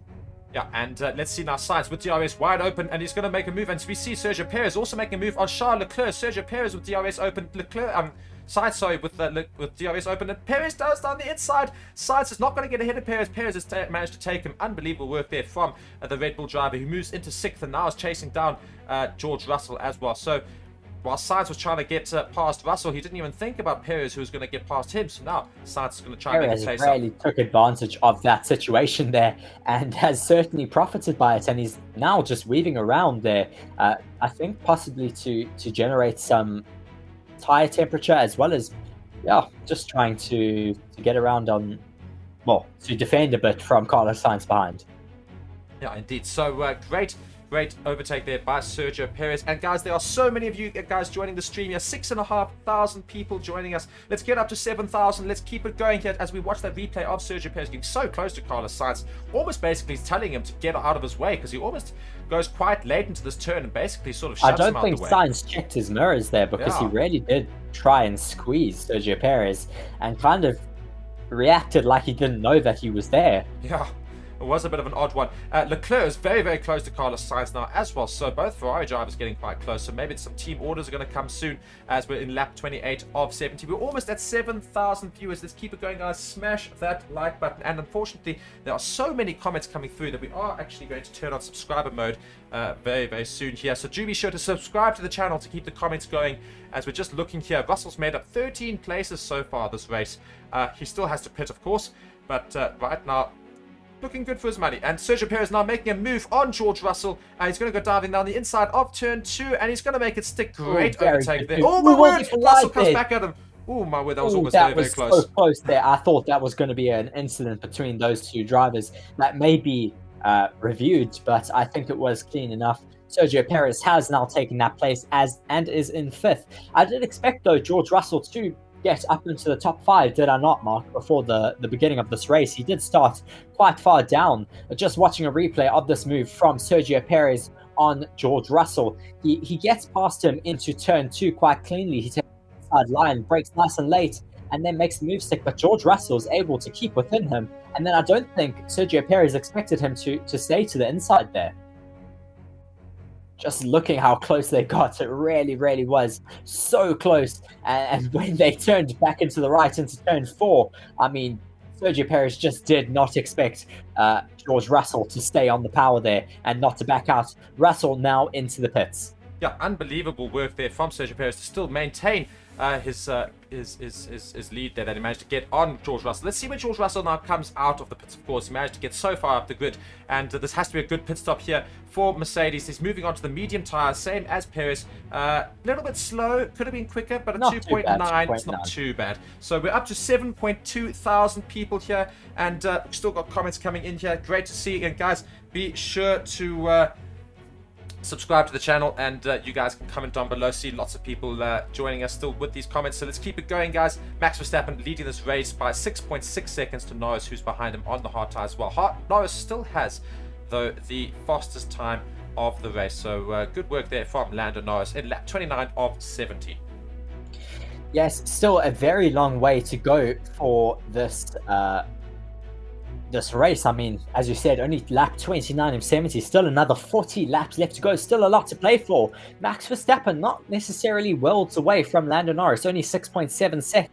Everything could still happen out there. As we did say though earlier, don't determine that the race is a bad race just because Max Verstappen is winning. There's still a lot of fighting happening in the midfield as we see George Russell now fighting it out with Nico Hülkenberg down in 13th. Watching a replay here of Fernando Alonso. Just want to see what happens here. He's currently in 8th position. He makes a move right on his teammate there, and he gets past him, and he moves into 8th position rather. Lance Stroll letting his teammate past. So Lance Stroll now sits in 9th. Alonso in 8th. Lance Stroll on 24-lap-old hard tyres. So yeah, he's going to have to try and manage these tyres quite well, of course. Will now start to think about pitting, and I think in about 10 laps time, so he still needs to take care of these as George Russell's now chasing down Hülkenberg for 13th position, and his DRS is open. Will he dive down the inside of the outing? Looks like he's looking at the inside line. He is going to go down the inside. Will he take him to turn 1, or will he wait for certain? He brakes nice and late there. He has so much more grip on those medium tires and just makes that move stick so easily. He has just so much more pace on the Haas with hard tires. Indeed, we're up to 7,500 viewers, guys. Let's keep it going. Let's get up to 8,000. It's going to be a great stream. And just seeing here, Ricardo's in the pits. He's got a 2.9 second stop there. So nice and early pit stop there for Ricciardo, who's still down in 18th. So interesting that he's pitted so early here. So let's see whether or not he can make up some positions as a result of that. Maybe quite a bit of a masterstroke there from AlphaTauri. He can maybe gain about 3 positions if he can gain some time there. We're in lap 31 of 70 right now. Yes, just watching, I think this is Sergio Perez on the radio now, just saying being told just reel him in. So taking his time to reel in Lewis Hamilton 4.7 seconds ahead of him. It shouldn't take him very long to catch him at all. He has set the fastest lap of the race so far with a 1:23.086. Yeah, great lap there from Sergio Perez. And Hamilton is very much, I think he's going to be very disappointed in an interview after this race. Probably you're going to see lots of complaining, I think, from him. And to be fair, rightfully so. Starting in first, and he's probably going to finish in about 5th, maybe even 6th position, because I think the Ferraris are still gaining a bit of time on Lewis Hamilton as well. So really not been a great drive. But his teammate George Russell's got DRS now on Yuki Tsunoda. Will he do the same move as he did on Hulkenberg earlier? He is indeed going to take him into turn 1. Easy. Yeah, no complaints from Yuki Tsunoda, and George Russell moves himself into 12th position, now hunting down Alex Albon ahead of him. I mean, George Russell, as I said earlier, has so much pace on these medium tyres. He may even be able to get up close to his teammate. Hamilton really struggling out there today. I think he just lost his opportunity at taking the race win, or even getting on the podium in that first sense of the race. Unfortunately, not having a good start at all, losing the place to to Max Verstappen, and then losing the race the place to Oscar Piastri and Lando Norris, and just falling back ever since. So quite disappointing for him here today. Yeah, just seeing some great dedication from some fans in the comments here. Some people tuning in from Australia, and welcome all you Aussies. I see it's almost midnight there in Australia, and they're still watching the stream. So great to have you guys here. We're not even halfway into this race, so you guys try and stick around. It's going to go into 1 in the morning, but who knows. Verstappen on the radio saying, initial thoughts on this compound, says his engineers. He says, so far the grip is not bad, but the tyre feels definitely a bit more stiff. It's easier to have a moment or whatever. So he's saying it's a little bit more difficult to go around, but he basically says it's fine. Yeah, I mean, that's normal with the hard tires. It is quite easy to make a mistake on them because they are so hard, and you often can make a mistake and just slide a bit wide. I mean, like we saw last year, he spun the car, still winning the race, of course, but he did a full 360 and then got on again. I think he was also on a set of hard tires at that time. Alex Albon now in the pits, I think, for his second pit stop of the day. Another new set of hards for him as he now leaves the pits. I still love it when Williams pit, because you see those Gulf helmets there. And helmets, yeah. It's brilliant to see the Gulf helmets just come out in a very, very famous pattern there. So they almost look quite funny, but it's great to still see Gulf so very much prominent in racing, of course, very famous for their sponsorships in racing. So Alex Albon comes out of the pits in 17th ahead of Daniel Ricciardo. He's come onto the hard tyre, whereas Daniel Ricciardo's on the mediums. Daniel Ricciardo right at the back there, of course. Both Alpines out of this race, and I'm sure they're crying right now in their pit lanes, thinking, what on earth have we done wrong to deserve this? It's not been a current great day. striking distance, though, for Lewis Hamilton and Sergio Perez is set at about 3 to 4 laps.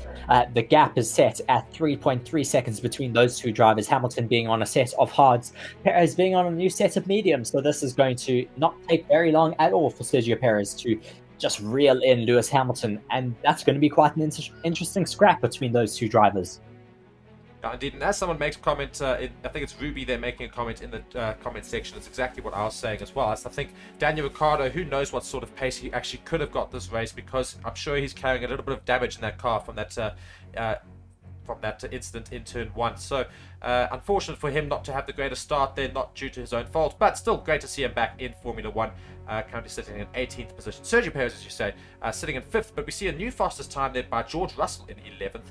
And Bottas is still ahead of George Russell by about 2.9 seconds. So let's see how quickly George Russell can move into the points. Yeah, it's very disappointing for Daniel Ricciardo. Unfortunately, definitely going to have some damage on that car, because he is quite far off the pace of those two Williams. They are very far off the pace here today. We expected Albon to at least get up into the points again, but down in 17th place at the moment. So Alonso on the radio being told you're a 10 to 2 tenths quicker than the Ferraris. Yep, let's put some pressure, says Fernando Alonso. That's what we want to hear. Let's go and fight those Ferraris up ahead. They Ooh, are dear. 6.9 seconds ahead of him, though, so he will have to push on his set of hards. But I mean, it is still a long race. Let's see what he's able to do throughout the remainder of these couple of laps. Indeed, and we're only heading in the halfway stage, and just a little bit, lap 34 of 70 right now. But it's great to hear Aston Martin noting that they've got a little bit more pace on the Ferrari. So Alonso could try and make moves on Leclerc and Sainz throughout the rest of this race, and maybe Stroll can try and follow suit. So if we can see Aston Martin's finishing ahead of Ferraris today, it's going to be quite a sad day for Ferrari. But I suppose good for Aston Martin to try and get some points. Of course, they're losing quite a few of them to McLaren right now, who are currently sitting in second and third. Looking at Lando Norris's car going round so well. Yeah, I mean, unbelievable from McLaren still. I still just can't quite believe how quickly they've turned things around. I'm very impressed with McLaren's pace at the moment. I mean, of course, still 10 seconds behind Verstappen, but they're able to be well ahead of the Mercedes and the Ferraris, as well as the second Red Bulls, just not able to catch them. It's very promising for the rest of the season. Hopefully, we're going to have a lot closer racing. Yeah, I mean, great there. And guys, I can see we're so close to 33,000 subscribers. Go and smash that subscribe button and also smash that like button as well. Let's try and get across that threshold so that we can just continue to build as a channel. We really are growing immensely quickly, and some people going and saying, oh, careful, we might get banned. We won't get banned. We are one of the very few videos that's actually completely fine and legal, so be sure to stay on the stream. We will always be here for every race weekend, lap 35 of 70 here in Hungary, of course. That's where we are today, and join us next week, of course, for the next Grand Prix. Now, just watching an overtake here of, I think it's Russell, sorry, it is Russell on Bottas. On Valtteri Bottas. Another great overtake from George Russell, just finding incredible amounts of pace on those medium tires right now. I think certainly George Russell's right up there for driver of the day, up into 9th from 18th right now. Of course, he's got a much quicker car than most of those down the grid, but still making some great moves and some great overtakes, and providing a bit of entertainment for all of us as we just see that replay now of George Russell taking Valtteri Bottas into turn 1. He's done that maneuver quite a few times today, and he's got lots of practice, so it makes it stick yet again. Yeah, certainly finding some great pace out there today, showing how this Mercedes is able to just work in traffic and be able to pass them so easily. His next victim is Fernando Alonso, but that is still quite a few seconds up the track, 8.4 seconds at the moment. So I think George Russell is going to be on his own for a little bit. Just watching Lance Stroll fighting it out with Kevin Magnussen at the moment for 14th place, still scrapping it out to get up into that top 10. Very competitive in that bottom 10 at the moment, Mark. Yeah, very competitive down there at laps 36 of 70, as we say. So it's quite competitive. There's Stroll right now chasing down the Haas ahead of him, and a few people in the comments like to see you guys all there, and I just see here Perez on the radio saying gap 7 seconds, podium is on. So we could see Perez try and fight with Piastri here. So I think problem is there's so many laps left in this race that Perez really could probably take not just Piastri, but maybe he can try and eye Norris as well. So these McLarens need to try and get a move on, but we're still on board with Lance Stroll now, who's going to make a move on Kevin Magnussen into turn 1. He makes it stick relatively comfortably. Kevin Magnussen doesn't even bother trying to defend. Is he going to try and come back at him? Not really going to be able to. So Lance Stroll, and he doesn't get the DRS either, so Lance Stroll is able to keep quite comfortably ahead of him. We have passed now 8,000 viewers at the moment. Thank you very much for joining our stream. It has been a very exciting Hungary weekend here. Still a lot left of this race, so please do be sure to stick around and subscribe to the channel if you enjoy what we are putting out for you. Currently watching Lance Stroll, and I think it is Nico Hülkenberg fighting it out, or is it Magnussen, Mark? I think it's Magnussen. Magnussen, I think it is. But yeah, and guys, we've also hit 33,000 subscribers. Great to see all of you guys subscribing to the channel. Let's keep it going. Let's see how many more we can get, and we really are motoring as a stream, so great to have you guys all here. Yeah, Reese's microphone's just going a little bit. It's not his own fault. We will try and sort out that small issue there, so don't worry too much about that. We will get that sorted out. But yes, we see a battle for fourth now starting to develop between Hamilton and Perez. Perez has managed to catch up to Hamilton, and Hamilton, who's had such a bad race so far, unfortunately for him, is now going to come under pressure from the fastest car on the grid. Though it is Sergio Perez, maybe he ends up in a wall or something. Let's see if Perez can get past him, and I think this is going to be an interesting battle here, because Lewis Hamilton will not let him go past easily. No, I don't think he'll want to give up that position anytime soon. I mean, he's already dropped enough positions this lap. Well, not just this lap, this race. So he'll be wanting to hold on to fourth at least. But Perez will be wanting to get himself onto the podium to prove his worth still in Formula One. And in that second race seat, yeah, just seeing there Stevie is saying in the comments, check the description for a guide on how to watch the race. Please do go and check the description for our channel partners. Thank you very much, though, for all of you who are tuning in at the moment. We have also hit 717 likes. Let's get that up to 800, as we have 8,000 viewers alongside us at the moment. Yeah, so that vote on the poll, I think I'm going to actually end the poll in a little bit right now, but we're almost up to 8,000 votes on the poll, so keep going and voting on the poll. Who do you think is going to win the Hungary Grand Prix? And after that, I'm going to ask a bit more of some interesting questions there, just before we move on, of course, to our final poll for the day, which is always driver of the day.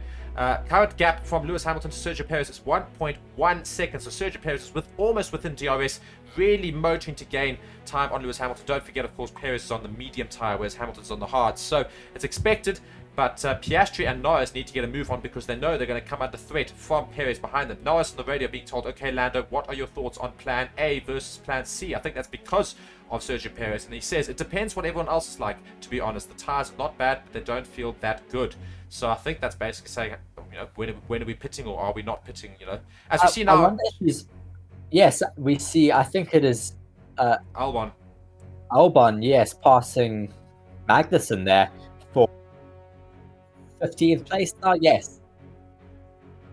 Yeah, it is indeed. So yeah, currently looking at the age of the tyres, Bottas is currently got the oldest tyres in the grid, 33 lap old tyres. I'm sure he's going to have to go into the pits very, very soon. Just watching a replay there of Alex Albon getting past the Magnussen there, and he moves himself up into 15th position. I'm also seeing, I think, I'm not so sure, but I'm not seeing much movement from Sargent and Ricciardo. So I want to just go and see what's happening there. That they are still there. They're still racing. That's just our timing board has just for some reason got them a little bit blanked out, as if they're not, but they are still racing. So sorry about that. Lewis Hamilton and Sergio Perez. This battle for fourth now, very much developing. Perez within DRS range. Perez is certainly going to be starting to fight with Lewis Hamilton very soon, as they do get quite close into this middle sector now. Hamilton looking quite twitchy on the rear there as he comes through turn 6. Now coming through turn 7 and 8, that tricky chicane section now 9 and 10. Another longer chicane section. Perez is now 1.0 seconds off the back of Lewis Hamilton. He'll certainly get into DRS zone before that DRS detector. As I said, that he is now comfortably in that DRS zone. He could get very close down that long main straight. Obviously, Perez is on the set of medium, so he'll have a lot more pace compared to the other drivers.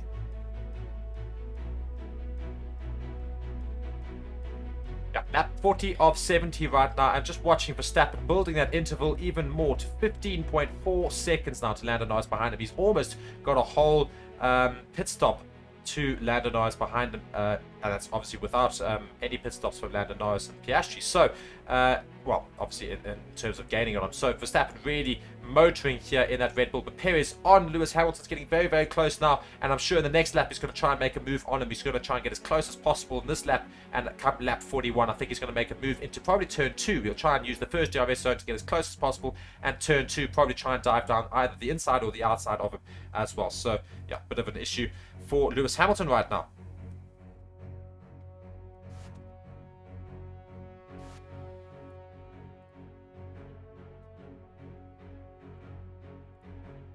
Quite close out on track. Oh, hang on, Prix is very, very, very soft there. Just want to wait until he's got his volume up a little bit. But yeah, so we are really motoring through this race. I think Reese is back now. Let's just see if Reese is back. Indeed, he's not back yet. So let's just see what happens here in the race as we continue on here.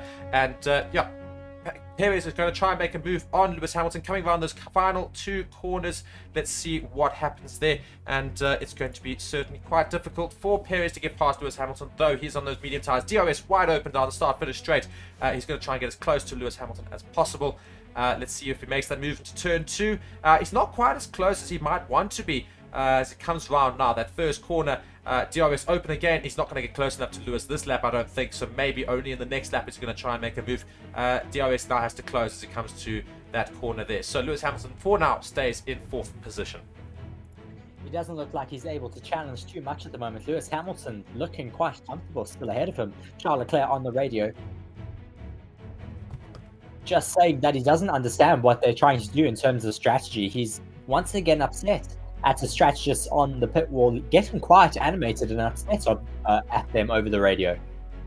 Yeah, it's really not looking like a great race. So yeah, it's yeah, I mean, it's very interesting to see the radio reactions, and it pretty much tells you exactly what you need to know about how their race is going. Bottas in the pits, quite a slow pit stop, 3.9 seconds. We did say he had to go into pits soon. His tires were quite old, so he's going to come out, I reckon, just behind Albon and maybe even behind Ricciardo. Is Perez going to be able to take Lewis Hamilton this lap, Reese? I don't know. He's been struggling to stay within DRS. Well, when they even have the DRS open, he's struggling to stay within touching distance of Hamilton. I think that Mercedes has been able to improve its straight line speed, and we can certainly see that now, as Perez really isn't gaining all that much on him. He is getting quite close. He brakes quite late. He tries to make a move over the outside, but still not able to get past him. Will he get past him now in the second DRS zone? He goes go over outside. the outside line. Will he be able to make this move stick? No, he can't. Hamilton once again is defending him. He dives back over to the inside, but Hamilton still defending very well and stays ahead once again of Sergio Perez. Brilliant driving from Lewis Hamilton. As I said, he will want to stick in that 4th position. Defending very, very well there, Lewis Hamilton. 0.5 seconds, though, still between himself and Sergio Perez. We are going to have a look at that poll at the moment, as it has been up for a while, and a lot of you have voted. We are going to change it up there for possibly driver of the day or something else. So that poll was, who will win the Hungarian Grand Prix 2023? And the votes, there was over 8,000 of you who voted in that poll. 30% saying Lewis Hamilton. Sorry, it's 29% when it ended. 55% saying Max Verstappen, 7% for Lando Norris, and 6% for either. Thank you very much for voting in that poll. Please do be sure to vote in the next poll that we will have running. We see Sergio Perez now diving into the pits for a new set of tires, as we see the McLaren's also getting ready to bring in, I think this is Oscar Piastri. Yes, it is a little bit slow from them, but still not too bad. 2.8 seconds. He has stayed ahead of Sergio Perez, very close, but a brilliant stop for Red Bull with a 1.9 second stop for them. That is so fast. That is the fastest pit stop time we've seen all season. Oscar Piastri is really going to have to work hard now to stay ahead of Sergio Perez. This could be the decision between those podium places. Will Sergio Perez be able to get onto the podium? Will Oscar Piastri be able to get his first Formula One podium? I certainly hope so. I'm really rooting for him this race weekend. Just watching now, Lance Stroll get on. Let me see, Yuki Tsunoda for 10th place, gaining so much down that pit straight, and he does get past him quite easily into turn 1, and he will have the DRS for good measure to get even further ahead of Yuki Tsunoda. A few little battles brewing out on track at the moment. Of course, Sergio Perez was able to stay, well, he went and boxed before having to get past Lewis Hamilton. Charles Leclerc now being told to box by Ferrari. He is currently on a set of hards, and he will possibly come in for a new set of mediums. Mediums are looking quite pacey out there on track. Just watching him come through turn 13 now as he does dive into the pits. They will be going to the end now on these new set of tyres that they are putting on. So this is the last set of tyres for the end of this race. A big lockup as he comes to that pit line where he has to be at, I think it is 80 kilometers an hour at this track. He puts on another set of hards. What are Ferrari doing? Putting on another set of hards instead of mediums. Yeah. Everyone's putting on mediums and they're going on hards. Yeah, but I suppose the concept is there's still quite a few laps left of this race, so maybe they're just going to try and make sure that the tyre degradation isn't as much. From Fernando Alonso's pit crew as he has a very slow stop there, 3.3 seconds. Just another one, Mark. That was brilliant from Sergio Perez's pit crew. 1.9 seconds was his pit stop time. Yeah, I mean, unbelievable there from Sergio Perez and the pit crew there. So he's really chasing down Oscar Piastri, and he could be chasing down Norris. Box. Indeed. So let's see how this pit stop has to be. It has to be great for Norris to try and stay in that second position. Otherwise, Perez could certainly be affecting him. The new poll is up. It's what's the final podium going to be? We've got option A, Max Verstappen first, Norris in second, Piastri in third. The second option, Max first, Norris in second, and Perez in third. The third option, Max first, Perez in second, Norris in third. And otherwise, you can choose another option if you think something else is going to happen for that top three. But Norris comes out of the pits. It looks like it's going to be a decent pit stop there for McLaren. So, yeah, 2.1 seconds. So, great pit there. But he's going to certainly come under pressure from Perez, I think, near the end of this race. So, he really needs to get a move on here, McLaren. Well, we'll see what happens between Sergio Perez and Oscar Piastri. Perez now setting the fastest lap of the race, so he's looking quite comfortable on that new set of mediums. Carlos Sainz also now into the pits, also on a new set of hards. They should have at least split the strategy between the two Ferraris. Who would have expected putting Carlos Sainz onto a set of mediums, maybe just trying to see what they could do. But they have sent him out onto a new set of hards, as now Leclerc overtakes Carlos Sainz on the track.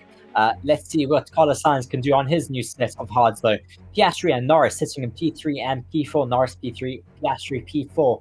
Let's see what they're able to do throughout the rest of this race. I certainly want to see both of them onto the podium. Just watching what happened for Fernando Alonso's wheel was still spinning while he was up on the jacks. Yeah, I think he hadn't stopped. He didn't have the brake on. He didn't have the brake on the jacks. That's why the wheel started spinning.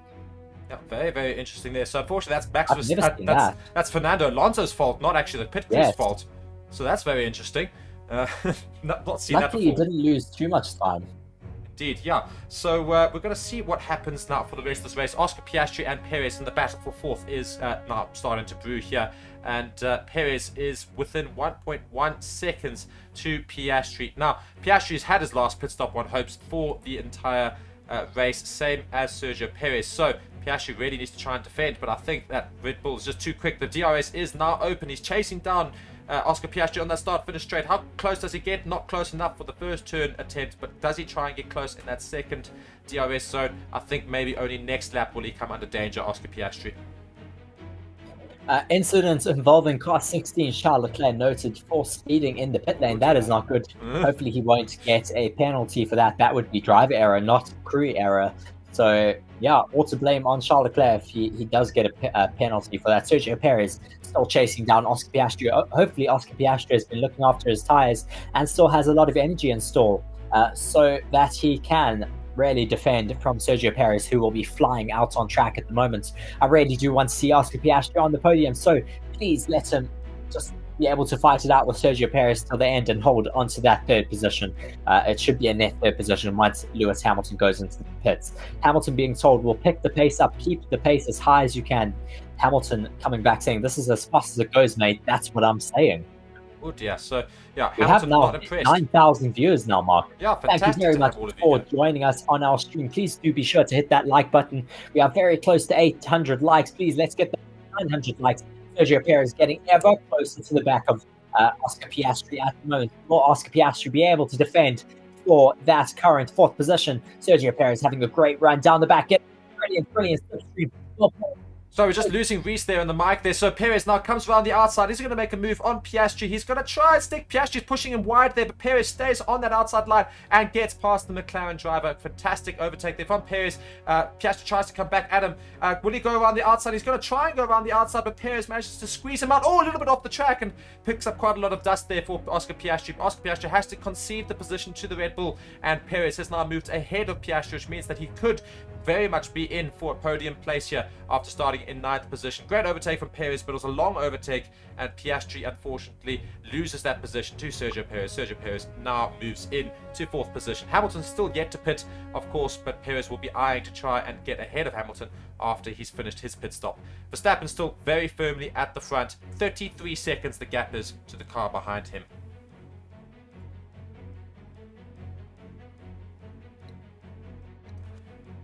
Watching a replay there of Sergio Perez just staying within track limits, and then also after that second DRS zone, Piastri just tries to come back at him around the outside, just keeps sticking to it, and Perez is almost has to push him off, but Piastri does have to concede because Perez was way ahead of him, and Piastri did not have the position to hold on to it. Black and white flag has been raised for Piastri due to that maneuver there for going off the track, so not quite sure why they'd bother raising it. Charles Leclerc has been given a penalty for speeding in the pit lane. 5-second penalty to Charles Leclerc for speeding in the pit lane, so that is a disaster there for the Ferrari driver.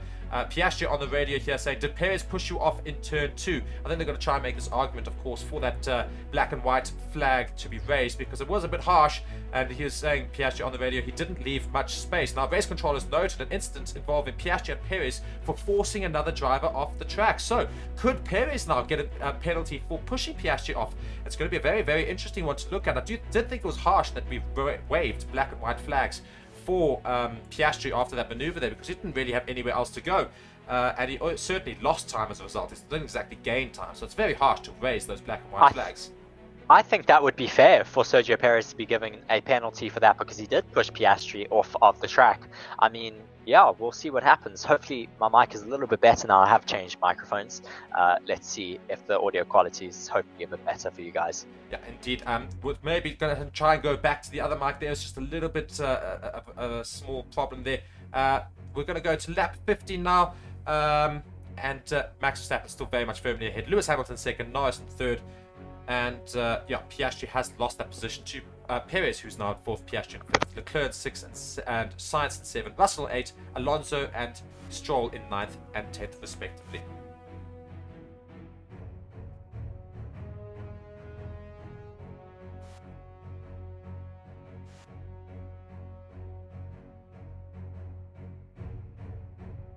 And just watching a replay here of the pit of, I think this is Oscar Piastri here, actually this is where he went off the track. Okay, so fine. So yeah, he did actually go off the track in a completely separate part of the track, and that's why he got waved black and white flag. So it wasn't for that incident with Sergio Perez, but we're going to see whether or not Sergio Perez is going to get a penalty. I doubt he'll get a penalty for forcing a driver off the track, but we'll certainly wait for that. I wouldn't be surprised if he does get a penalty for that.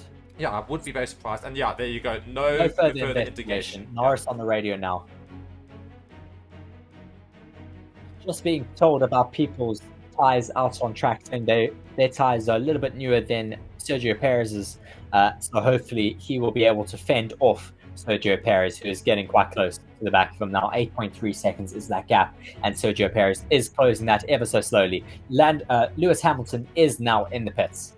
Yeah, Lewis Hamilton diving off into the pits now. Where's he going to come out? I think he's actually going to be fighting with the Ferraris of Charles Leclerc and Sainz. Charles Leclerc was originally going to take Hamilton before his disaster pit stop right near the beginning of the race. So, will he manage to take Hamilton soon? I don't think so. Will Hamilton come out ahead of Piastri? Definitely not, as we see Piastri go past. How far away is Leclerc going to be, though?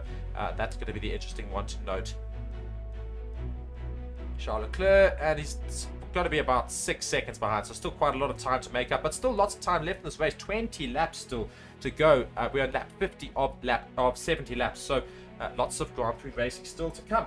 Guys, we are almost up to 1,000 likes. Let's keep hitting that like button. Let's get up to 1,000 likes. There are over 9,000 of you watching, so it shouldn't be too difficult. Just go and hit that like button, and we'd love to see all of you guys participating in the chat as well. And again, we'll get to some comments if we do see them, but let's try not spam the comments, please. And if you guys want us to answer your questions, be sure to send us a super chat, and we'll definitely get back to that. We always read out the super chat, provided, of course, it is appropriate to read out. Otherwise, yeah, looking back at this race here, Piastri in fourth, Norris in second. Will Perez be able to get ahead of Norris, Reese? I don't necessarily know at this moment. He's still quite far off the back of him. 8.5 seconds. Norris being able to hold that gap right now.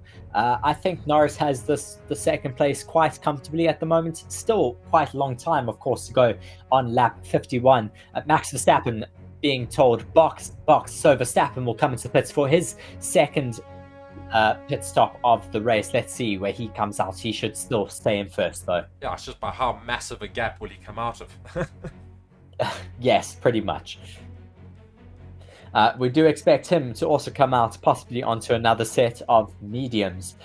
Those Red Bulls are quite fast on a set of mediums, so that is why we see Sergio Perez currently getting quite quick. Reese, Quite quickly Yes, I do just see want to we see have Fizzle a and super has chat. again given us a super chat there. Very, very much appreciated, Fizzle. I think you're Australian, so yeah, he says, I really want Piastri to get the podium. Indeed, it would be fantastic for an Australian driver to go and get that podium. So great to have you back here, Fizzle, and very much appreciative of that little donation there. And yeah, big shout out to you again. Yeah, and Brilliant. as I say, he Good says, stuff for Sergio Perez Yeah. as he comes out there Verstappen, 2.6 seconds. Sorry, Verstappen. That's our race leader, Reese. That's our race leader. Yes, so let's see where... Comes out the pit still quite comfortably in first place. I think he's still quite far ahead of Lando Norris. Currently just being unlapped is... I think that was Logan Sargent unlapping himself from Max Verstappen. I'm going to make a bold... As he gets lapped once again. Yeah, I'm gonna make a bold prediction here, Reese, in terms of Max Verstappen here. I'm gonna say that he's probably going to build up enough of a gap to Norris behind him to probably come into the pits for soft tires to get the fastest lap at the end of the race. I bet you right now he'll pit lap 68 and he'll get the fastest laps lap 69 or 70. I think he'll be able to get the fastest lap on these tires, yeah, quite easily. So maybe he'll look after them for a bit. Just let the fuel drain a bit and then go for a fast lap attempt. If not, then he'll put as much of a gap in as possible, as you said, and then just pit again and do the fastest lap, just for fun. Indeed. And I enjoy some of the comments still going and noting like the copyright things with today. The difference is, you see, unlike some other channels, we don't operate anything illegally. Everything is fully legal on this channel, and hence we will not get taken down. So you guys can stick around and you know that we're going to be here till the end of the race, because we do not get taken down, because our channel is proper and our company is proper. We've got 52 laps of 70 right now, seeing now a little bit of a battle here with an Alfa Romeo of, I think that is Hulkenberg, no, it's Bottas, sorry. Bottas on the back of Sargent, No, or it's is it Albon. Albon? Sorry, it's It's Albon. Albon. They got very close. He almost took off his own front wing, getting so close to the back of Albon there. I think he just had to back out of it a bit, and now falling a little bit behind Alex Albon. Albon not doing too badly, getting very close to the points position again, but he does have now quite a big gap to Stroll in front of him. Yeah, indeed. Quite a big gap indeed building. So, I mean, Piastri, is he going to stay ahead of Lewis Hamilton at this rate? Because it looks like Lewis Hamilton's starting to gain some time on Piastri as well. It's quite irritating because I was really hoping Piastri would try and get a podium here, but Perez's car just clearly too quick. And could Perez try and catch Norris before the end of the race? I mean, he is ever so slightly reeling in Lando Norris, but not enough to get close enough to him for the end of the race. I mean, he's only taken about 0.3 seconds out of him in the last 3 to 4 laps. It's not enough. So I don't think he's going to be able to catch him just yet. Yeah. Big gap, though, to Max Verstappen from Lando Norris. And we're also seeing 6 seconds. 12.6 seconds. It's actually dropped a little bit. It was sitting at 13.5 seconds, so it's dropped ever so slightly. We're also seeing that George Russell is starting to gain some time on Carlos Sainz and Charles Leclerc ahead of him. So can George Russell get ahead of those Ferraris too? Currently on board with Max Verstappen, and he's starting to lap cars left, right, and center. And Fizzle once again has given us a super chat. Very much appreciated. This is like our #1 fan over here. He says, where do you watch the race in Australia? I don't want to go to Foxtel or anything. Need something cheaper. Well, if you go and look at the description, Fizzle, and this is for everybody else as well, you can go and use our channel partners Bitdefender and ExpressVPN, and otherwise look at our channel for a video and an instructions video on how to watch Formula 1 for free. And you guys can go and try and utilize that, use those instructions, and it's all legal as well. So go and check that out, and hopefully you guys can get sorted there. But thank you so much again for the $5 Aussie, I think it is, donation there. Great to have you participating in the stream, and we're very happy to have you here, Fizzle. Lewis Hamilton just on board with him at the moment, sitting in no man's land a little bit in 5th position, 5 seconds off of Charles Leclerc behind him, and 4.4 seconds off the back of Oscar Piastri ahead of him. So kind of just having his own race at the moment. Striking distance is predicted to be within 3 laps, but I think that is a little bit optimistic. Yeah, it's a little bit optimistic for Lewis Hamilton to try and get past Oscar Piastri. I think also Oscar Piastri will just hit the throttle a little bit harder if he does know that. But maybe Lewis Hamilton can try and salvage something out of this race. He's not going to get a podium. Speaking of salvaging races, though, Mark, Danny Rick up into 13th. Yeah, and I didn't notice that until now. That is quite good from Danny Rick after a dismal first lap. Not by his own no, not at all. accord, of course. I mean, he got taken out. But yeah, striking back a little bit. And getting himself back into his starting position. The only reason why I say it's not actually that surprising is because I did note earlier, I said he's coming to the pits relatively early onto the medium tyres. I said this could be a master stroke, and you can go and rewind to the stream, and I said it could be a master stroke by AlphaTauri because he could try and undercut everybody in the pits, and that's exactly what's happened, I think. So he's come out from 18th into 13th position on those medium tyres. Now the trick is to try and make those tyres last till the end of the race. So can he hold it onto there? If he does, great opening race for Daniel Ricciardo in the 2023 season. I like Matthew's comment there in the comment section saying, poor Ryan Reynolds investing in the Renaults. I mean, yes, they both retired from this race, so that is quite a dismal investment for him. Verstappen on the radio right now saying there are so many marbles into turn 1 offline. It's crazy. It takes like a whole lap to get them off. So it shows there's penalties if you go too wide into turn 1. You could get marbles on your tires and just lose a lot of lap time. That's maybe why he's struggling to get away from Lando Norris ahead of him.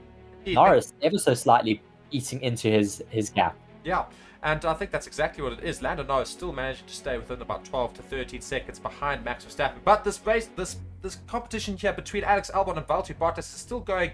Albon in 11th, Bottas in 12th, and Bottas getting so close to the back of Alex Albon every single time. Alex Albon's made up 5 positions, whilst Bottas has lost 5 positions. So he's trying to make up one of those positions there, Valtteri Bottas. So let's see if he can. He's getting so close to Albon as he goes around the track. But now on board with, I think this is Lando Norris, who's on the radio saying gap to Perez is 6.6. So just being warned that he needs to get going a little bit because Perez could catch him by the end of this race. Yes, Perez is certainly catching up to the back of him. As I see, we do have 1,000 likes now. Thank you very much for liking the video. It's been quite a great stream at the moment. Still slowly building up to 10,000 live viewers. Thank you very much. Fizzroll, yet again, with the super chat. What are your predictions for this race? Well, mine at the moment is certainly where it is right now, Verstappen, Norris, and Perez. I don't know if Perez is going to be able to catch Norris and take that place away from him. Me personally, I'm thinking that Perez probably will. He's just, that gap is just dropping and dropping and dropping. And yes, I think Norris will defend very well, but I think it'll be right down to the wire for Perez and Norris. I think Perez will probably get past him. I think Verstappen first, Perez second, and Norris third. It's looking quite exciting. And it's going to all come down to the final stages of this race. Hamilton getting so close now to Piastri. Yes, sorry, Mark. Yeah. Carry on with this fight. No, sorry. I was just seeing the fact that Hamilton and Piastri, Hamilton's managed to get this gap right up to Piastri, and Piastri's race is just starting to slip from his hands here, which is very upsetting for the Australian. I was hoping he was going to get a podium today. He wasn't able to in Silverstone. He's not going to be able to today, and now Hamilton is right on the tail of Oscar Piastri as they're about to get into the DRS zone. His DRS will be right open, Hamilton, as he chases down that McLaren ahead of him. And look at that pace just climb so quickly for the Mercedes. Will he try and make a move into turn 1? He's going to go down his inside, and he's probably going to make a stick. Piastri be able to double back, though, on Lewis Hamilton. No, he won't. Hamilton just being able to get that move done so early, way too easily. Unfortunately for Oscar Piastri, he falls ever so far further from the podium, unfortunately. It was looking quite exciting for him, but once again, he loses that podium position another race weekend. Yeah, just watching a replay here, it was actually way too easy for Lewis Hamilton and that Mercedes. I thought Piastri would be able to put up a fight, but not even able to. To turn 1, Lewis Hamilton had already got past him and was just going right down the inside line, and Piastri could do nothing about it without DRS, and Lewis Hamilton then used the DRS to zone 2 of course, get even further away from Piastri. So Piastri's already dropped 1.5 seconds behind Hamilton. So Hamilton's almost got a little bit of hammer time going. Of course, he did get told by his engineers to get going, and he said he's already at his max pace, but maybe he has managed to find it a bit more. Piastri, not going to be able to get past Lewis Hamilton, I don't think, before the end of this race. So once again, Hamilton steals Piastri's points, just as he did in Silverstone. Piastri now has to try and make sure he stays ahead of the Ferraris behind him and hold on to that 5th place. Norris, though, the gap from him to Perez is 6.2, so that gap is still dropping. So Norris needs to be very, very careful about that. Bottas and Albon still yet to be able to sort out the battle there for 11th. Max Verstappen, though, still very comfortably in the lead, catching quite a lot of traffic at the moment. I think he's catching up to, that might be Zhou and it looks like Sargent. I don't know where Snowda is, but Fizzle with another comment, just saying no. I think a bit upset For for Piastri. Piastri, I of course. know. Thank you very much for all of the super chats, though. It is much appreciated from our side. Please do send the super chat if you do want us to read out your comment. Max Verstappen getting past the lapped cars. I think that is actually Valtteri Bottas and Alex Albon. It is indeed. Yeah, so let's see what happened the last 12 laps of this race. George Russell's made up 10 positions in this entire race, starting in 18th, now up into 8th. Could he take the Ferraris? He's very close to them. And we're just seeing now a little bit of DRS being used here from the lapped cars. You see Max Verstappen's got past Valtteri Bottas, and it's now going to try and get past, of course, Alex Albon, and Bottas is now using that DRS on Max Verstappen, and now it's going to be quite beneficial to Bottas because Albon's going to have to get out of the way with the blue flags, and Bottas managed to get the DRS, whereas Albon wasn't able to, so maybe Bottas could try and use that to try and take Albon. And yet another super chat here from Raja Karthik. Sorry, and he's saying, can we expect Red Bull 1-2 places? And I'm saying yes. Reese is saying no. But I'm saying yes. hoping no, but it is possible. And thank you so much for that donation as well. Very much appreciative of it as well. So 11 laps left of this race, and we're almost at 10,000 viewers, guys. Let's try and share it. Just cross that 10,000 viewer mark. It would be a great milestone for the channel. I think we've never gone past 10,000. Actually, maybe we have on another video, but yeah, it'd be great to try and get to that mark. As we look at Christian Horner, who's looking quite relaxed there in that Red Bull pit. Perez now only 4.1 seconds behind Norris. I think Red Bull are going to get a 1-2 here. Norris is not going to be able to stay ahead of Perez. Still so many laps left, and that gap I'm is hoping shrinking. Lando Norris is looking after his tyres, and Sergio Perez is certainly pushing out there. I'm hoping Norris is just conserving a bit of energy, conserving his tyres a bit, and he's going to push now as Perez does get within touching distance. 3.8 seconds is that gap between the two drivers at the moment. It is getting very, very tense up there for that second step on the podium. Lando Norris on the radio just saying they have to get out of the way. So many blue flags. They're not racing for anything. So clearly having a lot of issues with traffic, not getting out of the way. I think he's also just panicking because he knows that Perez is coming from behind, and he's getting that gap right down to 3.5 seconds now because all this traffic is just proving a bigger problem for Norris than it is for Perez. I think Perez is, I know it sounds stupid, but I think Perez is a bit more used to overtaking people with the blue flags, whereas Norris might not be able to, and he's just struggling to get past all these guys with the blue flags, whereas Perez has now dropped to just 3 seconds already. I mean, this gap is just dropping so quickly, and I think Norris is going to have to do a lot of defending, and he's not going to be able to. And also, look at how he's pushing. Almost broke track limits there on that turn there, so he's really struggling to try and stay ahead of Perez this time, and he's just fighting for that second place position. Yes, I think he's really trying hard to prove himself out there. Korn Hong saying nothing, just giving us a super chat. Thank you very much for that super chat. We do have a few of you guys now giving those to us, so thank you very much. We are getting very close to 10,000 viewers at 9,800 at the moment. A lot of people just get quite nervous between that gap from Lando to Checo Perez. 3.031 seconds now. It is getting ever so slightly closer every time we get around this track.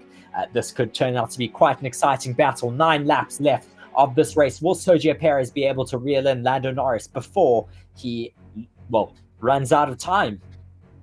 Yeah, I have no idea if he's going to be able to do it, but in terms of not, we could just actually see. Sorry, I'm just stumbling over my words because I'm looking now. Norris has started to try and build that gap up a little bit. Maybe Perez is also getting affected by traffic now as well.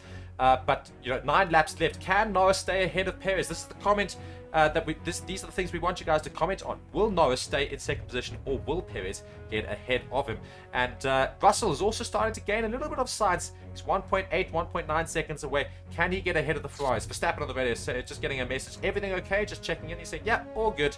Must be nice. Maybe just making sure he hasn't fallen asleep in his car. I mean, he's currently quite far ahead of Lando Norris, and yeah, just pretty much looking at what's happening around the track. Another super chat from Jay Agarwal, €2.49. Thank you very much for the super chat, Jay Agarwal. No comment, just a super chat. Thank you very much. A lot of questions coming in at the moment. Getting so close to 10,000 viewers. Please do share the stream. Please like the stream as well, and subscribe if you are enjoying the content we are putting out for you. Getting so close now to 10,000 views. Yeah, and the battle for third is now starting to build here. Hamilton, well, I say battle for third. They've said the battle for third. I don't know why, because Hamilton is still quite a way off of Perez. It's definitely supposed to be the battle for second. Yeah, 3.6 seconds, so that gap has built a little bit as we see that Lando Norris has managed to get past Alex Albon there, and Perez maybe just getting caught up a little bit between all the traffic. So that battle for 11th has really subsided due to all the blue flags. Albon and Bottas having to pretty much give up their little battle there. And as you can see in your timing board, if all of those names are blanked out, just basically means that they are they're lapped. Now you're going to see Ocon and Gasly are actually they've now got their names highlighted again. They are out of the session, but they're highlighted because they are out of the session. The other drivers without the highlight have been lapped. So Max Verstappen, a gap of 22.3, 22.5 seconds. So as I say, he's currently got the fastest lap, so he won't go into the pits. But if that lap gets beaten, he's pretty much almost got enough time to go into the pits and come out ahead of everybody still. Well, I mean, he's still got the fastest lap at the moment, so there's no point in him really coming in for another pit stop, because that does put him very, very close to Lando Norris. That may be a bit too close for comfort, but we've seen him do it in the past. But there are only 7 laps left of this race.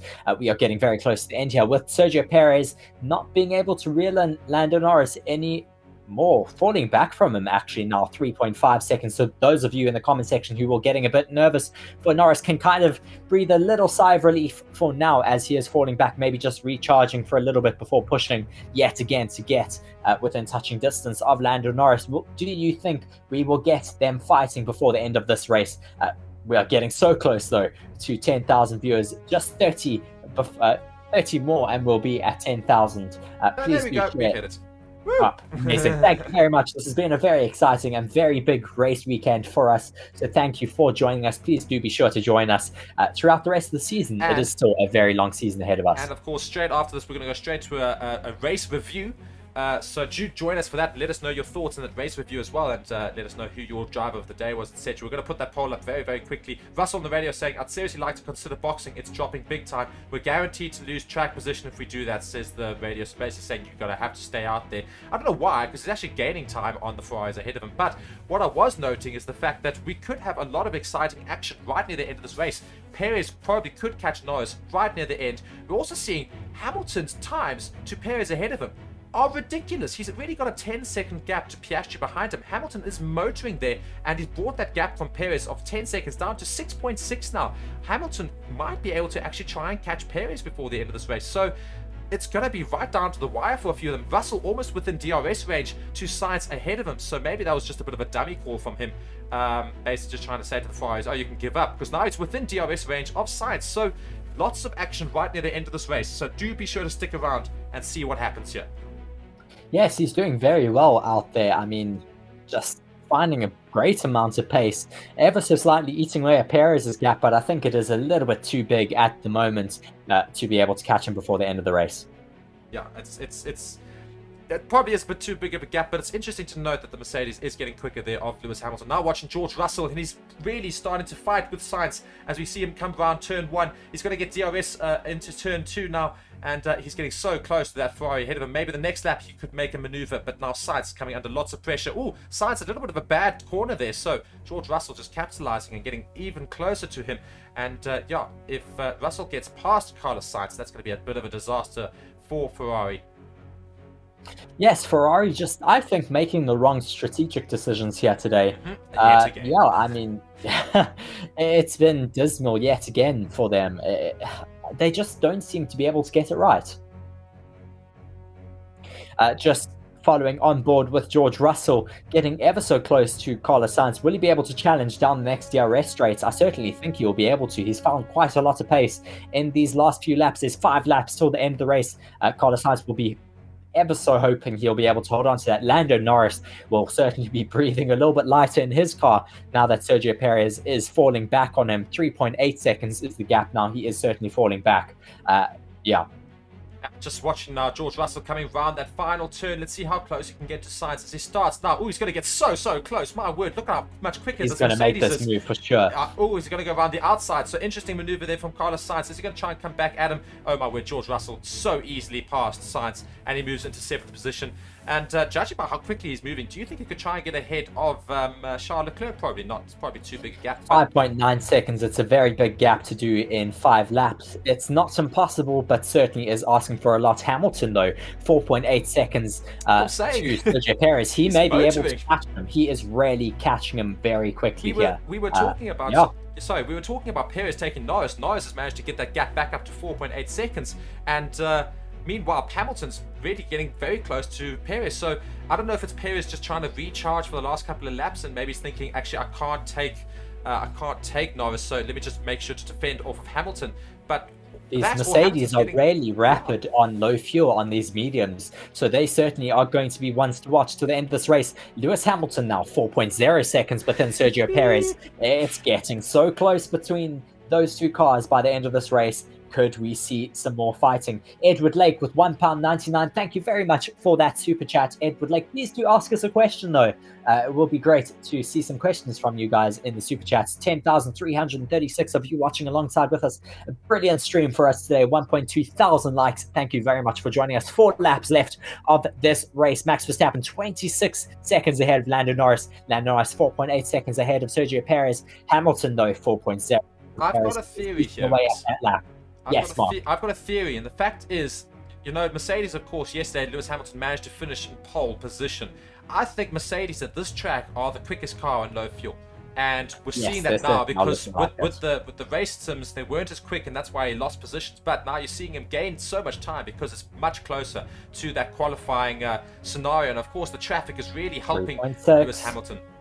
My word, he's gaining ever so quicker, but I don't think he's going to be able to catch him before the end, unfortunately. He's about to come across the line, and then it's only 2 laps left to go. So if he wants to catch him, he's really going to have to push 3.4 seconds now to Sergio Perez. Just seeing where they are. Hamilton coming into turn 13. Sergio Perez coming through turn 14 now across the line. 3.2 seconds. Let's see how this evolves. It is getting so close. Indeed, it's going to be unbelievable. I'm going to actually change the poll right now. We're going to change it to driver of the day as we're into the last couple of laps here. So as I change that poll, be sure to go and participate in it. But let's just keep our eyes on Lewis Hamilton and Sergio Perez. Lewis Hamilton getting that gap down. Of course, he's actually got 4 laps to try and take him.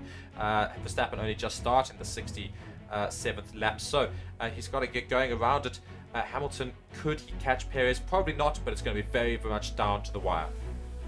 It is looking very close between those two drivers. 3.2 seconds. It's still staying around there at the moment. Hamilton might be able to eat away at that advantage a little bit more. Just going over that poll that we ran, asking what will the final podium be? 35% voted. Max 1, Norris 2, Perez 3rd, which is looking the most likely at the moment. Then second most votes was Max 1, Norris 2, then Piastri 3rd. Other got 23%, and Max 1, Perez 2, Norris 3rd got 15%. Thank you very much for voting in that. Please do be sure to vote in our Driver of the Day poll that has just gone up. Great timing from that, Mark. Thank you very much. I certainly think that Russell has had a great comeback in this race after starting so far down, not getting through Q1. What has happened, Mark? James makes a very good point. I don't know if Russell served his penalty yet, but Russell got a 5-second penalty, and Leclerc got a 5-second penalty, and Russell's within that 5-second gap. And James makes a very good point there in the comments. Can Russell actually finish ahead of Charles Leclerc? Because I'm not sure if he served his penalty. Yes, that could be very interesting to see if he hasn't taken that penalty.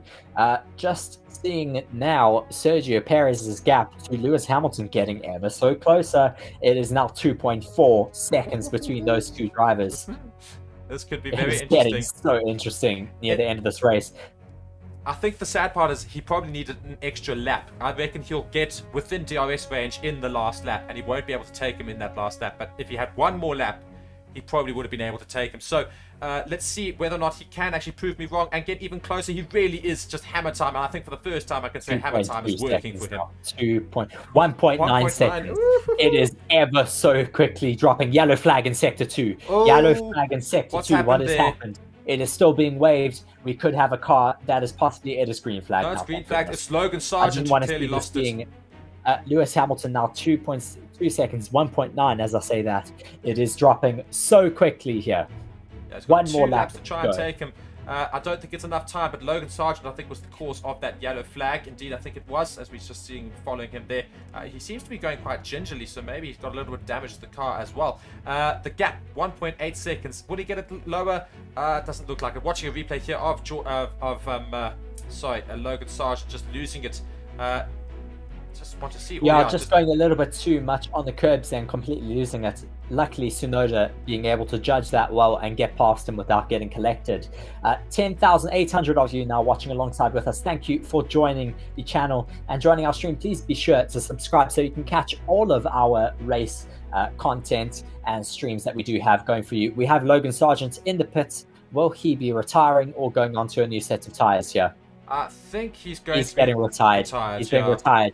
That is disappointing for Logan Sargent here, retiring on the final lap. Max Verstappen coming across that line.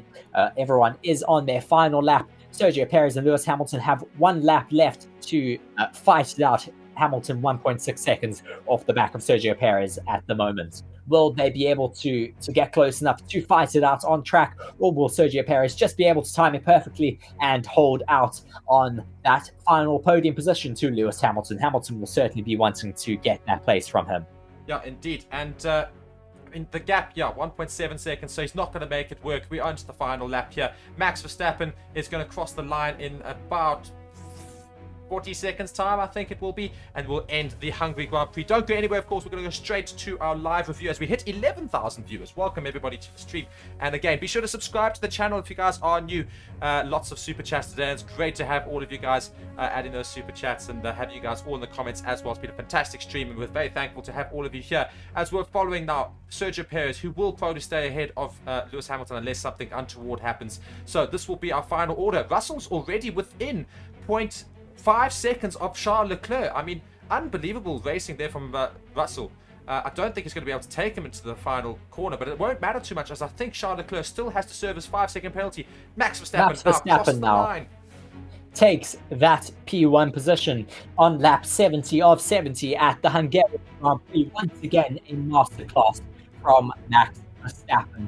A phenomenal race from him, being able to get a brilliant start and just secure that win. Once again, Lando Norris still yet to cross the line. He is 33 seconds behind Max Verstappen, coming through turn 13 now, and now through the final corner, turn 14.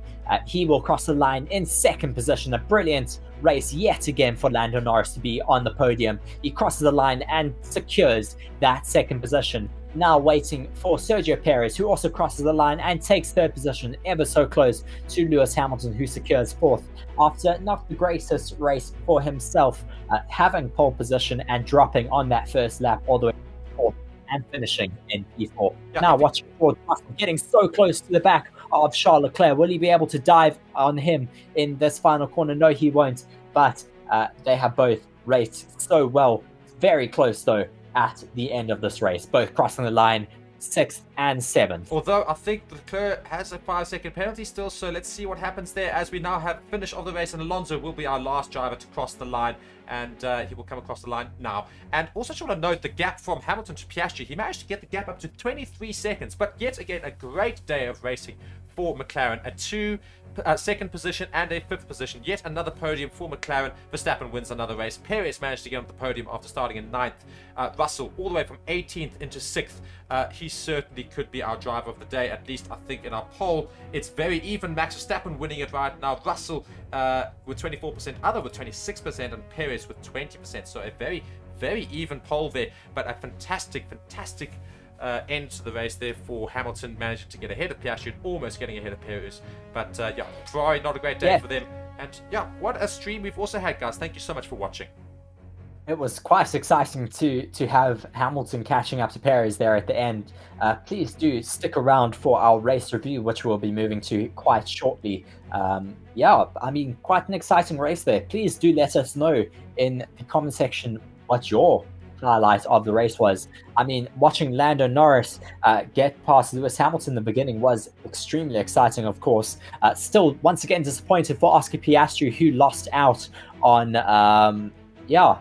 on a podium, but still a good day for him out there, finishing in 5th position.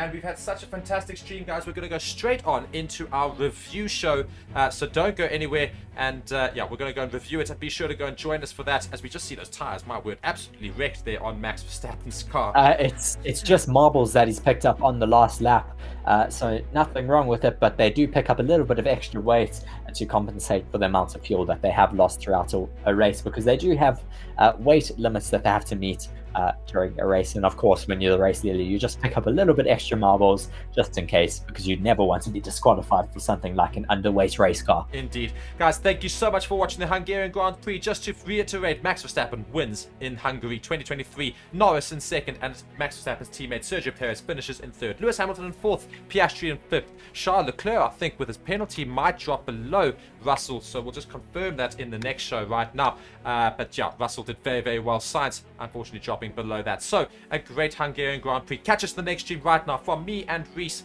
You've been watching Forever Motorsports on Forever Sports. We're going to go straight to our review show now, so don't go anywhere. Just stay and you'll be pulled right across. Thank you guys so much for watching. Cheerio.